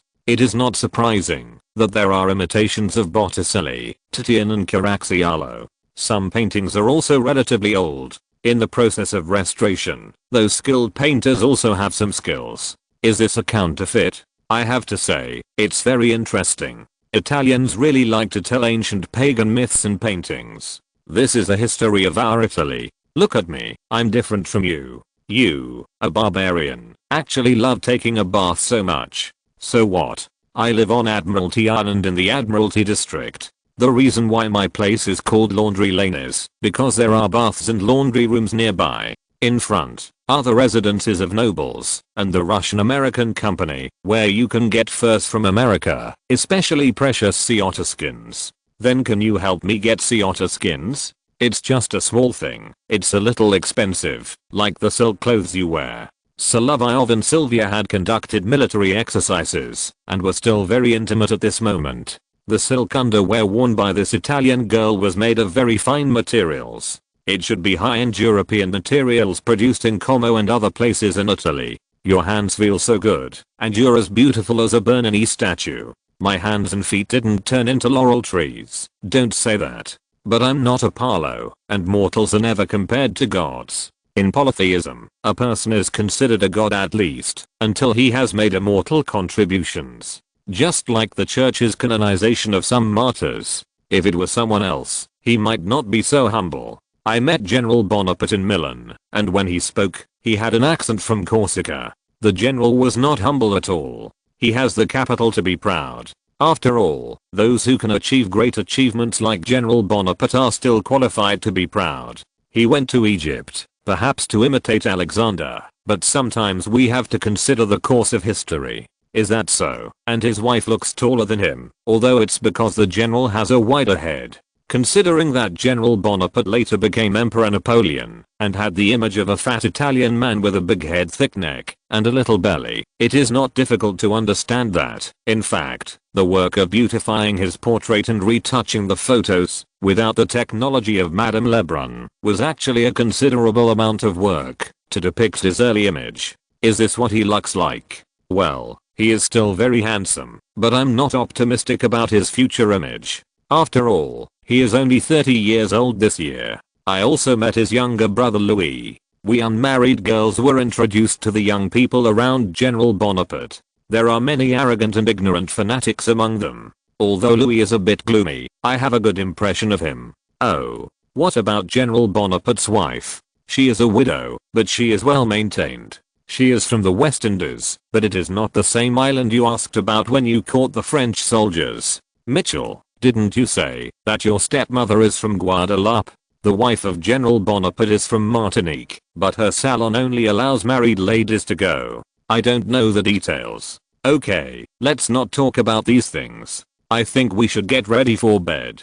The next day, Solovyov left Sylvia's house and rode his Austrian white horse back to his base in Milan. The Russian headquarters was still in Milan, but Suvorov went to the Austrian camp ahead with a few entourage members and General Weresser, followed by the Bagration column. The old marshal received intelligence in the morning that the Czech column, which was advancing, encountered the French rear guard on the road. In order to eliminate this unit, Suvorov decided to go to the front line in person to see it. The distance was relatively close, and he could observe the actions of the French army on the battlefield. As for the task of welcoming Grand Duke Constantine, he only sent General Rosenberg to Milan. This impatient Grand Duke led the guards to Italy, and so far he had not fought a single battle, but Tsar Paul gave him a very clear order, which was to obey the orders of Marshal Suvorov. He and Crown Prince Alexander respected the old marshal very much. After all, he was invincible wherever he went, and no battle or siege was a failure. Coming to the front of the army was also for Constantine to learn from the old marshal. On a bridge in Milan, Grand Duke Constantine, who was riding a horse at full speed, saw General Rosenberg and the grenadiers standing in formation. "Your Highness, welcome to Milan. His Excellency the Marshal and the Bagration column have gone to the Austrian side. General Melas has encountered the French army and is now fighting. It looks good, General Rosenberg. If this continues, the French will be defeated soon." "Yes, Your Highness, but now our troops have been marching and fighting for half a month, and the brothers are very tired, especially the guards troops led by you, who have been on the road all the time, and are very tired." "I know, but we didn't come to Milan to rest, but to fight." Grand Duke Constantine's problem was probably that he was impatient. Although he was a little impatient when he heard Suvorov's order, his father's order was that he had to obey orders. He had to coil up if he was a dragon and lie down if he was a tiger. But when he came to the front line, his wife could relax a little.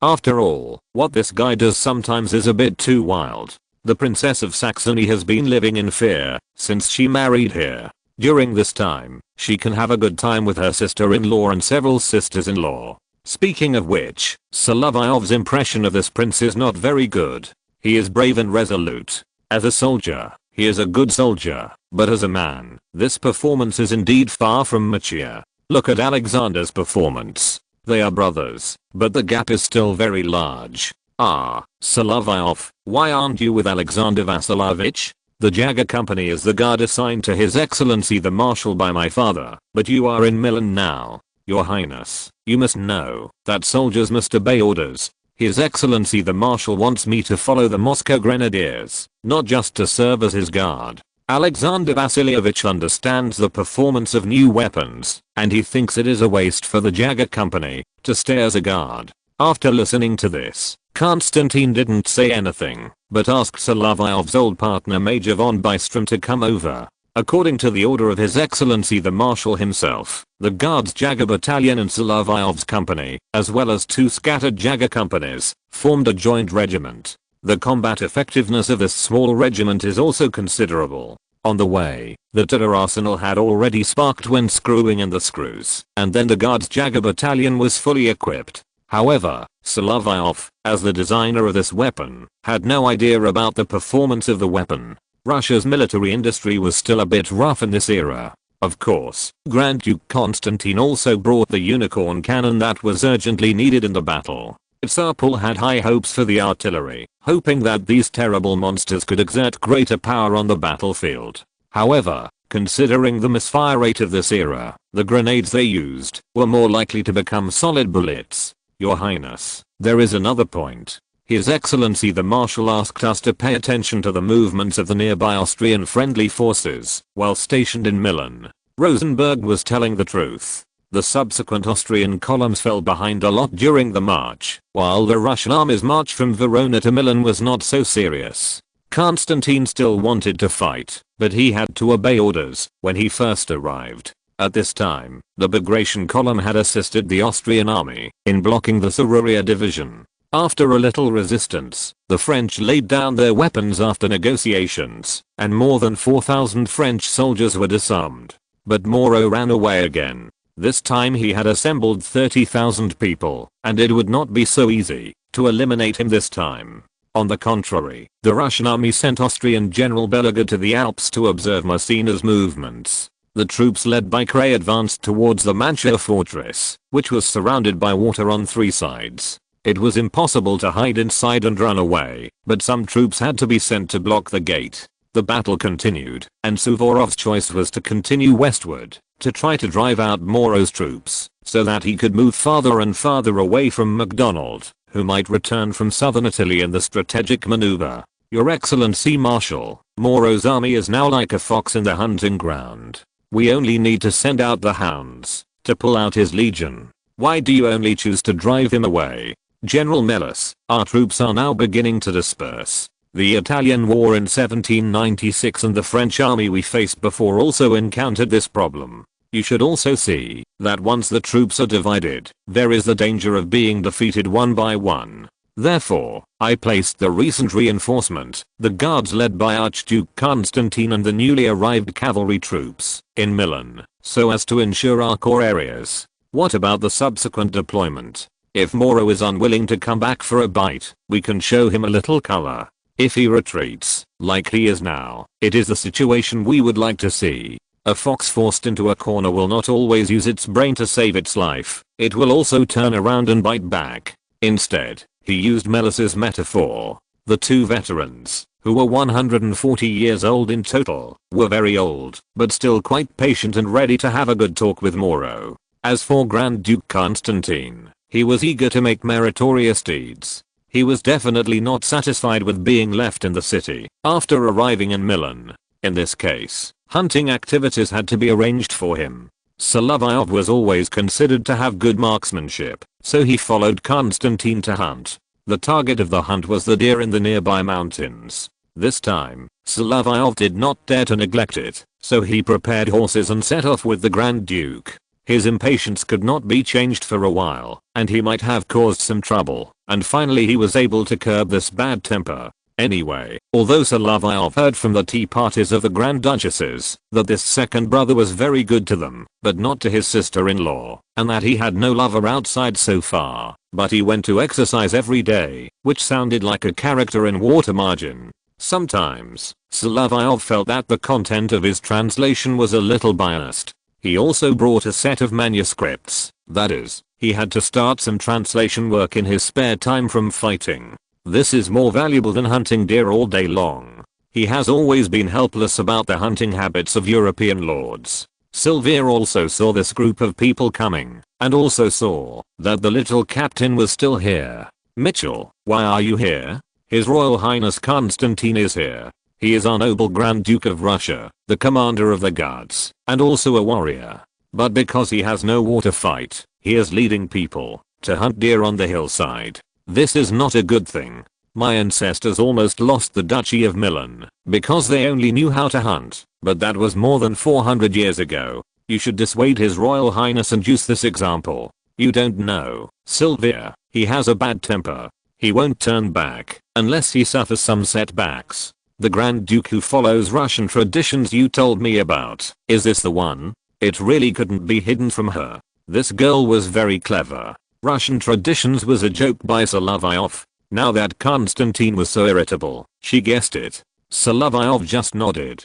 After all, it was not okay to speak publicly. Constantine was actually granted the title and authority of heir by Paul, but the order was still strictly after Alexander and his male legal heirs. However, because Larissa gave birth to a girl, it did not have any impact. Moreover, he himself had no idea about the throne, and was only loyal to his brother and the selected heir. What Grand Duke Constantine needed to change was his bad temper, and the unlucky Princess of Saxony who beat his wife at home every day always wanted to run back to her parents' home in Saxony after being treated roughly by him.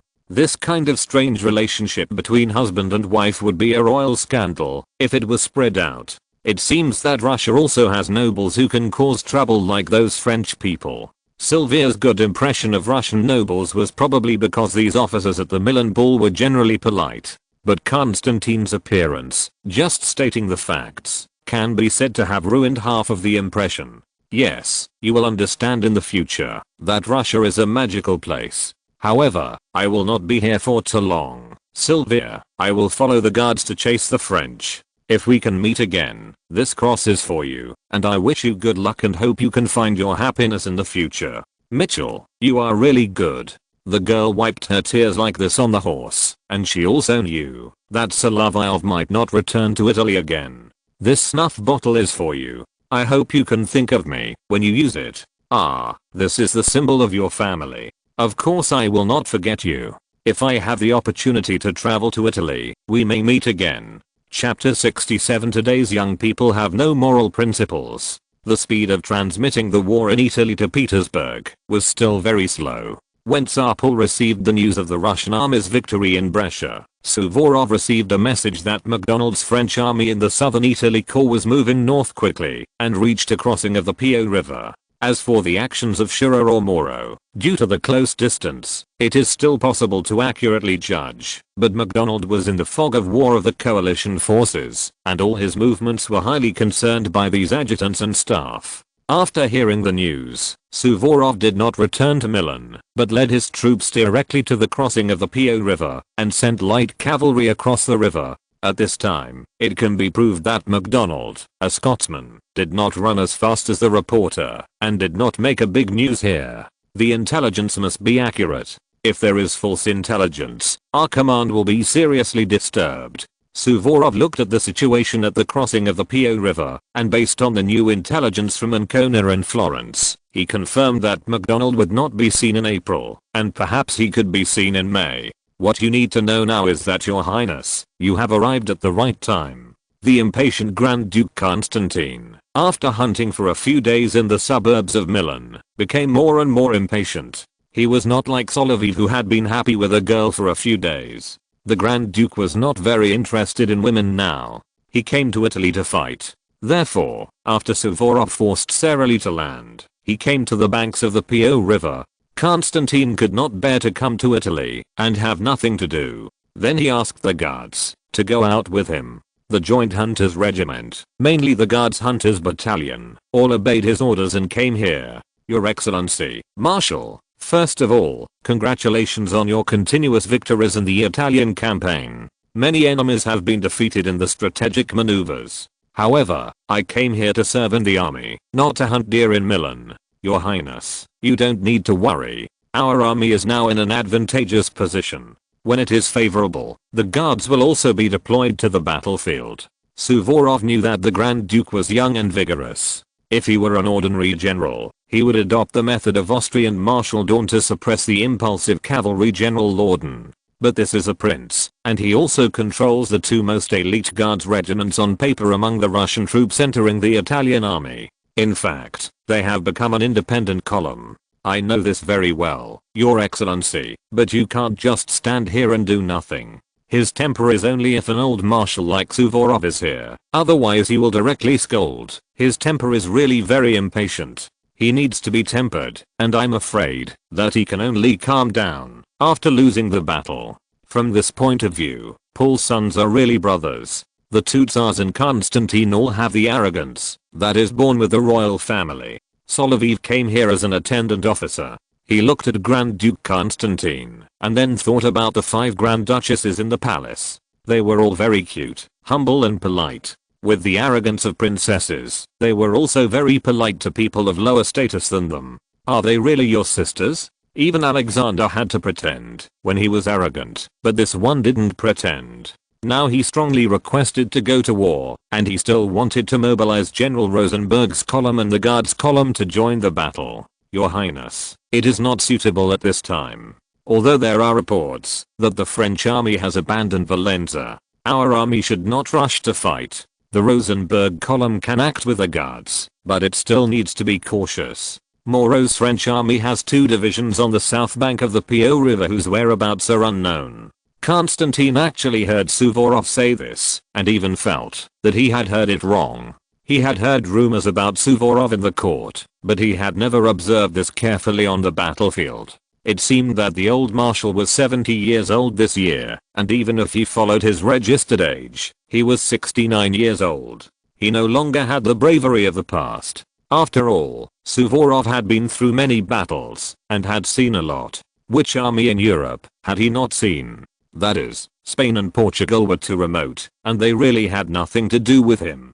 Constantine asked for a war, and he could not directly refuse, so he told General Rosenberg, your column will move towards the Po River. We are going to occupy Valenza. However, He also asked Werisa to write a written order to inform Rosenberg of the difficulties he might encounter, especially finding ships on the Po River. Everyone knew this, and when assigning troops to Grand Duke Constantine, they also noticed this problem. The troops of Major General Chubarov and Prince Bagration were transferred here, and the reorganization of the temporary column was completed. Together with the Guards column led by Constantine, these troops were going to move towards the Po River. Solovyov felt that Constantine was too impatient. Although the French army in Valenza showed signs of abandoning, it was not the first time that the French army had cheated. If this was just a phenomenon caused by incomplete reconnaissance, it would be very troublesome for the Russian army. Most of the ferries on the Po River were burned down during the battle. Only after Major General Chubarov repeatedly sent people to search, a medium-sized ferry was found. Your Highness, there is only this one ferry. I'm always worried that the French are very cunning, and they are setting a trap. Solovyov returned from the river. As an attendant of Grand Duke Constantine, he quickly reported the truth.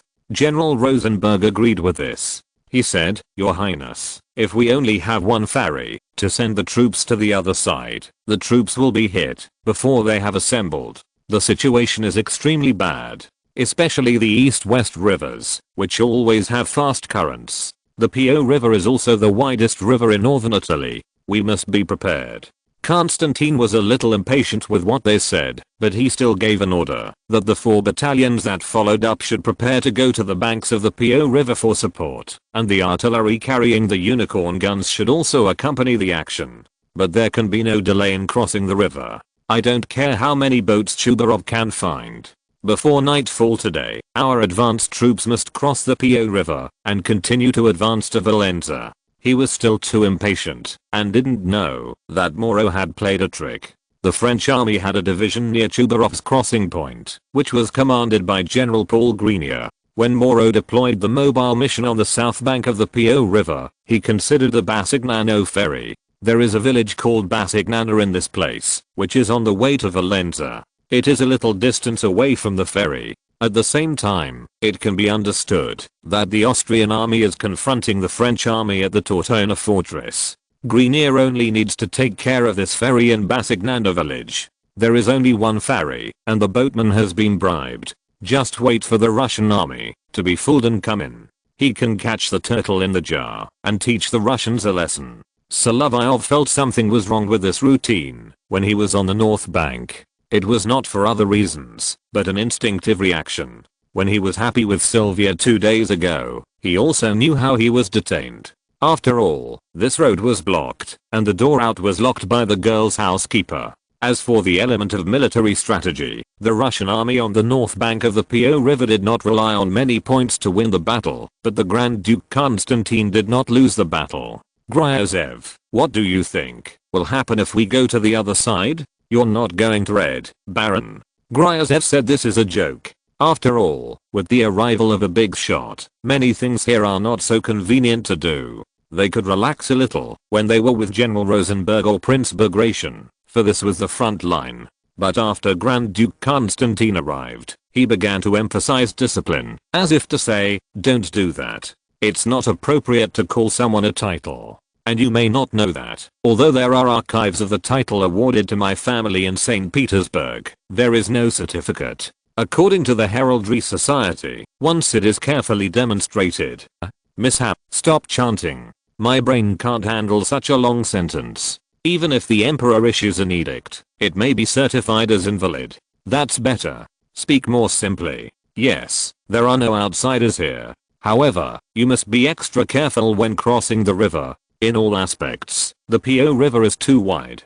Phaethon fell from the golden chariot of the sun god and drowned in the Po River. The turbulent river water and whirlpools that can be seen in many places must also be taken into account. Yes, your highness is really impatient. He has to cross the river at this time, and the advance reconnaissance has not been done well. I heard the order from His Excellency the Marshal that we must be cautious when crossing the river, and we must deploy scouts, even if there are no French on the other side. So what? We will cross the river tomorrow morning. At that time, you and the guards may be behind, and our grenadiers must rush forward. I know this, but I don't want to be behind. It is more useful to put the hunters in the front line. At least when the enemy's scattered soldiers come out, we can find a way to deal with them, and we can also hunt cavalry, artillery, and officers. But Constantine put the combined Grenadier Battalion and the Moscow Grenadier Regiment in the front, and the subsequent troops were still advancing to the ferry.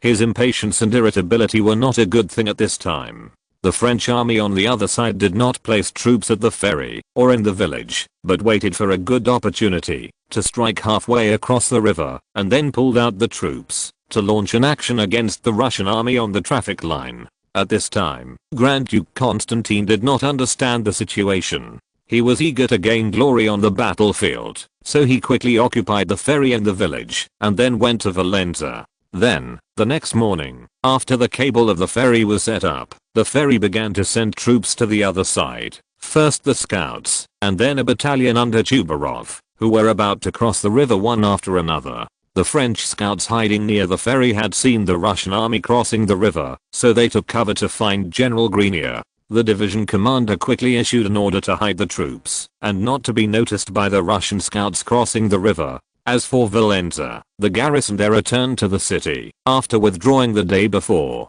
Moreau was very cunning and ordered the defending troops to go out and then return to the city. Although there were only a few hundred people, it was enough to deal with the Russian scouts and vanguards. The victory or defeat on the battlefield still depends on the cooperation of the French divisions, rather than using strategies to solve the problem. Even when Grenier wrote to Victor, he also emphasized that they could not rely on the tricks of the treacherous Italians to cut off the Russian army's retreat. The Russians would definitely find a way to solve the problem. After the replenishment, his division itself suffered little loss, and there were 5,000 people who could be mobilized. There were also 8,000 people led by Victor nearby, but because of the layout of the battlefield, they were far away from the place where the battle took place. At this time, General Rosenberg, who was on the north bank, received an order that the Russian army should not cross the Po River. According to the latest intelligence, the Austrian scouts coming from upstream found signs of activity by the French Victor division on the south bank of the Po River.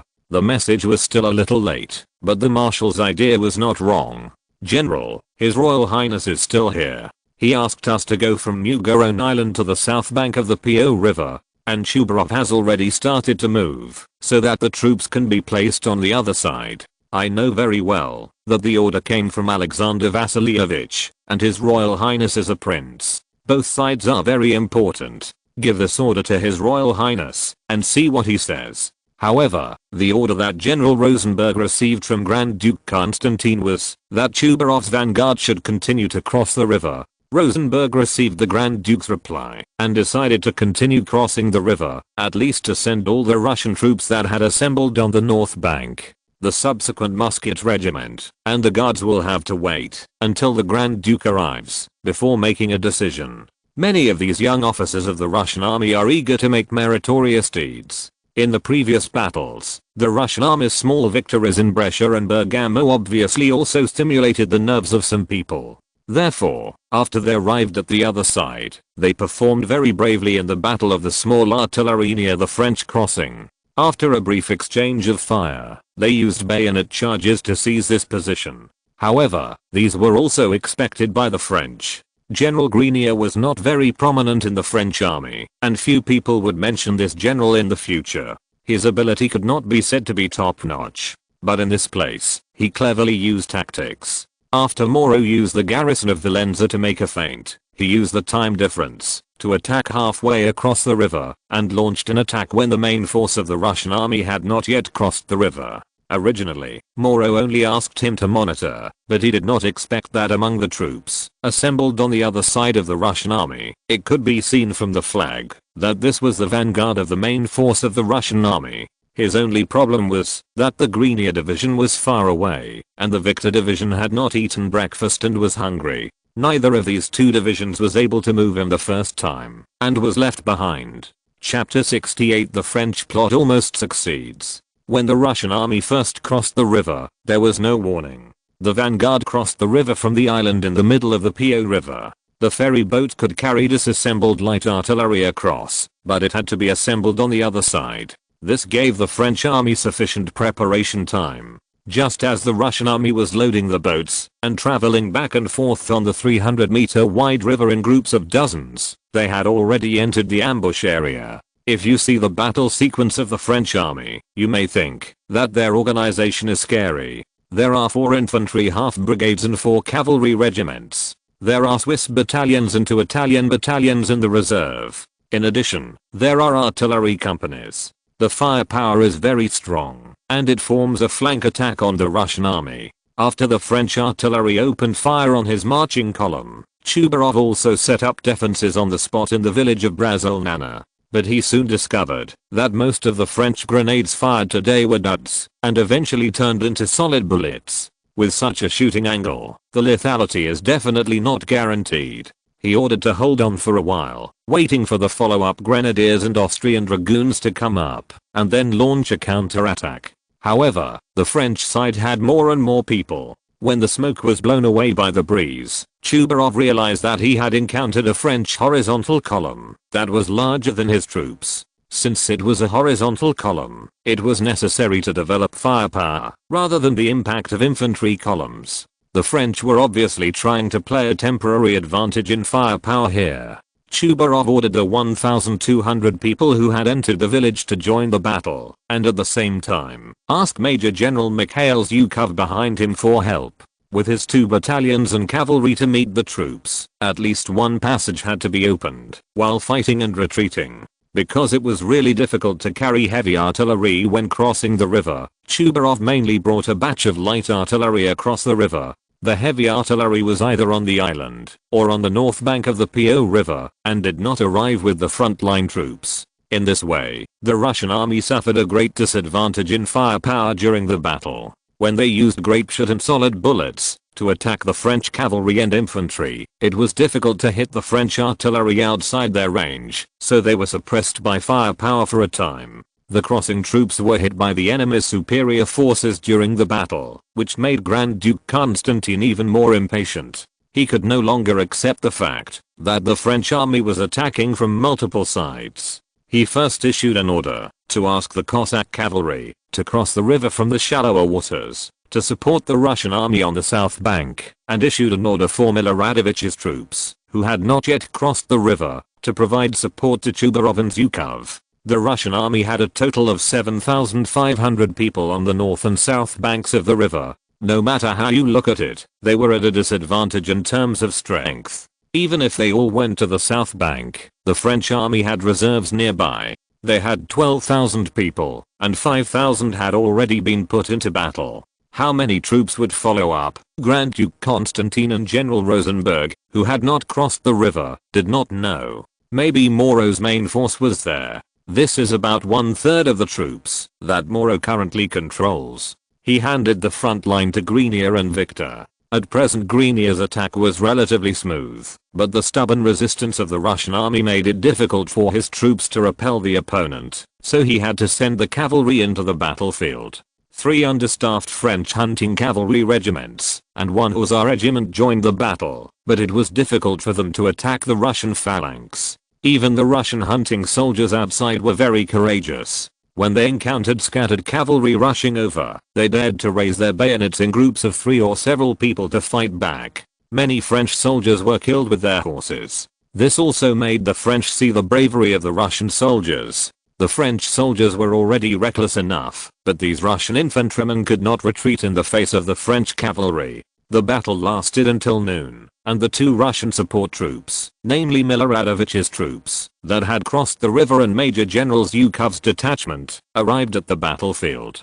Miloradovich had 5 battalions, but he didn't organize his troops. After the 5 battalions were in position, he launched a counterattack and rushed forward with bayonets in a horizontal formation. It's no wonder that some soldiers were soaked in gunpowder when crossing the river, so the volleys couldn't fire. But if they charged with bayonets, the French army might retreat on their own initiative. When Grenier saw this, he chose to retreat after a round of shooting, wanting to consume the physical strength of Miloradovich's infantry. But some French soldiers ran slowly and were killed by the Russian bayonets, which opened a way for the Russian army to retreat. However, Suvorov in the village of Brazilnana was not in a good situation facing the French army. When he was commanding his troops to fight, he was hit in the leg by the French stragglers and had to be withdrawn for treatment. But it was unlikely that he would want to replace officers to command a battle. More than a dozen officers had been killed or wounded on this battlefield alone. He still had to consider the situation on the battlefield and ordered a retreat, organizing a breakout with a selected team of hunters and Austrian cavalry. The situation was already very critical. If Chubarov was eliminated by Grenier at this time, the French army would be able to free up their hands and press all their forces to Miloradovich. The column that was supposed to rescue the friendly forces would also face the multifaceted attack of the French army. Under the heavy crisis, Miloradovich simply threw away the Tikhonid hat representing his officer status, drew his sword, and personally led the Russian army to charge, attacking a French battalion protruding outside. If this French infantry battalion is not defeated or driven away, then these Russian troops on the south bank may be annihilated. In the end, it was the desperate fight of the Russian army that opened a passage, allowing the trapped Russian troops to return to the ferry on the south bank of the Po River to regroup. At the same time, Grand Duke Constantine ordered a group of Austrian cavalry to cross the river to provide support and assembled all the artillery to bombard the area where the French army appeared. He himself had already arrived at the ferry at this time, and Solovyov jumped on the boat, but he always felt that there was something wrong with the Italian boatman's eyes. After all, the rope of the boat looked like someone had tampered with it. Your Highness, be more careful. These people are not right. When he finished speaking, a boatman pulled out a machete and chopped at the rope. It was not because he saw through it, but because these Italians saw the medals and gorgeous clothes worn by Constantine and knew that he was a Russian official. They were going to treat him to ravioli. If they succeeded, they would take him to the south bank of the Po River to find those French officers to receive the reward. However, these Cossacks who served as guards were not vegetarians, and they started fighting with the boatman. Solovyov took out his pistol and fired 2 shots at a boatman at a very close distance, smashing his head into pieces. Even if these cunning guys thought that the Russian officers were all good fighters, they would not have considered that there was a guy with such a rare revolver that could fire continuously. However, Grand Duke Constantine also fought with the 2 guys. Relying on his tall and strong body, the Grand Duke kicked one of them into the water, but he also lost his balance and fought with the other one and fell into the Po River together. Seeing this situation, the Cossacks who were guarding him tried to prevent the boat from capsizing while going into the water to rescue the Grand Duke. However, Constantine was too big, and the guy who was fighting with him was worried that he would be dragged to the bottom of the river by such a big guy and die together. So he ran away, but he was unlucky and was sucked into the whirlpool and disappeared. The Grand Duke was in danger, and Solovyov didn't care how big the gap between him and him was. He jumped into the water and reached out to grab Constantine's belt. He was not a good swimmer, and he was afraid that he would be dragged to the bottom of the Po River by Constantine. The Teutonic Knights would give them the title of honorary drowned ghost. Only a Cossack was skilled in lassoing and shouted from the top, "Grab the rope." Solovyov barely grabbed the rope with his other hand and was dragged onto the boat by several Cossacks. However, this was far away from the battlefield and stopped near a shallow beach. What a close call. Constantine's heart was unknown, and he still had a bit of a feeling of not wanting to be satisfied. "Your Highness, you are too big, and you almost dragged me to the bottom of the river." Solovyov was on both sides, like a hook, holding the rope and the Grand Duke's belt with both hands, which made him almost exhausted. "I didn't expect that I would have to rely on you. I thought you were only good at tinkering with new guns and being smart. Your Highness, let's not talk about that for now. We are outside the battlefield and we have to find a way to escape." Fortunately, after inspecting the ship, several Cossacks thought that they could still find a way to get it back. Although the ship was a little big, it was docked at a shallow beach outside the battlefield. They could find a way to get a new cable from the north bank, pull it over, and land somewhere downstream on the north bank. That was the only way. The Po River in this section was more than 600 meters wide, and the narrower section was about 200 meters. The shallow beach that trapped the ship was more than 100 meters away from the north bank. They could only send people back first and leave a few people to guard the ship on the south bank. The battle here was impossible to move on both sides of the Po River without the ship. But the noble Russian Grand Duke became a drowned chicken, which still made people feel a little funny, especially those Austrian cavalry officers. While they admired the bravery of the Russian soldiers, they also saw the current state of Grand Duke Constantine. It was impossible not to feel funny. However, they were also professional, and did not laugh. This formed a sharp contrast with some unprofessional Russian staff officers and adjutants. Solovyov also changed his clothes. There was no other way. If he caught a cold, or was infected with any other disease in this era, it would still be very dangerous. In the more than an hour since they left the battlefield, General Rosenberg commanded troops on the island to support Suvorov's troops who broke out of the encirclement, and most of the wounded soldiers were evacuated to the island. The French army now saw that there was no chance to completely wipe out the Russian crossing troops, so they began to use artillery to bombard the Russian army across the Po River. Suvorov's latest order could only end with Grand Duke Constantine's anticlimactic crossing operation. When the artillery of both sides bombarded each other on both sides of the Po River, which was several hundred meters wide, the hunters had no good opportunity to shoot at the other side's artillery from a long distance. No one could hit accurately at this distance. The artillery battle lasted until late at night. The unicorn cannons pulled up by the Russian guards temporarily suppressed the French army's actions. The officers in Constantine's tent on the north bank were now staring at each other, and there was also an injured Major General Suvorov. They all knew that this crossing operation was a complete failure. Instead of being completely annihilated, the troops were gathered to Mugaron Island in the middle of the river at night. This was a blessing in disguise. Only more than 200 Russian soldiers were captured, but the overall loss was huge. After counting the troops, the Russian army lost more than 1,500 people in the battle, while the French lost only a few hundred people. It can be said that it was a complete failure of the Russian army. But there was also a problem at this time. General Rosenberg knew that he did not follow Suvorov's order, and the choice of the crossing location was not carried out according to the general's order. However, it was unthinkable to put all the blame on Grand Duke Constantine. The second heir to the throne could not be allowed to admit this mistake, although he had the biggest problem. When Rosenberg decided to gather his troops, Constantine forced Suvorov's troops to cross the river and launch an attack, which resulted in a defeat. Although it was not serious enough, the French were able to realize that the Russian army was not invincible. Suvorov, who was in the Austrian army headquarters, also realized the seriousness of the problem after receiving the news. However, his way of handling it was very clever.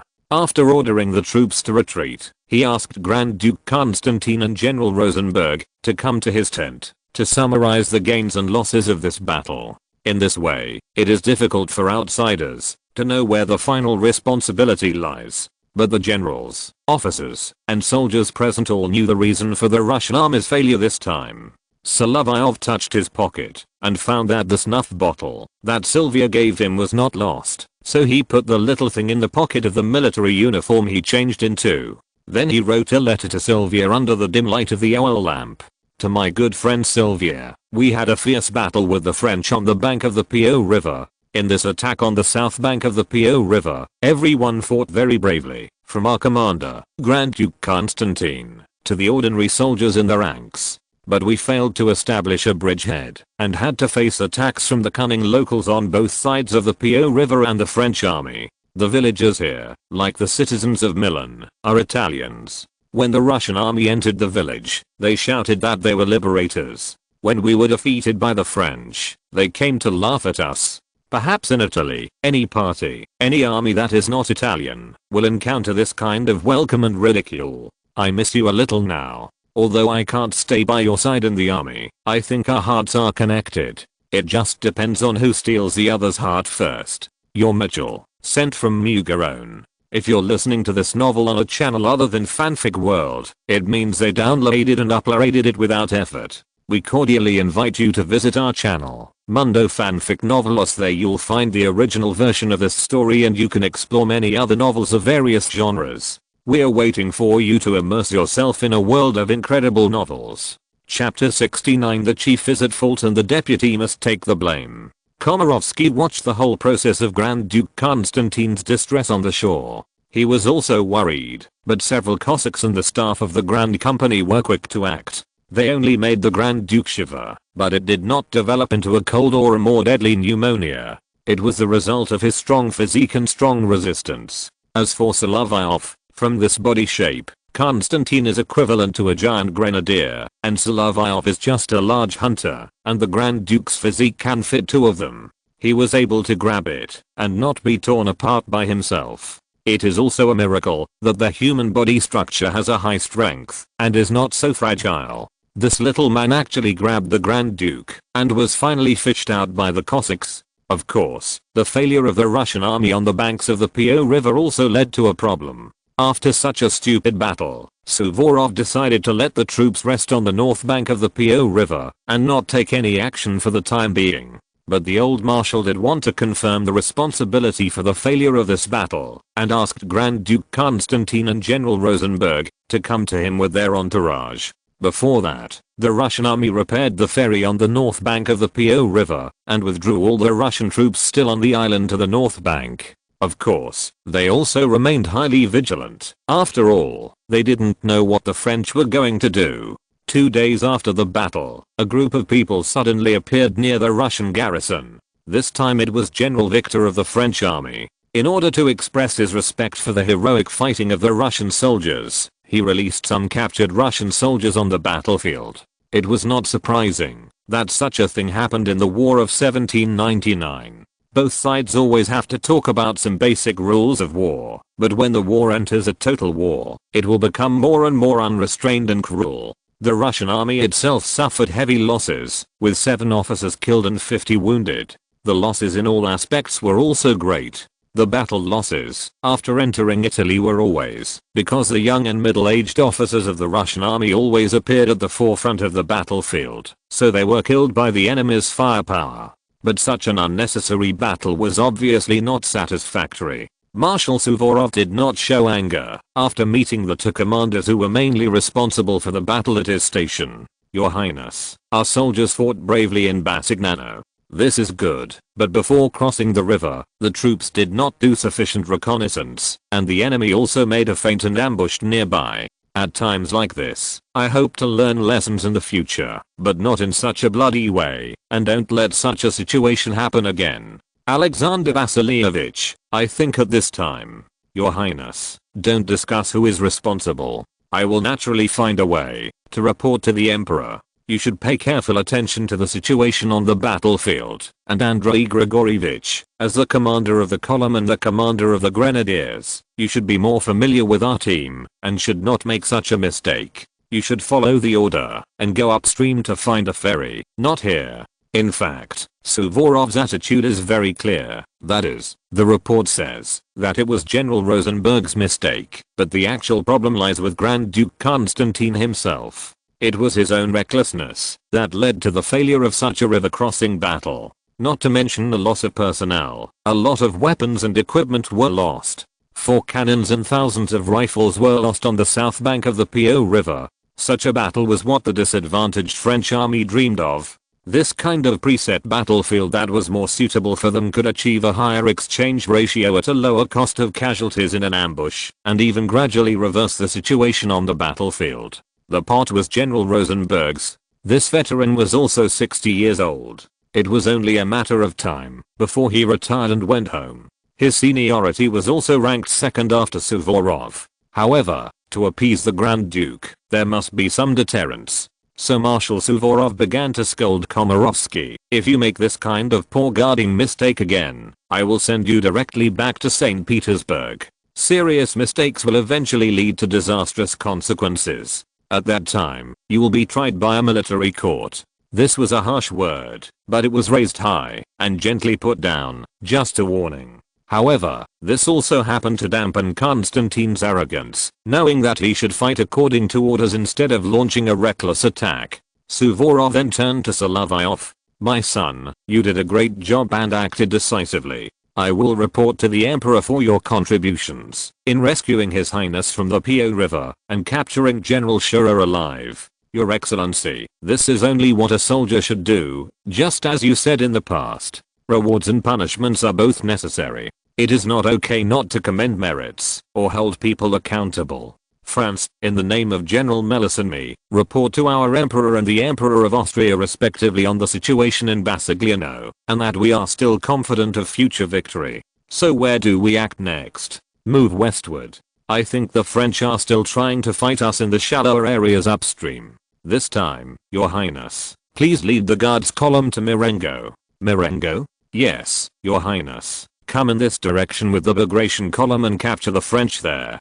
Don't let them get away easily. Our Cossacks and the Austrian allied cavalry have already detected their actions. Speaking of Marengo, this place was where General Bonaparte won the final victory when he was promoted to the first consul, but he lost Desaix and Anir of Arbois, a veteran from Pontoise. There is no Marengo yet, but the coalition forces are attacking the French on the Italian battlefield. Bagration crossed the river from Piacenza and continued to move forward. After controlling the city, he also received an order to move forward to Marengo. On his flank, there were 13,000 Austrians operating nearby, but the French still launched an operation, and it seemed that many people were active here. Grand Duke Constantine accepted the order this time, obviously because Suvorov covered up his huge fault and was very cautious, and the same was true in front of Komarovsky and other adjutants brought from St. Petersburg. Solovyov did not want to stay with the Grand Duke for long, but went to the joint regiment mainly composed of the Guards Chasseur Battalion, where he might have a better chat with von Bystrom. Mishap, welcome back. According to the order, you should command the combined battalion, and I will command the Guards Chasseur Battalion. What about the regiment commander? There is no regiment commander yet. Prince Bagration's column is in front. We have to prepare to support them. This is also an order. I don't know what the French will do. It will take us a day to walk from here to Marengo, but there is no need to march quickly. This is better than when we were rushing to Verona. Of course, but you are in Basigliano. Don't talk too much about the responsibility of this battle. Our reports all say that it was General Rosenberg. You should also pay attention to the corps notification. Well, there are some things that really can't be said. The marching speed of the guards column was also very fast. On this road, at least it was relatively friendly to boots. When they marched to the vicinity of Marengo in the early morning of May 16th, May 5th in the Russian calendar, they had already heard the sound of artillery. This time it's good.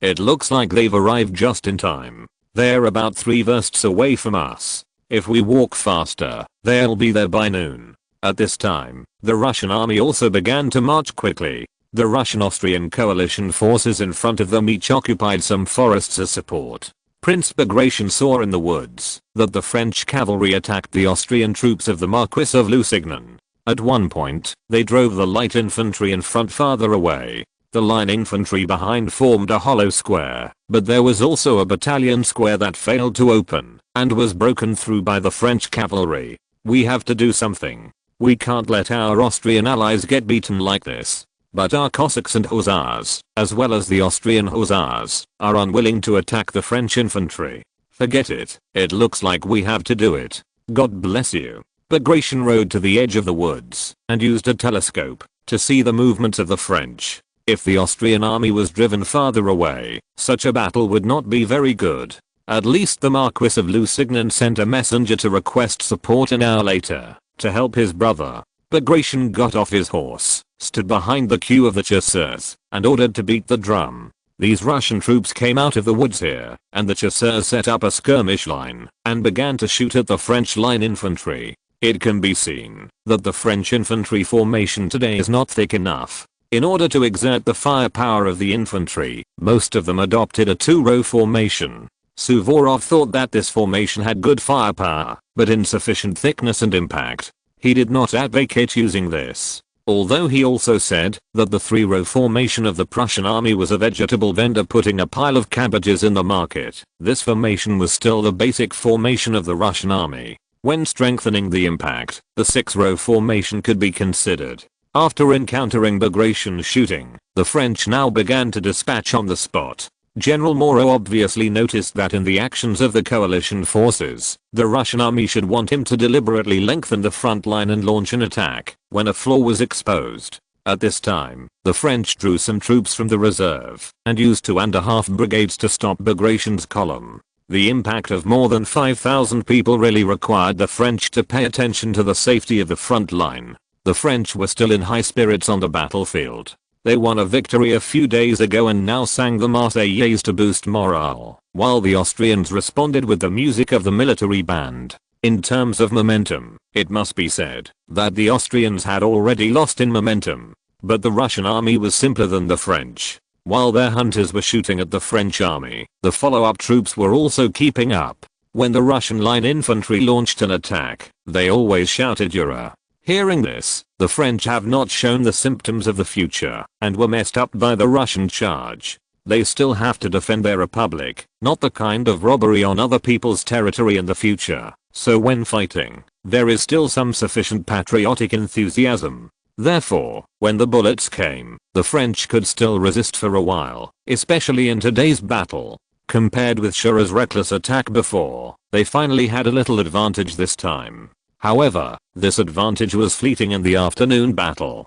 The Russian reinforcement arrived at the battlefield, but they had not yet joined the battle. The Guards column led by Grand Duke Constantine had arrived behind Bagration. He was not here to command by himself. After doing something stupid before, he had to listen to the opinions of Bagration, who had a lower rank. Your Highness, I think at this time, the Guards regiment should be deterred to the flank of my column. After launching the attack, we should move forward and shoot close according to the situation, and finally launch a bayonet attack. At least Grand Duke Constantine has learned now not to be so reckless and send out the Guards regiment under his command. The Guards Chasseur Battalion and the combined Chasseur Battalion were used separately to support the Austrians and attack the flank of the French army. Subsequent troops continued to enter the battlefield. After Moreau learned that the column of the Austrian veteran von Keim had also entered the battlefield, he chose to withdraw from the battle and not continue to consume troops here. The coalition forces had been fighting more and more, and it was very unwise to continue fighting. So he ordered the Italian republics that were marching together to withdraw from the battle, and the two French divisions alternated to cover each other and withdraw from the battlefield as rear guards. After Moreau gave up the battle and withdrew from the battlefield, the coalition forces did not choose to pursue despite their superiority in manpower. The reason was quite funny, because after the Austrian army was hit by the French army, except for General von Keim who came to help, they had been retreating, while the Russian army had been advancing, and the troops were very uncoordinated. When Suvorov arrived at the battlefield, the battle was nearing its end. This time he needed to carefully inquire about the situation on the Austrian side. The ones who took the blame were still the adjutants of the Austrian army. Suvorov had a way. He only criticized the adjutants indirectly to the Honorable Grand Duke Constantine. The same was true for the Austrians. Unlike the Russian army, which was full of courage and even a little reckless, they were cautious and almost timid. As Austria's traditional ally for so many years, Russia actually knew what they would do. It was unlikely to change this habit, but on the battlefield, the coalition forces still needed to cooperate well. Explaining these adjutants clearly could also prevent their superiors from making stupid mistakes. Now that an armed struggle against France had broken out in Genoa, the French army had to withdraw troops there, and Suvorov finally had the opportunity to rectify some minor problems in the coalition forces. Chapter 70 Petersburg Court at this time. The news of the Russian army's successive victories had not yet reached St. Petersburg, and all that was received here was some preliminary news. Some people were making big statements in salons and clubs, saying that the French army was not easy to mess with, and that the Austrians had fought them for so long before, and had not been able to resolve the situation. Paul's approach was very simple, which was to close most of the British clubs, except for the British club in St. Petersburg, because a nobleman had jointly petitioned to keep this place as a social venue. Paul himself could not completely go against the nobles, so he allowed the St. Petersburg Club to continue operating. At the same time, salons in various places were still being held, and it was inevitable that they would talk about the war between France and Russia, as well as the relationship with the Austrian allies. Although Paul himself did not want his eldest daughter to marry the Habsburgs, he did not use his own hands. to break up the marriage with Archduke Joseph, but used a relatively complicated method in the 4-stage diplomatic tactics. To the Austrian ambassador in St. Petersburg, he responded, "Sir, we also want to do something, but it's too late. My daughter Alexandra did not spark love with His Highness Joseph." After the Austrian ambassador left, he asked Prince Saul to come next to him. "How about this, Your Majesty?" The Austrian ambassador didn't say anything, but from his expression, we can see that Vienna will acquiesce to this fact. This is unfair to Archduke Joseph, but there are good things. At least he came to St. Petersburg for a blind date. The commander-in-chief of the coalition forces on the Italian front will be Alexander Vasilievich. Now our marshal has sent back an urgent message that the Austrian army won the victory in Verona alone, but in the subsequent pursuit, we won a huge victory. This is the result of military reform. Under the command of our outstanding commander, we will also win great victories in the future. But Your Majesty, the Marshal mentioned in his letter that he is still worried that the French army will increase its troops on the Italian battlefield. Although I'm the secretary in charge of diplomatic and administrative affairs, Your Majesty, this is also worthy of attention. You still need to discuss this issue with the secretary in charge of army affairs. Okay, but this will have to wait. We can't do anything here, and Petersburg can't command so far abroad. What Paul was concerned about next was where his daughter's husband's family should be chosen. He didn't need to worry too much about Elena's affairs. After the eldest son of the Prince of Mecklenburg met her, they liked each other very much. The next thing to do was to get engaged first, and then get married officially in Petersburg at some time in the second half of the year. This is also a Russian tradition. Even considering the current situation in Europe, Paul also wanted his son-in-law, Frederick Ludwig, to stay in Petersburg for a while, just in time for his younger brother to serve in the guards of the Winter Palace. The Winter Palace was not short of guest rooms, but Alexandra's marriage gave Paul a headache. At this time, if he quickly arranged the next blind date, what would be the attitude of the Austrian government? He was not sure now. If the war went smoothly, there would be fewer concerns in this regard.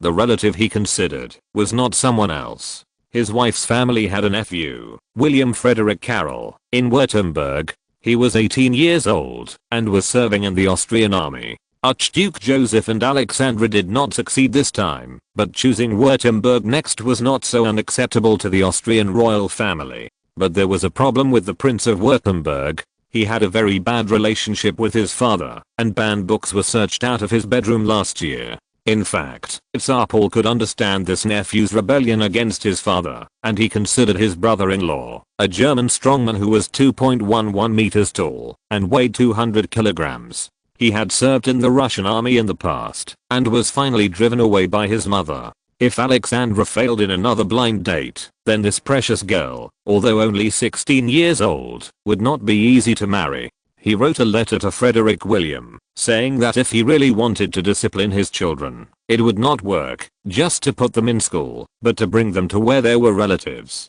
In 1783, Frederick William accompanied his brother-in-law on a tour of Europe, indirectly helping Russia and Austria to build bridges, which led to Frederick the Great dismissing him from his post and kicking him out of active service in the Prussian army. In the end, it was the Queen who offered him the position of Lieutenant General Commander of the Kherson garrison, and then found a reason to send him away. After some things, the brothers Paul and Count Bobulensky did not know why Frederick William's daughter-in-law suddenly died of hemorrhage in 1788. This was discovered later, when the Württemberg family came to move the graves, and it was discovered that it was a serious scandal, and even involved murder. If he went to find him, Paul thought that he was not only a relative of Frederick William, a 200-kilogram strongman, but also had a good personal relationship with him, so this kind of thing was always feasible. Moreover, when Archduke Joseph came to St. Petersburg, Queen Maria could not say anything that was eye-catching. Although a noble character is a first-class virtue, the performance of the Austrian Archduke was very boring, and the matter was blown. However, if her daughter wanted to marry to Württemberg, it was a small problem that William was not in tune with her. The cousin from the Russian royal family could not be neglected. She was more or less worried about another point, that is, Baden and Württemberg were both at the doorstep of the French. Although France's attitude towards these two countries is not bad at present, and there has been no disturbance, Paul is not without a way. Dorothy Queen was called Sophie Dorothy before she got married. The element of this Tsar's office and the Winter Palace are almost full. Your Majesty, I hope you will not make a wrong judgment about Alexandra's marriage because of the past in Sweden and Vienna. I'm thinking this way. What do you think of marrying our daughter to William, your nephew? Although this young man has some minor problems, but although William's reputation is not very good now, the Queen also considered that this marriage will still be beneficial to Württemberg's family in the future, and the relationship between her husband and brothers is good. Even if Württemberg is really occupied by the French, the worst that can happen is that the daughter and son-in-law can find a way to come back, and the French were not so excessive to the courts of other countries during the Directory period. In addition to the poor Princess of Savoy who died tragically and had her head sawed off, the Queen from Austria was finally guillotined. The former's bloody case caused the French royalists and republicans to keep silent about her death, and the latter's death now seems more intuitive. Anyway, Austria has always been a heavyweight participant in the anti-French alliance. The French were clear-headed and would not think of working particularly hard for their allies. The Russians, who were more vindictive, would fight them to the death. Your Majesty, I think it's not impossible. You were still hesitating just now. I think you were worried about William's character, or something else. You can ask him to come, but you have to investigate first, and even claim to the outside world that he is here to visit your aunt.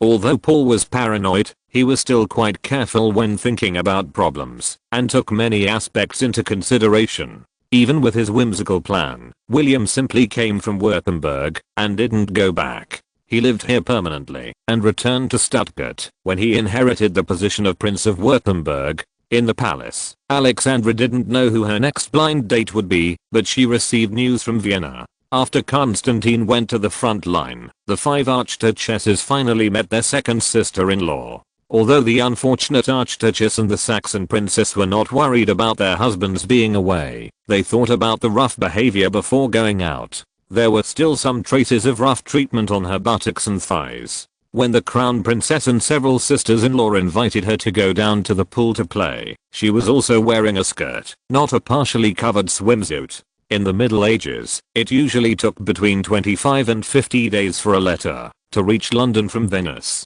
It was far away from the front, and even in the late 18th century, the speed was limited. Even if the express mail from Milan was sent to Vienna and then transferred to St. Petersburg, the speed of transmission was slow, and the delay of the messenger on the road would not be too fast. The 5 sisters were still worried about their brother's safety at first, but when they saw the second sister-in-law, they all came over. Now the theme was to play with the child. Their niece was also brought to the pool and placed in a large wooden tub. Although the child was not yet a year old, she did not show any fear at all. Of course, Larissa was still very concerned about the safety of the child and soon asked the maid to carry her daughter out. The focus was brought back. Larissa had a well-proportioned figure and slender legs. She was not like a Greek sculpture, but a typical weak European noblewoman. However, her figure had changed after she had a child. In this era, there were swimsuits, which were what they wore now.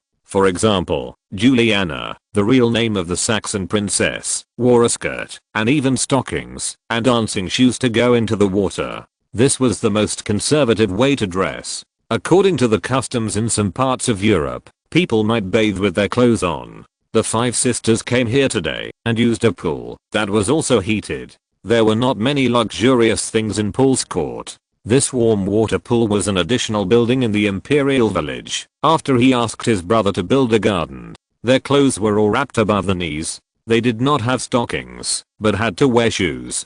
People in this era would not have thought that in the next 150 years, the fabric of swimsuits would be reduced again and again to a level more serious than the decline in forest coverage. Even when they wore it like this, it was still at home. When the women wanted to go into the water, they would show themselves. For a long time after 1670, even when they went to the hot springs for hydrotherapy, they would wear it like this, which was different from the Roman era. Sitting by the water, they discussed Elena's fiancé. Elena, we thought your fiancé would be a loud-mouthed little colonel like his brother, but he turned out to be a well-dressed and gentle person. Brothers can't all be the same, like the Emperor and Uncle Alexei, you see, from their personalities to their body shapes. Maria, why are you still chewing on the Emperor's tongue? Anyway, she was very favored by Paul, and she was not blamed for publicly saying that the Emperor's pajamas were funny. However, this question is indeed worth thinking about.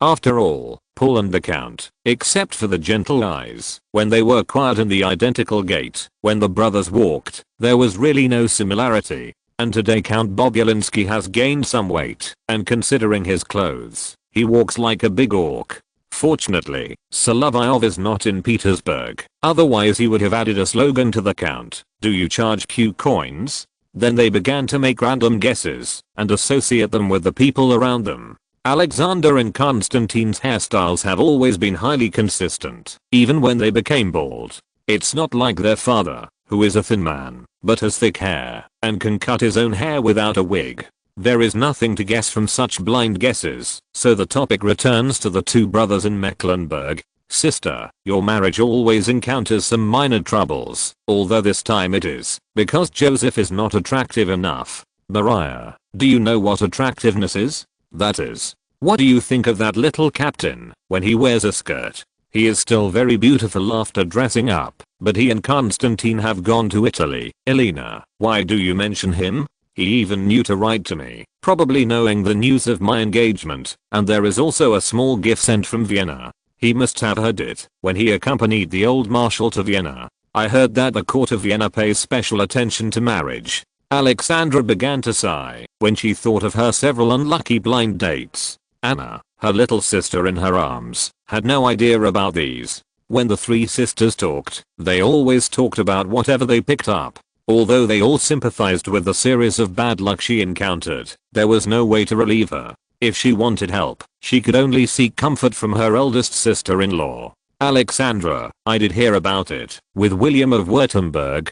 Don't tell anyone else. It was my mother's lady-in-waiting who told me. Larissa said this close to Alexandra's ear. Her voice was very low, but she could hear it clearly. If it was cousin William, Alexandra would be able to accept it. Although in her grandfather's correspondence, he always said that he had behaved absurdly since he was a child, but they had played together in Petersburg. This William, when he was 5 or 6 years old, was already taller than other children of the same age, like a 7 or 8-year-old child. At that time, he would punish any little bastard who dared to bully his cousin with his fists. This is probably one of the few memories of those cousins in Alexandra's childhood. Although it was a bit absurd, this cousin would always say hello every time he wrote to them, and he would always send some small things from Württemberg with the court messenger, as well as the molds and drawings for his aunt. This alone made the sisters have a good impression of him. His absurd reputation and his attitude towards his relatives were not contradictory.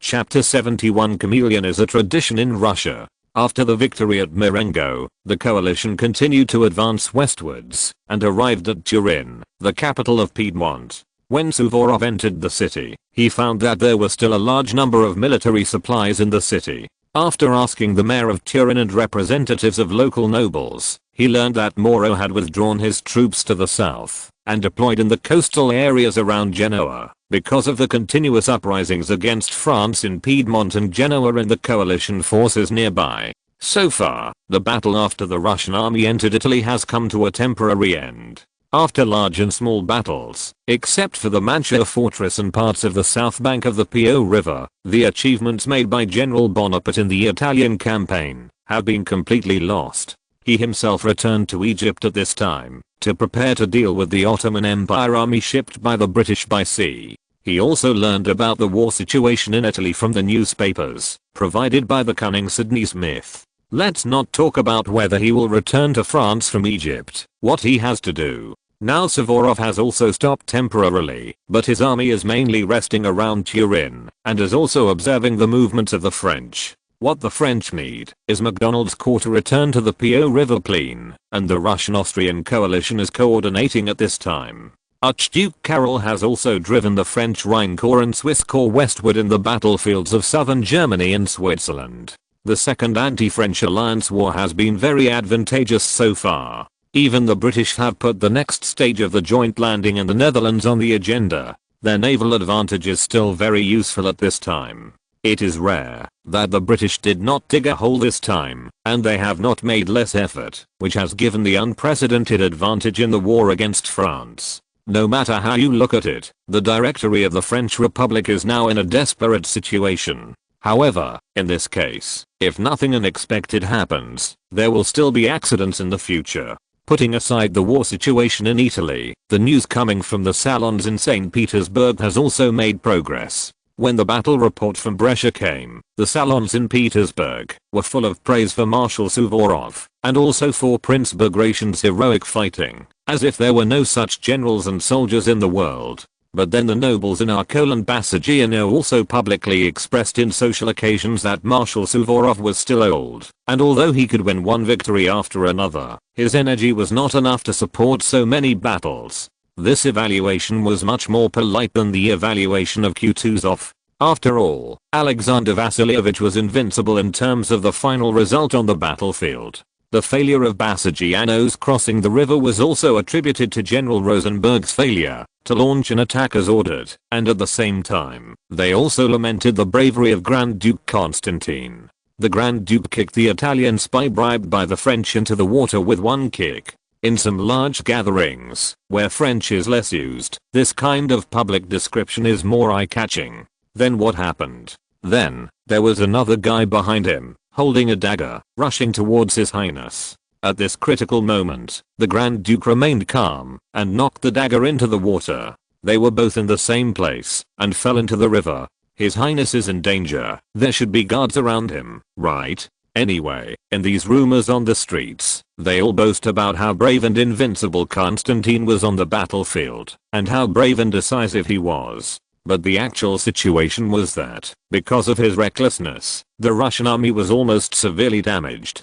It was the tenacious Russian soldiers who performed bravely on the battlefield, allowing most of the troops crossing the river to escape unscathed. Later, the French army released some Russian soldiers, so the loss was not very large. Paul read the battle report carefully. He did not believe Rosenberg's so-called fault. After all, he was also a 60-year-old veteran with rich battlefield experience.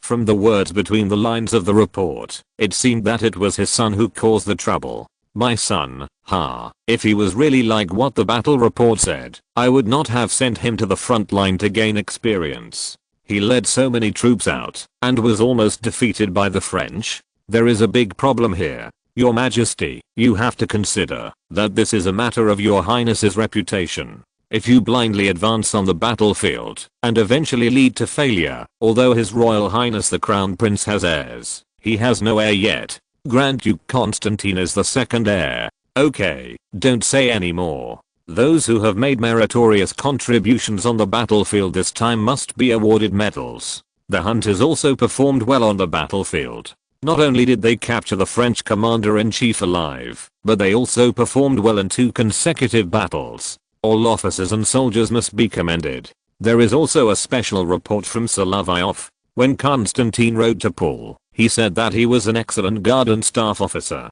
He even fell into the water himself. When the guards wanted to rescue him, he was the first to jump into the water to help. Medals should be awarded according to his merits in previous battles. However, Solovyov had previously won the Order of St. Anna, 3rd class, for inventing the breech-loading rifle and revolver, and was allowed to have the medal engraved on the weapon.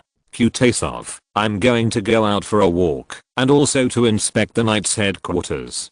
But, Your Majesty, I don't know if there is something I should say or not. You are my close minister and the Secretary of State. What can't be said? There is not even a guard in this office today, only you and me. Your Majesty, it is Count Litter, the chairman of the Knights Council, and the widow of the former ambassador of Naples. Paul heard about this, and he didn't think it was strange. The family tradition of the Skavrinsky family was not very good, and the Countess was Potemkin's niece. Although she had a high status in the court, it was not surprising that something happened. Count Litter was deeply trusted by Paul, and now this nobleman from Milan, Italy, was from the Visconti family, which was not noticed by ordinary people. If Solovyov knew about this in Turin, he would be embarrassed to death. So far, in his social circle in Petersburg, everyone who is familiar with him is almost a close-knit group of relatives and friends. Let's not talk about the Tsar's family. The mother of the little fairy fell in love with an Italian nobleman this time. Her sister is the daughter-in-law of Prince Yusupov, and several sisters have married some nobles. There are also relatives with Prince Golitsyn's family, Prince Vokinsky's family, and Prince Dolgorukov's family. From the time he left the novice village in Moscow to now, he has not left this family network. He picked up a girl in Italy. If you calculate the seniority and blood relationship, I'm afraid he still has to call this count uncle. They are all descendants of the Visconti family in Milan, although they are different branches. This is not to mention that Paul has already planned to arrange a marriage for Prince Bagration after he can return triumphantly. Which unmarried girl is the most suitable? It is the little fairy himself. If Countess Skafronskaya knew about this, she would cry. After all, she favored the young Count Palin, and this count was also to be betrothed to her sister Maria. The reason for this is that, although the little fairy always wanted to hook men before she got married, she mostly talked about it. Although she was fully engaged in real actions in theory, she had not put it into practice at all. She was very young and her mind was very active, but before she officially got married, she was still quite innocent. Thinking about her future status in the upper class and her becoming the source of material for many French and Russian novelists, the contrast is indeed very big.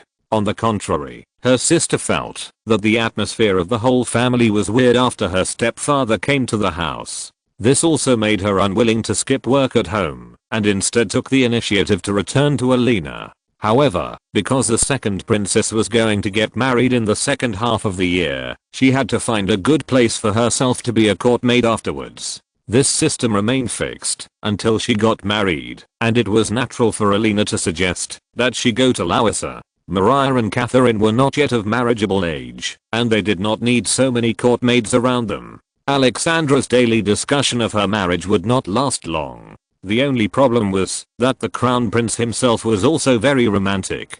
He had pursued Countess Stroganov some time ago, but was rejected again by that lady using a clever method. This confused the little fairy, as the crown princess's knowledge reserve was already a talented woman. Not to mention her understanding of history and poetry. She had also heard this prince talk about philosophy, but these noble ladies could not understand it anyway. Only Grand Duchess Alexandra could communicate with the crown princess in poetry, and many of the animals that had been selected in the aquarium that Alexander had built recently to please her were selected by the crown princess herself. However, in order to avoid seeing that embarrassing scene at home, she gritted her teeth and moved to the Winter Palace with her luggage.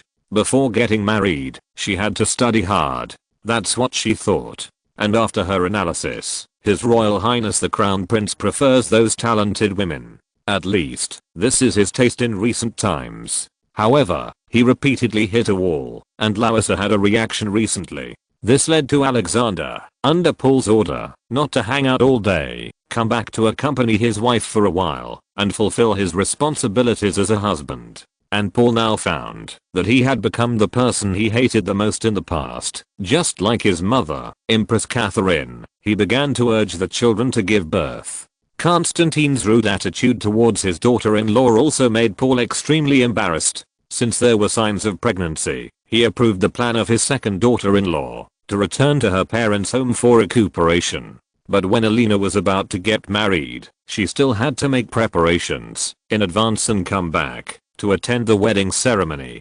Alexander, unlike his brother, was flirting with women everywhere, but he still hit a wall everywhere. Paul himself, except for the maid that the Empress arranged for him to test his fertility, only slept with his wife. Mistresses are only people to confide in, and loving one's wife can give birth to more children and increase the chances of giving birth to the next generation of heirs for the Russian Empire. Regarding this, Paul, a devout believer in the chivalrous Don Quixote Tsar, prayed to God in the prayer room and asked God to forgive the sins of his two sons. It is hard to say whether he can move God. Anyway, in St. Petersburg, he is changing color all day long, which makes him feel tired. If he continues with this mentality, he is afraid that he will get sick. At this moment, he didn't know that Juliana didn't plan to come back this time when she returned to her parents' home. She had had enough of Constantine.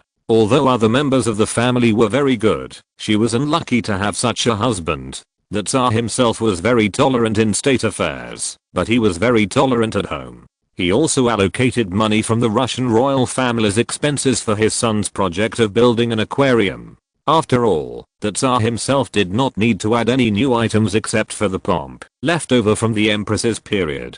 The saved budget was given to his children, including the luxurious dowries prepared for his daughters. He himself was very concerned about scientific undertakings and various projects, especially the new weapons of the army, which were related to how the Russian army would perform on the battlefield in the future. In the past, there were many ridicules for his new policies and new weapons. Now, at least Suvorov's victory on the battlefield is no longer questioned by many people. The Prussian military reform, due to his loose attitude, allowed the guards and grenadiers to adopt some other training methods. The combat effectiveness of the combination of hunters and new weapons has indeed changed many people's views. In Russia, people change their faces as quickly as turning pages of books. Those who opposed Paul's policies in the past now stand up to support them, which is really ridiculous. Paul was actually prepared for such a famous scene. He found a story collection from somewhere, and there were some jokes in it that made people want to laugh after reading it. At the royal family dinner in the evening, he told the story of the chameleon. "Your Majesty, your jokes are average, but this story is quite funny." Kutuzov also flattered the Tsar, which made Paul think that many courtiers were like this. He now feels lonely, except for his wife and children, and a few confidants who are loyal to him. It seems that many people live with masks. Even his children, do they also live with masks? On the throne of the Tsar, he himself feels lonely, just like his idol Frederick the Great. The King of Prussia once said to him in person, "I can only feel that my pet dog is loyal now." Chapter 72. All the supplies were sold wholesale to those Venetian traders. The Russian troops in Turin are now living very happily. It can be said that they have never had such an experience since they left their hometown. When the coalition forces arrived, the French army did not surrender completely. More than 5,000 people retreated to the fortress.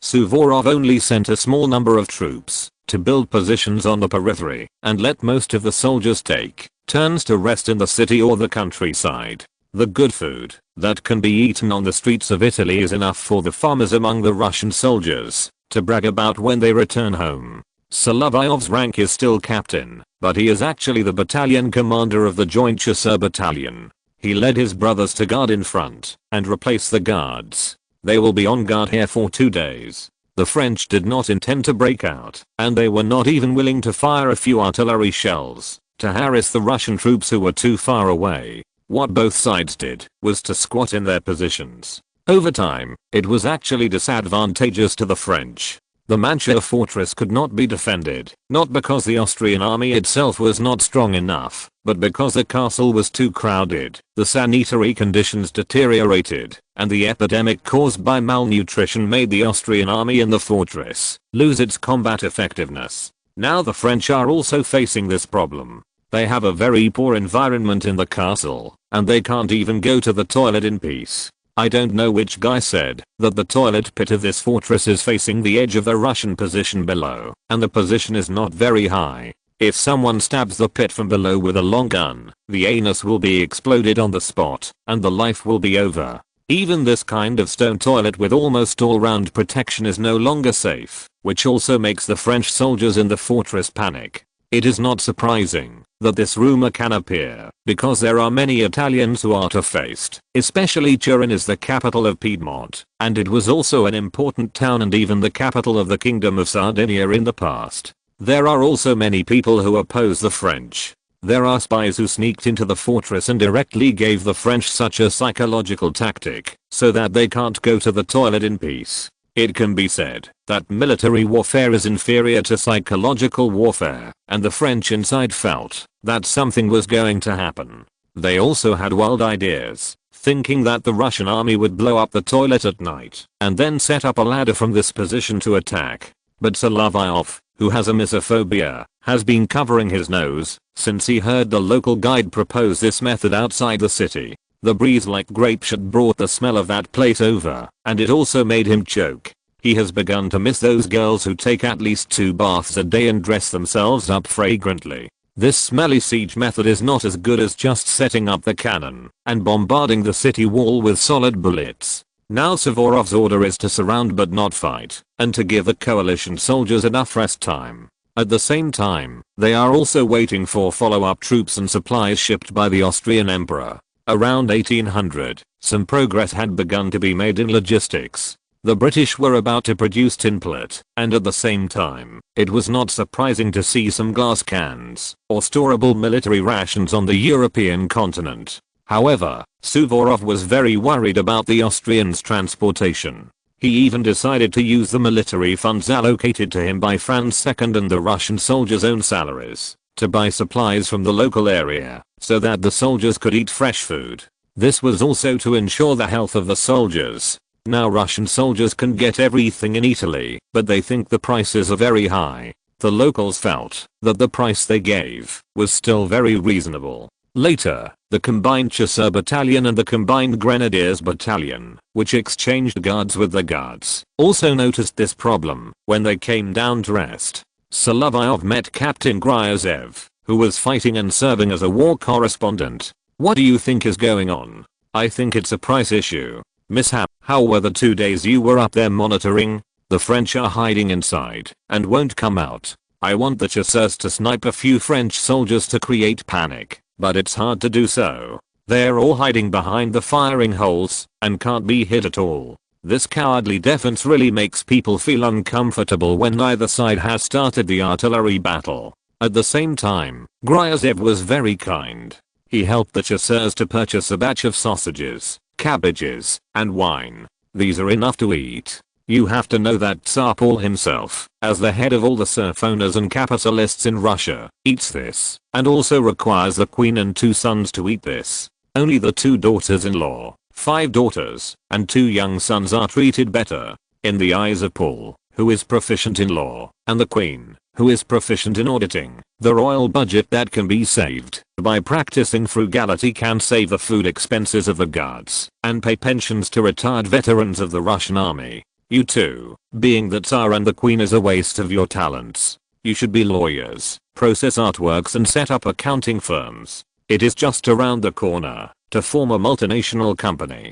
Unfortunately, Paul's friend Louis XVI, a top engineer and craftsman, has lost his head. His wife is also suitable for publicity and public relations. However, they all sneered at the materials transported from the rear. Do you know why Alexander Vasilyevich wants to buy supplies on the spot? Why? You have worked in the headquarters. If it weren't for the fact that your team of soldiers are holding new weapons and need to test their performance, would you come and meet me in the marching column? Such a hassle. There is only one reason. Those Austrian quartermasters have been reselling supplies. Also, the red wine and sausages that should have been distributed to us were sold to who knows who on the road by those Venetian traders. Maybe the things we should get are in the mouths of those Italian prostitutes. What did you say? Anyway, it's not chewing gum. This thing doesn't exist now. It is something that Emperor Franz distributed to Russian soldiers. The Austrian quartermaster's behavior is actually a European feature. Quartermasters of any country can do such things. The Russian army is not so rampant now because the emperor himself is strict. Austria is different. Although there is Archduke Karol who can lead troops and fight, he can't manage so many Austrian military leaders. These old men have made a lot of money and even said bad things about Archduke Karol and Archduke John in front of Franz who want to investigate them. Archduke John is so young, but he is also gossiped by these old ministers. He is really bad at fighting, but he is still very efficient in checking accounts. Emperor Franz is not clear about the use of people. Among these brothers, who can still work, Joseph is in logistics, Karol is fighting on the front line, and the other brothers can also be assigned positions. However, he arranged them all in inappropriate positions. Even Karol, who is very suitable for leading troops in terms of ability, is not very comfortable in the army. In addition, he also likes micromanagement. Now, Switzerland, a small mountainous country that has always made the Habsburgs uncomfortable, has separated the 2 battlefields. Otherwise, he will have to micromanage Archduke Karol and Suvorov. At that time, we will know what a rookie emperor is, that two top commanders cannot lead. After delivering all the supplies, Gryazev took his grenadiers to the battlefield. The Austrian engineers were also thinking about how to attack these fortresses. The French garrisons left in Piedmont in northwestern Italy were all hiding inside. Although their morale was not high, they could not be taken down in a short time. If they were to spend a long time here, it would also give the French time to suppress the anti-French uprising in Genoa. On the other hand, Moreau repeatedly asked for help and mobilized troops from France. There was also MacDonald, who came from southern Italy. If these two corps were combined to form a new Italian corps, it would not be a good thing for the coalition forces. General Credi had not returned from besieging the fortress in Mantua, and the main forces of the Russian and Austrian armies were also dispersed. Only the troops led by Suvorov and the guards of Grand Duke Constantine were relatively intact. Even now, the guards had only fought one encounter in Marengo, with minimal losses, and were still a fresh force that could be used and deployed on any battlefield where needed. The location of Turin was not necessary for a large-scale garrison, and it would affect the mobility along the coastline. In the end, Suvorov made up his mind to ask the Austrian army to stay and surround the fortress, since they were trapped in the mountains and couldn't get out anyway. After Melas left these troops, he also gave instructions. The coalition still had to take action. This time, Suvorov's marching target was Alexandria. There were too many places with this name on the Eurasian continent. It was also when Alexander the Great of Macedonia went on an expedition that he built a lot of settlements according to his own name along the way. After crossing the strait, the crown prince's name was also this. It was more or less because the queen had read too many Greek stories and had a bit of a hero complex. The names of her two grandsons and second granddaughter were all very Jinghelio and Jingzi. After they came down, the Austrian engineers surveyed and attracted the French artillery fire. However, the artillery in these fortresses fired more than 150 shells, including grenades and solid bullets, but they didn't hit anything. Some shells were even picked up by Russian soldiers for their own use. After all, the solid bullets that had just been fired could be used by cannons of the same level. The guards marched behind the Rosenberg column. The scenery the Russians saw along the way was very beautiful, and the local people were also very enthusiastic. Because it was the core area of Piedmont, they didn't like the French to some extent, especially after the taxation and grain collection here, which led to a significant decline in the quality of life of the locals. Not only in Italy, but even in Corfu, which welcomed the liberation of the French, the local Greeks now even welcomed the Turkish fleet that had always been against them to enter the port. There is no other reason.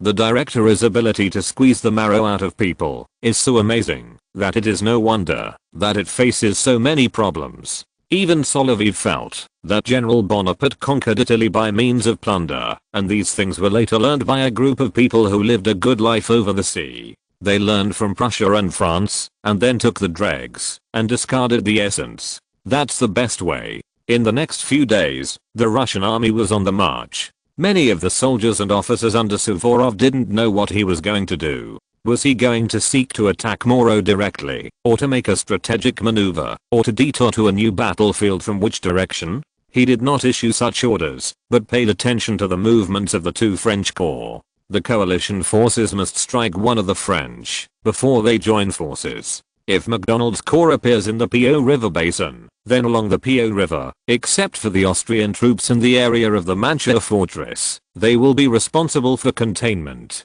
Suvorov didn't know if he could wait for this opportunity. After all, if Moreau and MacDonald chose a more cautious strategy and joined forces in the south of the pass under the cover of the mountains, although the operation would take a long time, the coalition forces would have no way to deal with this action.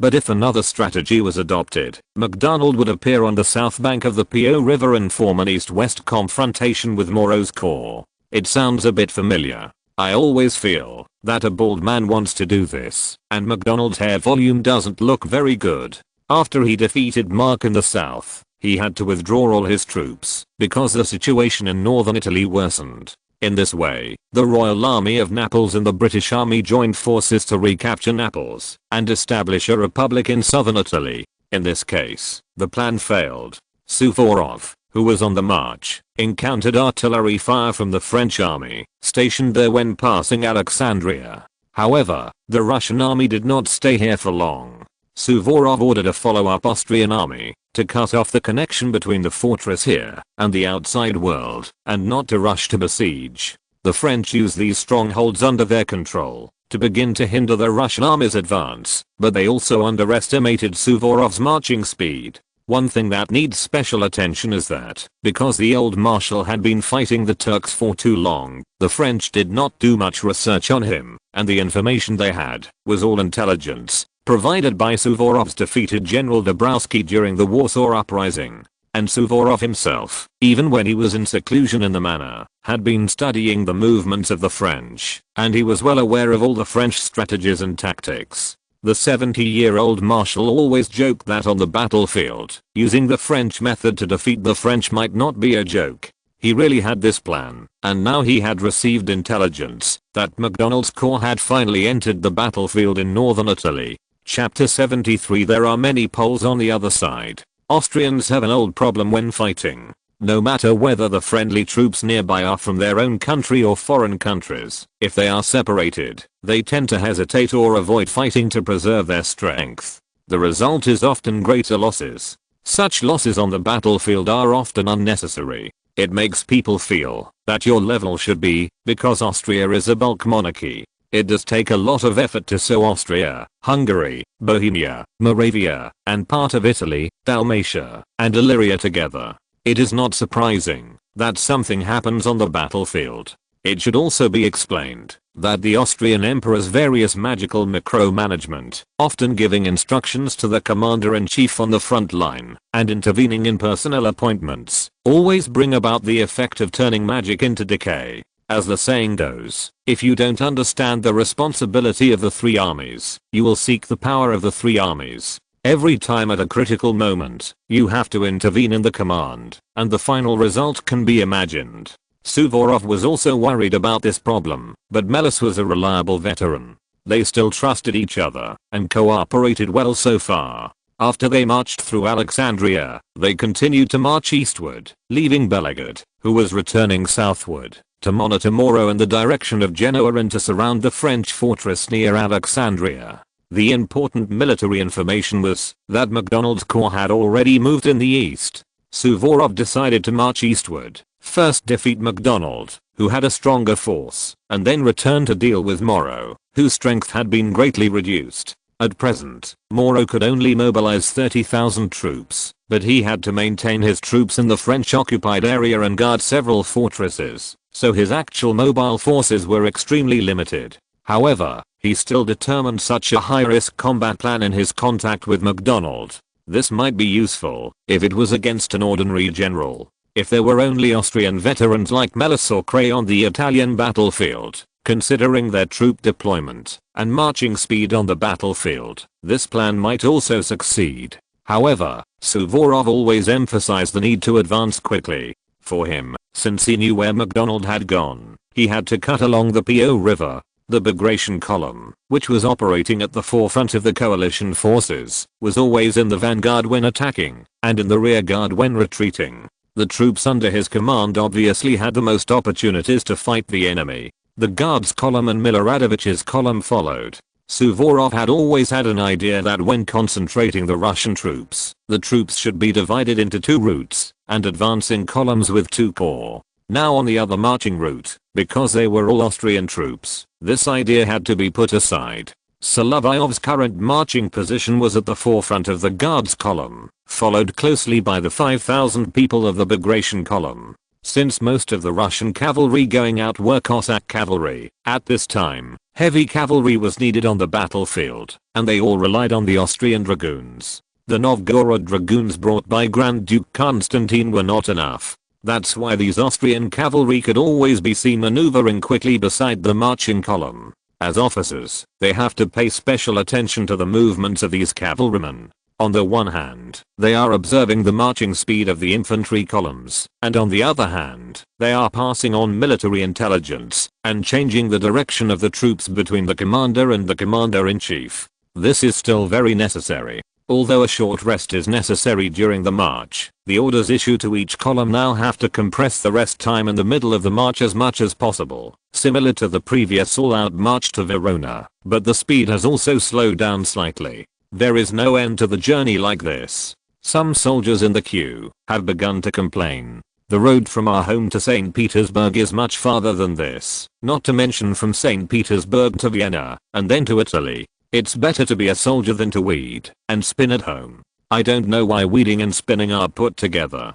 Captain, don't you feel tired walking with us like this? Yes, other masters are riding horses, but you are walking with a horse. Solovyov looked at the soldiers in the queue. There were soldiers from the hunting company he led, and some from other regiments. There were many people talking in such a mixed group, so it wouldn't hurt to chat with them. If you are always on the horse, you can also try it and see if but can bear it. Yes, the master is like this, and those Germans butts are stuck to the horses. If we talk about discomfort, it's not our turn. We farmers walk like this, walking on muddy roads, dirt roads, and Italian gravel roads are the best roads. At least, they won't eat the soles of our boots. If I knew which shoemaker made the shoes for you, I would like to shoot him. Solovyov said this, and the old soldiers continued to make a fuss. Sir, if you kill that shoemaker, I'm afraid you'll have to go to Moscow. The shoes of us veterans of the Smolensk regiment are all made by leather workers in Moscow. That's fine. My hometown is Rouen. When I return to St. Petersburg, I can go to Moscow and kill the shoemaker on the way. It will save trouble. Also, have you bought new boots? Changing shoes on the front line is a daily operation for the Russian army. I've changed my shoes. The Italians' craftsmanship is really good. As long as you wipe off the dirt, it's a new pair of shoes. Of course, Italy looks like a boot on the map. Making leather shoes is their specialty. Captain, what about us in Russia? These veterans are more verbose than the hunters he brought with him, but chatting while marching can also relax them. At least they can feel better. We are Russians. Have you seen my bear fur hat? It looks like a bear. But this is just a hat that the officer bought himself. This hat is more comfortable. But in this hot day, you can see that it is hung on the saddle. Yeah, when we have nothing to do, we can't tease those bears. Who knows which bear will suddenly go crazy. And you have to bring a hunting rifle. Hahaha. Just when these old soldiers were interrupting and having fun, an Austrian cavalryman brought the orders of the several regiments of the Guards column. The Joint Chasseurs Regiment changes the marching formation and joins the Bagration column. The Grand Duke Constantine's Guards Regiment needs to rest. As soon as the handwriting was seen, it was known that the order was written by the Austrians. Suvorov's oral orders always talked about the old numbers and the joint forces. The orders with new numbers were all issued by Weresser to the regiments. At this time, he also had to wait for specific instructions from Major von Bystrom, and the march could not be stopped. If the marching formation is changed, when Bagration's column stops in front, the combined regiment will need to follow it for a few more steps. To be honest, it is probably necessary to form a new formation, with the chasseurs in front, the musketeers and grenadiers in the back, and the artillery assigned to the column at the end. The dragoons, hussars and Cossacks are all on one side of the formation. If there is a hot air balloon in the air now, you can see the billowing smoke and dust of the infantry column marching. In the summer in Italy, because many places have a Mediterranean climate, it is dry and rainless, and marching at this time is really torturous. After that, we have to go to the town of Stradello, and continue forward from there. Bagration did wait for the arrival of the follow-up troops in the town. The change in the marching order became that the two chasseur regiments advanced in parallel on the front line. The rest of the infantry assigned to them were in the back, and the cavalry was deployed on the flanks. He was also waiting for the chasseurs from the guards. After adjusting the deployment, he could also set up a cordon in these villages on the front line, and the speed of the march would be faster. Mishap, you guys are moving fast. What we need to do now is to search and move forward. Scouts have reported that there are Polish legions active here. Poles? Who are they on? Our old friend General Dabrowski has now gone to the French to form a legion. We can see a lot of Poles in Italy. We heard from our Austrian allies that there are at least 10,000 Poles in the French army. Wow, how come there are so many of them? They want to restore their country. How easy is that? It's different from my hometown of Tbilisi. Georgia is now looking forward to it. The Russian army should come quickly, otherwise we will be robbed by the Turks and Persians all day long. The reason why Dabrowski is an old friend is that a few years ago, when Marshal Suvorov led his army to suppress the Warsaw Uprising, Bagration's troops finally broke through the general's defense line, and the final result was the surrender of the Polish uprising. We can sympathize with them from the perspective of their national spirit, but as long as the Poles are a little bit richer, they will take advantage of the surrounding countries one by one. This is hard to describe. Even Prince Czartoryski, beside the Crown Prince, wanted to have a close relationship with the Crown Princess secretly. It was not acceptable for a Russian diplomat to consider the interests of Poland. Solovyov, a young man who had not experienced the suppression of the Polish uprising, had a bad impression of the Poles, which was caused by the self-destructive behavior of the Poles in the two plains. Especially Prince Czartoryski, he had to be defeated resolutely. Although this guy did not establish a deep friendship with the Crown Princess, he made the Polish prince seem like his rival in love. Fortunately, outsiders did not know much. When he was in the court, he actually knew what happened that day from the maid beside the Crown Princess. Anyway, the Polish prince was much more excessive than Count Zubov. The count's formal pursuit of the girl was based on the queen's favor, while this one was completely a hormonal impulse. It was no wonder that he accidentally talked about Poland that day, and Crown Princess Elizabeth said that, after all, Prince Czartoryski had been slapped before. Fortunately, Larissa was too weak to give the Ottomans a big slap, otherwise she would have to lie down and be carried out by the guards. And Gryazev's statement was even more interesting. Poland was not good at anything, except for the village girls and war horses there. Solovyov didn't know that the grenadier captain's marching diary also contained the story of his relationship with local girls when he was stationed in Poland. Even this paragraph was not much less important than the account of this expedition. The change in the marching column was that the chasseurs formed a formation in front to search, especially the scouts on the front cordon. The task assigned to Solovyov by Bagration was to lead his company to the front of all the troops. This was also good. Solovyov could only take 2 companies with him in the temporary formation. The company separated from Miloradovich was handed over to Bagration's Chasseur regiment, and behind them was the Guards Chasseur battalion. The way of fighting has become different from the standard battle of this era. Normally, the French army should not have any troops stationed in the village of St. Giovanni, and even the report after the return of the Austrian cavalry was the same. But during the march, the Chasseur company found a bonfire in the middle of the village, and there were a group of people dressed as Ulan cavalry around it. Damn, they are really Poles. Captain, should we fight over there?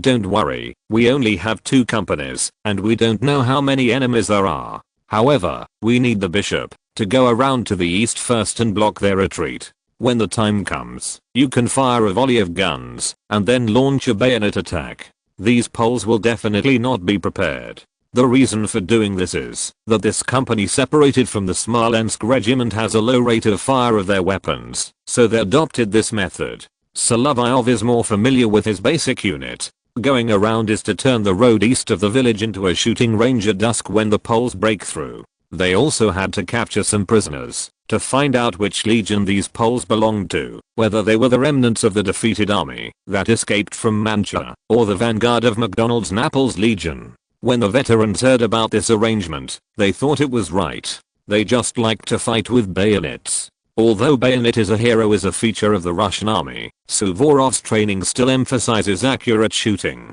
Even these veterans, under the command of their company commander, did not have enough people to form a battalion square, so they directly launched a bayonet attack. At this time, Solovyov set up an ambush on the east side of the road, and he found that there were quite a few Poles. Good guy, infantry, cavalry, and artillery are quite complete. I'm afraid we have caught a big fish. Then, he asked the messenger to ride to Bagration on horseback to seek support from the column commander.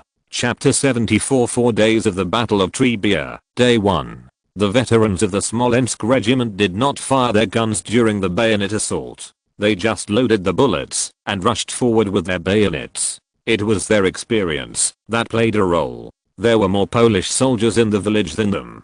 During the assault, many Polish soldiers' guns were empty, as the veterans had guessed. At this time, Fighting meant fighting with bayonets, but the close-range shooting of the Russian army at this time always caused considerable casualties. Some veterans had 2 bullets in their guns, or there were still bullets in their rifles when they were cleaning them before, which made the killing effect even more obvious. The Polish soldiers who were caught off guard during the bayonet fight were driven out of the village. They saw the Russian army lined up in a skirmish line behind the stone wall outside the village, and they rushed over with their lances. However, Solovyov's company of hunters was obviously different from the infantry that the Polish Legion had encountered in the past, from weapons and equipment to shooting level. The hunters were accurate, but generally speaking, their reloading speed was very impressive. If these Poles charge encountered the team of veterans with smoothbore rifles that rushed into the village, they might have succeeded. However, after many of them were knocked down by the Russians in the first round of volleys, they encountered the second round of free shooting by the Russians.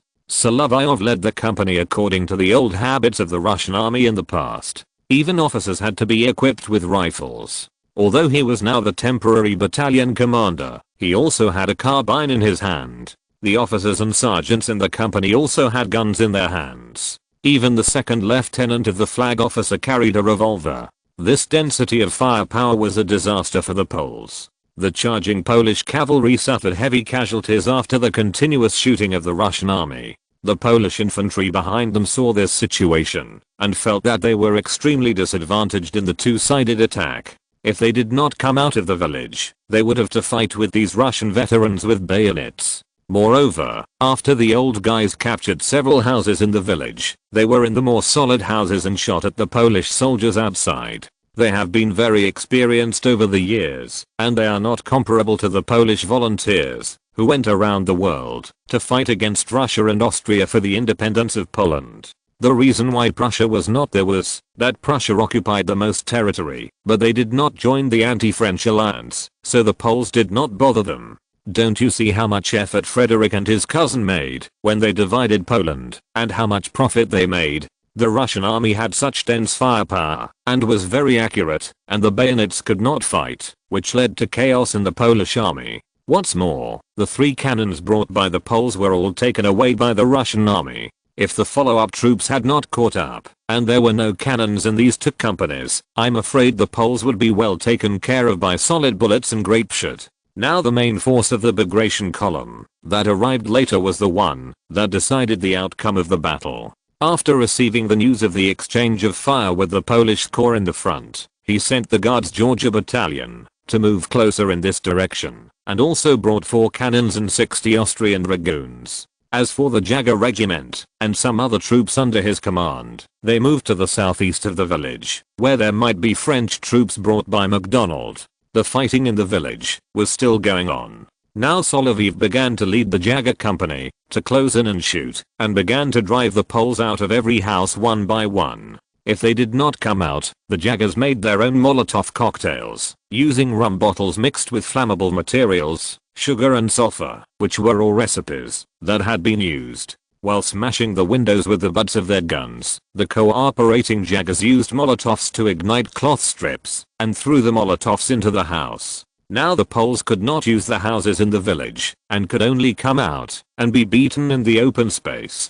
Finally, after the Guards Jagers arrived, they set up artillery and fired, completely blocking the Polish army's retreat, and they chose to surrender. Von Bystrom only caught up with the tail end and did not catch up when the battle was the most intense, but he had a share in the final decisive blow. See, there are so many Poles, they all work for the French. For the coalition forces, the Poles are not very friendly. How should we deal with them? We can't just drive them into the river with bayonets, like we did when we suppressed the Braga district. We are here to liberate Italy. These Poles, although they are accomplices of the French, should still be sent back to Warsaw to teach those Prussians a lesson. It's okay to tell von Bystrom this. He is a Baltic German, and his relationship with Prussia is not very good. In these no Poland times, Prussia and Austria still benefited the most. Later, Warsaw was occupied by Russia, which was a problem of the Vienna system. Now we still follow the Westphalian system finally determined by Cardinal Richelieu and Mazarin.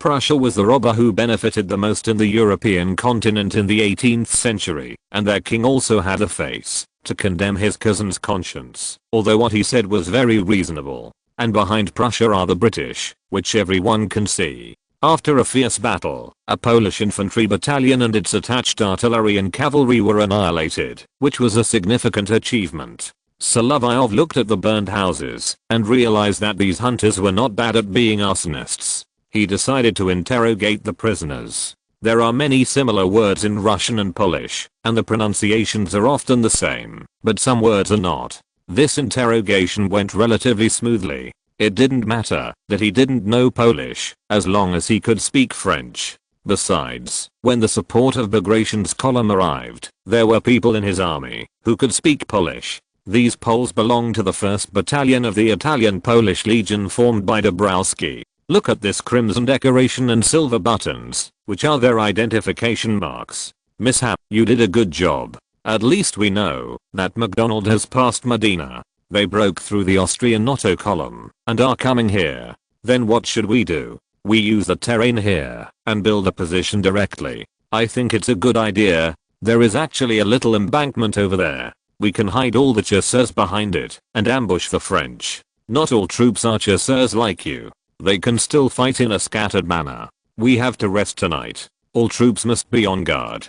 Tomorrow we may collide with the French army. Bagration seemed to have never seen him afraid of anything. Now he has begun to consider continuing to march instead of fighting the French at the preset location in this village. But there is also a problem. He is worried that the forced march will cause most of the troops to fall behind. These chasseurs are fine. They have rarely participated in recent battles. Except for marching and besieging the fortress of Turin, there is not much consumption. The main force of his column has been the pioneer of the Russian army since entering Italy. This was the case on the north bank of the Po River. Now that they have made a big circle and come to the south bank of the Po River, they have not stopped. For this reason, he personally went to Suvorov station and pleaded that the troops could be assembled and at least wait for the troops of each battalion to reach 60% before engaging in battle. When Suvorov heard Bagration say this, he got angry and knocked the ground with his cane.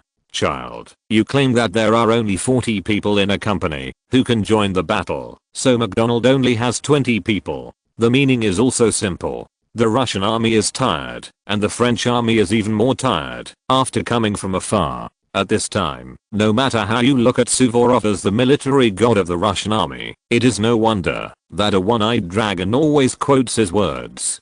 God bless, launch an attack. This time it depends on who has more courage. Since knowing this old general, Bagration also knows his temper, which is rarely like today. So he flew back to his troops and decided to launch an action that night to attack the French. After he left, Suvorov received good news that General Melis's marching column had arrived near the Castello di San Giovanni. This time, the Austrian army moved much faster than before. Even their cavalry and artillery were complete, and the 3 grenadier battalions that were in place were relatively well equipped and could quickly enter the battle. At the same time, although the main force of the French army defeated Ott, the news of the vanguard of the Polish corps was completely cut off, and not even a scout came back. MacDonald was slashed twice by the Austrian cavalry in the encounter, and is now receiving treatment. However, the temporary commander of the French army did not take responsibility, and was also in the city of Piacenza. The main troops were still east of the Trebia River.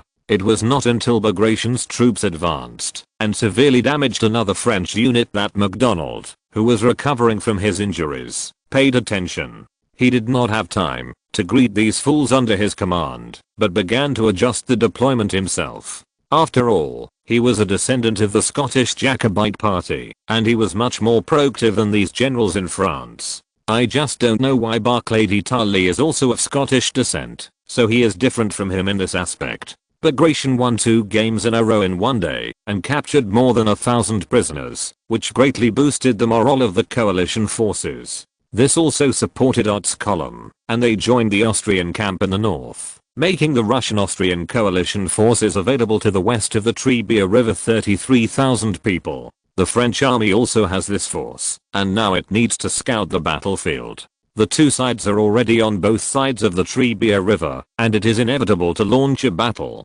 Before this, the scale of the battle was not large. After the Russian army entered Italy, the Battle of Verona has not caught up yet. All the way, they relied on running fast to divide and surround the French. The battle of the battle level was finally encountered here. Suvorov also found an opportunity to fight the French on the Trebia River through a series of rapid maneuvers. During the march, Russian soldiers also saw a statue commemorating the Battle of the Trebia River. However, this was built for the Roman generals who were defeated by Hannibal. These Russian soldiers were still discussing at night. They had been stationed in many places in Russia, so they began to compare. Compared with these monuments in Russia now, the statues commemorating Scipio the Elder and Roman consul Tiberius Sempronius Longus seen in Italy are a bit shabby. That night, Suvorov was in a good mood. After setting up the tent, he hid in the haystack and went to sleep. But Bagration did not rest, because he was waiting for the results of the scout of the hunters. Besides, he was still very young and could still withstand this on the battlefield. Although he looked a little reckless at ordinary times, he also paid attention to the situation on the battlefield. Mishap, do you know about Hannibal's Battle of the Trebia? Why are you asking me this question? You have more experience than me, so you should be more familiar with these historical battles, right? I just want to hear you talk about the outline of the entire battle. You read books every day, so you must know a lot. Then let me tell you about it. It was during the Second Punic War, after Hannibal crossed the Alps. Speaking of which, Solovyov also found it funny. Bagration was also a famous general, but sometimes, just like Miloradovich's foreign language ability, people always have shortcomings. He was not sure whether the prince really could not remember this battle example, so he had to talk about it.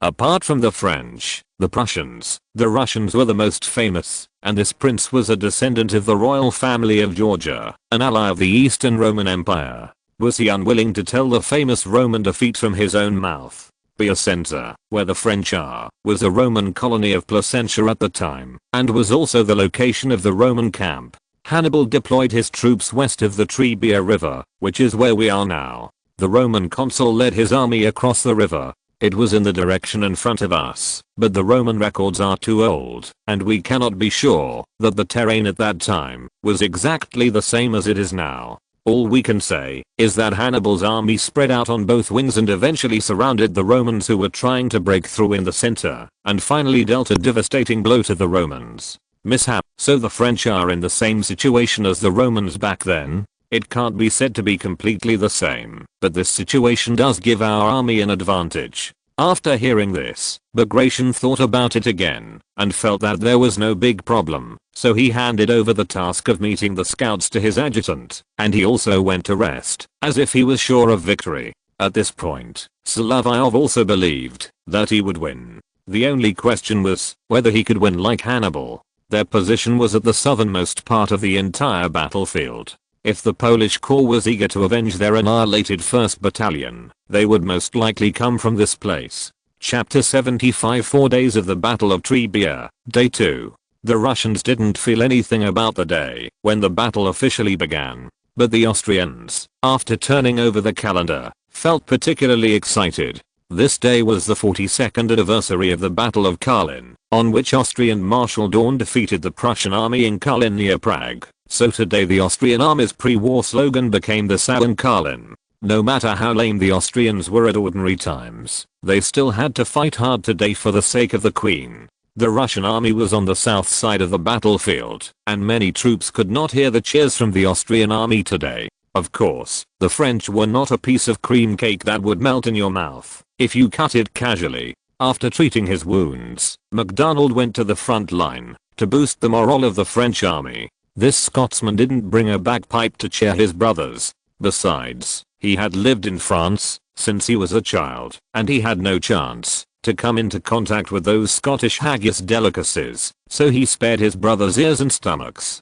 Several French divisions are now lined up on the front line. The Poles are facing Bagration, while the main force of the French army crosses the Trebia River to face General Rosenberg. The right-wing troops in the north are facing the Austrians. I don't know if June 18th is a bad day in the French almanac. When the Poles first came into contact with Bagration's column, Dabrowski found that the accuracy of these Russians in skirmishing was outrageous. The Polish infantry can only use some terrain in front of them to find cover for themselves. In this regard, the Russian army and the Polish army are the same. They will lie down and find cover when fighting, which is different from those in Western Europe who fight in line. When Moreau saw the Russian soldiers, he cursed them as villains, and I don't know why he said that. The Russian army is fierce in bayonet fighting, unfair shooting close to the face, and will find cover to avoid being hit. These elements should be full. By the way, today, after the Poles encountered the Russian army head-on, they were beaten by the two Chasseur regiments in the front row of Bagration. However, the confrontation of Dombrowski at this time also forced Bagration's two regiments to turn south together. There was a gap on the right wing of the Russian army led by General Bavalo-Shveikovsky, and the French left wing was ready to launch an attack from here. The French attack required crossing the river, and at this time they had to advance under artillery fire. The bottom of the Trebia River is mainly composed of pebbles. Whether it is a grenade or a solid bullet, falling in such a place will cause huge casualties to the passing infantry column, especially those shells that fell under the feet. There were many rolling shells that directly broke the soldiers' legs. No experienced soldier would try to kick away this thing rolling around on the battlefield, unless he didn't want his legs and didn't want to be a soldier. In this day and age, being a soldier is still a good way to go, whether for nobles or civilians. Moreover, for the serfs in the Russian army, there was a way to liberate themselves directly, that is, to make great contributions on the battlefield, so that they could become officers as an exception and completely get rid of their original identity. When they could not see any other way out, this way was the fastest. Of course, if the peasants realized their own power, they could still burst out with great power. The battle between the two sides became more and more intense. The Poles now found that they were facing the Russians, and they fought even more fiercely. When the shells flew over the Russian skirmish line and landed in the line infantry behind, blood and flesh would fly everywhere, and broken limbs and broken bones would be everywhere. When hitting a single infantryman, it would often directly smash out a bloody hole. The Russian infantry was accurate, and the Poles were firing artillery at the Russians, and the cavalry on the flanks would also come over. However, after discovering that the Russian skirmishers were accurate, the Polish lancers did not provoke them, but detoured to the flank of Bagration's troops, preparing to harass those line infantry. Under such circumstances, Bagration only deployed a hollow square formation with a battalion on the edge. The Polish cavalry could not rush in when they approached. In addition, the Russian soldiers fired at close range, and a Polish cavalryman could be hit with a few shots, which forced the Poles to give up the attack on the line infantry. The Poles were now at a disadvantage. After they were suppressed by firepower, the Russian army launched a counterattack. A battalion of the Polish corps was surrounded and would soon succumb to the Russian bayonets. At this time, the left wing of the French army was crossing the river one after another. After seeing the Russian army turn around, the staff officer Gosselin, who was observing on the river bank, ordered a counterattack. The three French divisions crossing the river here, the Polish corps was at the front. They rushed so fast in the battle, which was originally very stupid to give their heads, but Bagration had to turn around to deal with them, and now gave the French army a gap to attack from the side. Bagration's infantry was in some confusion, which was noticed by Suvorov himself. He was ready to ride to General Rosenberg's center to observe the battle situation, but the situation on his right wing made him feel the problem. The old marshal rode his horse to the back of Bagration to stop the retreat of the chasseurs and musketeers. "Stop, boys. Use bullets and bayonets to teach the enemy a lesson. Ura." Hearing the old marshal's call, the retreating soldiers stopped retreating and instead scattered their formations, shouting Ura and launching a counterattack against the French. The combined chasseur regiment on Solovyov's side defeated a battalion of the Polish Legion. Instead of going around to help destroy the battalion in front of Bagration, they turned to support the back and started shooting at the French. The French did not expect that the Russian army would come back in such a scattered formation with bayonets and just maintaining a three-row wave-like battle line, which surprised the French generals. At least it is true that Russian soldiers are not easy to mess with, especially when their old marshal personally supervises the battle at the front. The Russian soldiers who ran back before now turned around and killed them, and the French did not retreat. Before they approached, the French shooting had knocked down many Russian soldiers, but these guys in green uniforms and white pants did not retreat at all, and continued to advance with bayonets. At a closer distance, only the first row of the Russian army fired volleys, and then launched an attack. The scattered soldiers on the flanks had dealt with the Poles at this time, and Bagration could now withdraw and entangle with the French. In this situation, Suvorov first mobilized the Smolensk regiment to join the battle, and then he sent a military envoy to find Rosenberg to ask him for support from the reserve. Rosenberg's front had already been engaged, and he told the marshal that there were no available reserves. At the same time, the coalition's center began to exchange fire with the French in the village of Gragnano in front. Unexpectedly, the French army that entered the village collapsed at the first touch, and was soon driven out of the surrounding positions by Rosenberg's 2,500 men. Now the right wing is very critical, and Suvorov himself needs to stay here to command. After seeing Rosenberg's performance, he was quite satisfied. No one knows what will happen on the battlefield. Marshal, our army has wiped out the Poles, and is now fighting the French left wing with all our strength. During the battle, he also saw that the Russian army had stabilized the front line after the chaos caused by the French crossing the river. The behavior of the Poles today was just like they had encountered them before. First, they shouted, "We will never reconcile with the Russians," and then, "You can kill us, or chop us up as you please. Even the hero Kezenwu was not defeated so quickly by you." Moreover, the hero Ke was an upright person, and would not do things like the Poles who always bully the weak. In June, the sun always sets later. In the battle, since the two sides were entangled, they had to fight for a while. The Russian army on the right wing forced the French army to retreat, but their own losses were not small. The chasseurs under Solovyov's command were arranged in a skirmish line in front. At the beginning, the casualties were not great. However, in the subsequent exchange of fire, due to the exhaustion of bullets, and the French cavalry and Polish lancers turned back to kill, he had to reorganize the formation of the troops and set up a square formation on the battlefield for the first time. This is not a game in the Napoleon Total War series, but a real battlefield. Light infantry sometimes form a square formation, and line infantry will also pull out to meet the enemy in a skirmish line when necessary. Now the battle line has stabilized on the southern front. The Russian army has driven the French army across the Trebia River. During the French army's retreat, the artillery shells fired by the artillery caused a lot of casualties to the French army on the cobblestone riverbed. This back and forth, the French not only failed to repel the Russian army today, but also suffered a lot of losses themselves. The Russian army was not easy either. They found that the French soldiers were still difficult to deal with in the battle. And Melas did not take action for a long time on the northern front that day, but it was not to preserve strength. He led the Austrian army forward cautiously, and in the afternoon of the same day, he also started a firefight with the vanguard of the French right wing. The Austrians themselves shouted these two slogans in the morning, and they certainly didn't want to be embarrassed on the anniversary, so they launched an attack. The French army, which had defeated the Austrian army many times before, always had some psychological advantages when they encountered them alone, and even a little arrogant. MacDonald knew that, no matter how fast Moreau's reinforcement ran, they would not arrive today, but a grenadier battalion and two line infantry battalions in front of the French army, after hearing the artillery firing in the rear of the Austrian army, actually thought that Moreau's reinforcement had arrived, so they launched an attack. It was already dusk, and the Austrian army was also confused. Because the main force of the Austrian army was gathered together, and the formation was relatively tight, the French army only had 3 battalions rushing over, and could not gain any advantage.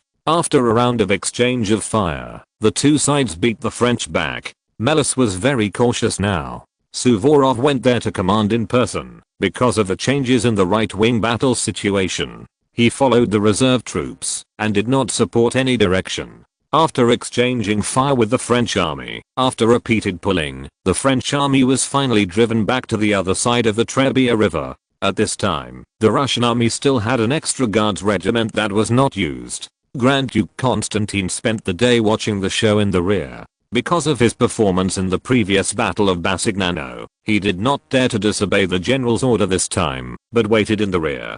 The soldiers of the Guards regiment were also here. They did not receive the order until that night, to meet the grenadiers who crossed the river in the village of Gragnano captured by General Rosenberg. It was the Moscow Grenadiers regiment that launched a river crossing operation, harassed the French positions on the opposite bank that night, rescued some captured Austrian soldiers, and then returned to the west bank of the Trebia River. This last episode of the day's battle actually encouraged the Russian soldiers in the middle. They also realized that, even if the French really lined up in such a neat formation to fight against them, they could still win like in the previous pursuit. Moreover, it would not be difficult to fight from the east across the Trebia River. At this time, both sides withdrew their troops and mainly retreated along the river bank to confront each other. The losses of the troops were not small. Suvorov personally went to the headquarters of the Bagration column and saw many wounded soldiers carried down. Everyone did a good job today, especially the frontline hunters. They fought fiercely and accurately. They dealt a heavy blow to the enemy and should be praised. Hearing this, Solovyov thought that he should take a nap now. Even if the battlefield was full of blood, he would find a place to rest for a while. Many of his hunters had run out of bullets and now they had to continue to replenish them on the second line positions. The largest consumer of ammunition among the Russian troops was the combined chasseurs. Their rapid-fire rifles shocked the French army with their high rate of fire and accuracy, whether they were firing in formation or firing freely. Moreover, they also suffered a lot of losses. All the chasseurs were in the front line. The 2 battalions of the regiment had a total of 7 companies, and 1/4 of them were injured or killed. Most of them were wounded. Solovyov was very glad that he had changed into a bearskin hat. A French cavalryman came from his side with a saber and chopped it down, hitting his hat, but failed to injure him. Then the 2 chasseurs beside him rushed over and stabbed the French cavalrymen to death, both the man and the horse, which saved him from disaster. The frontline battlefield was so dangerous. Solovyov was hit by his hat several times when he was in danger. Let's not talk about the previous few times. This time he was really blessed by the goddess of luck. The position of the cavalryman's knife was a little off. Although he might not die, he was unlikely to be healthy. He had to let this knife take away some parts. This is a battlefield. It is actually very dangerous everywhere. End of this chapter. Thank you very much for reaching the end. Don't forget to like. Looking for more exclusive content and immediate access? Subscribe to our Patreon. Remember, every like, subscription, or donation encourages us to continue. Thanks to everyone. See you in the next video.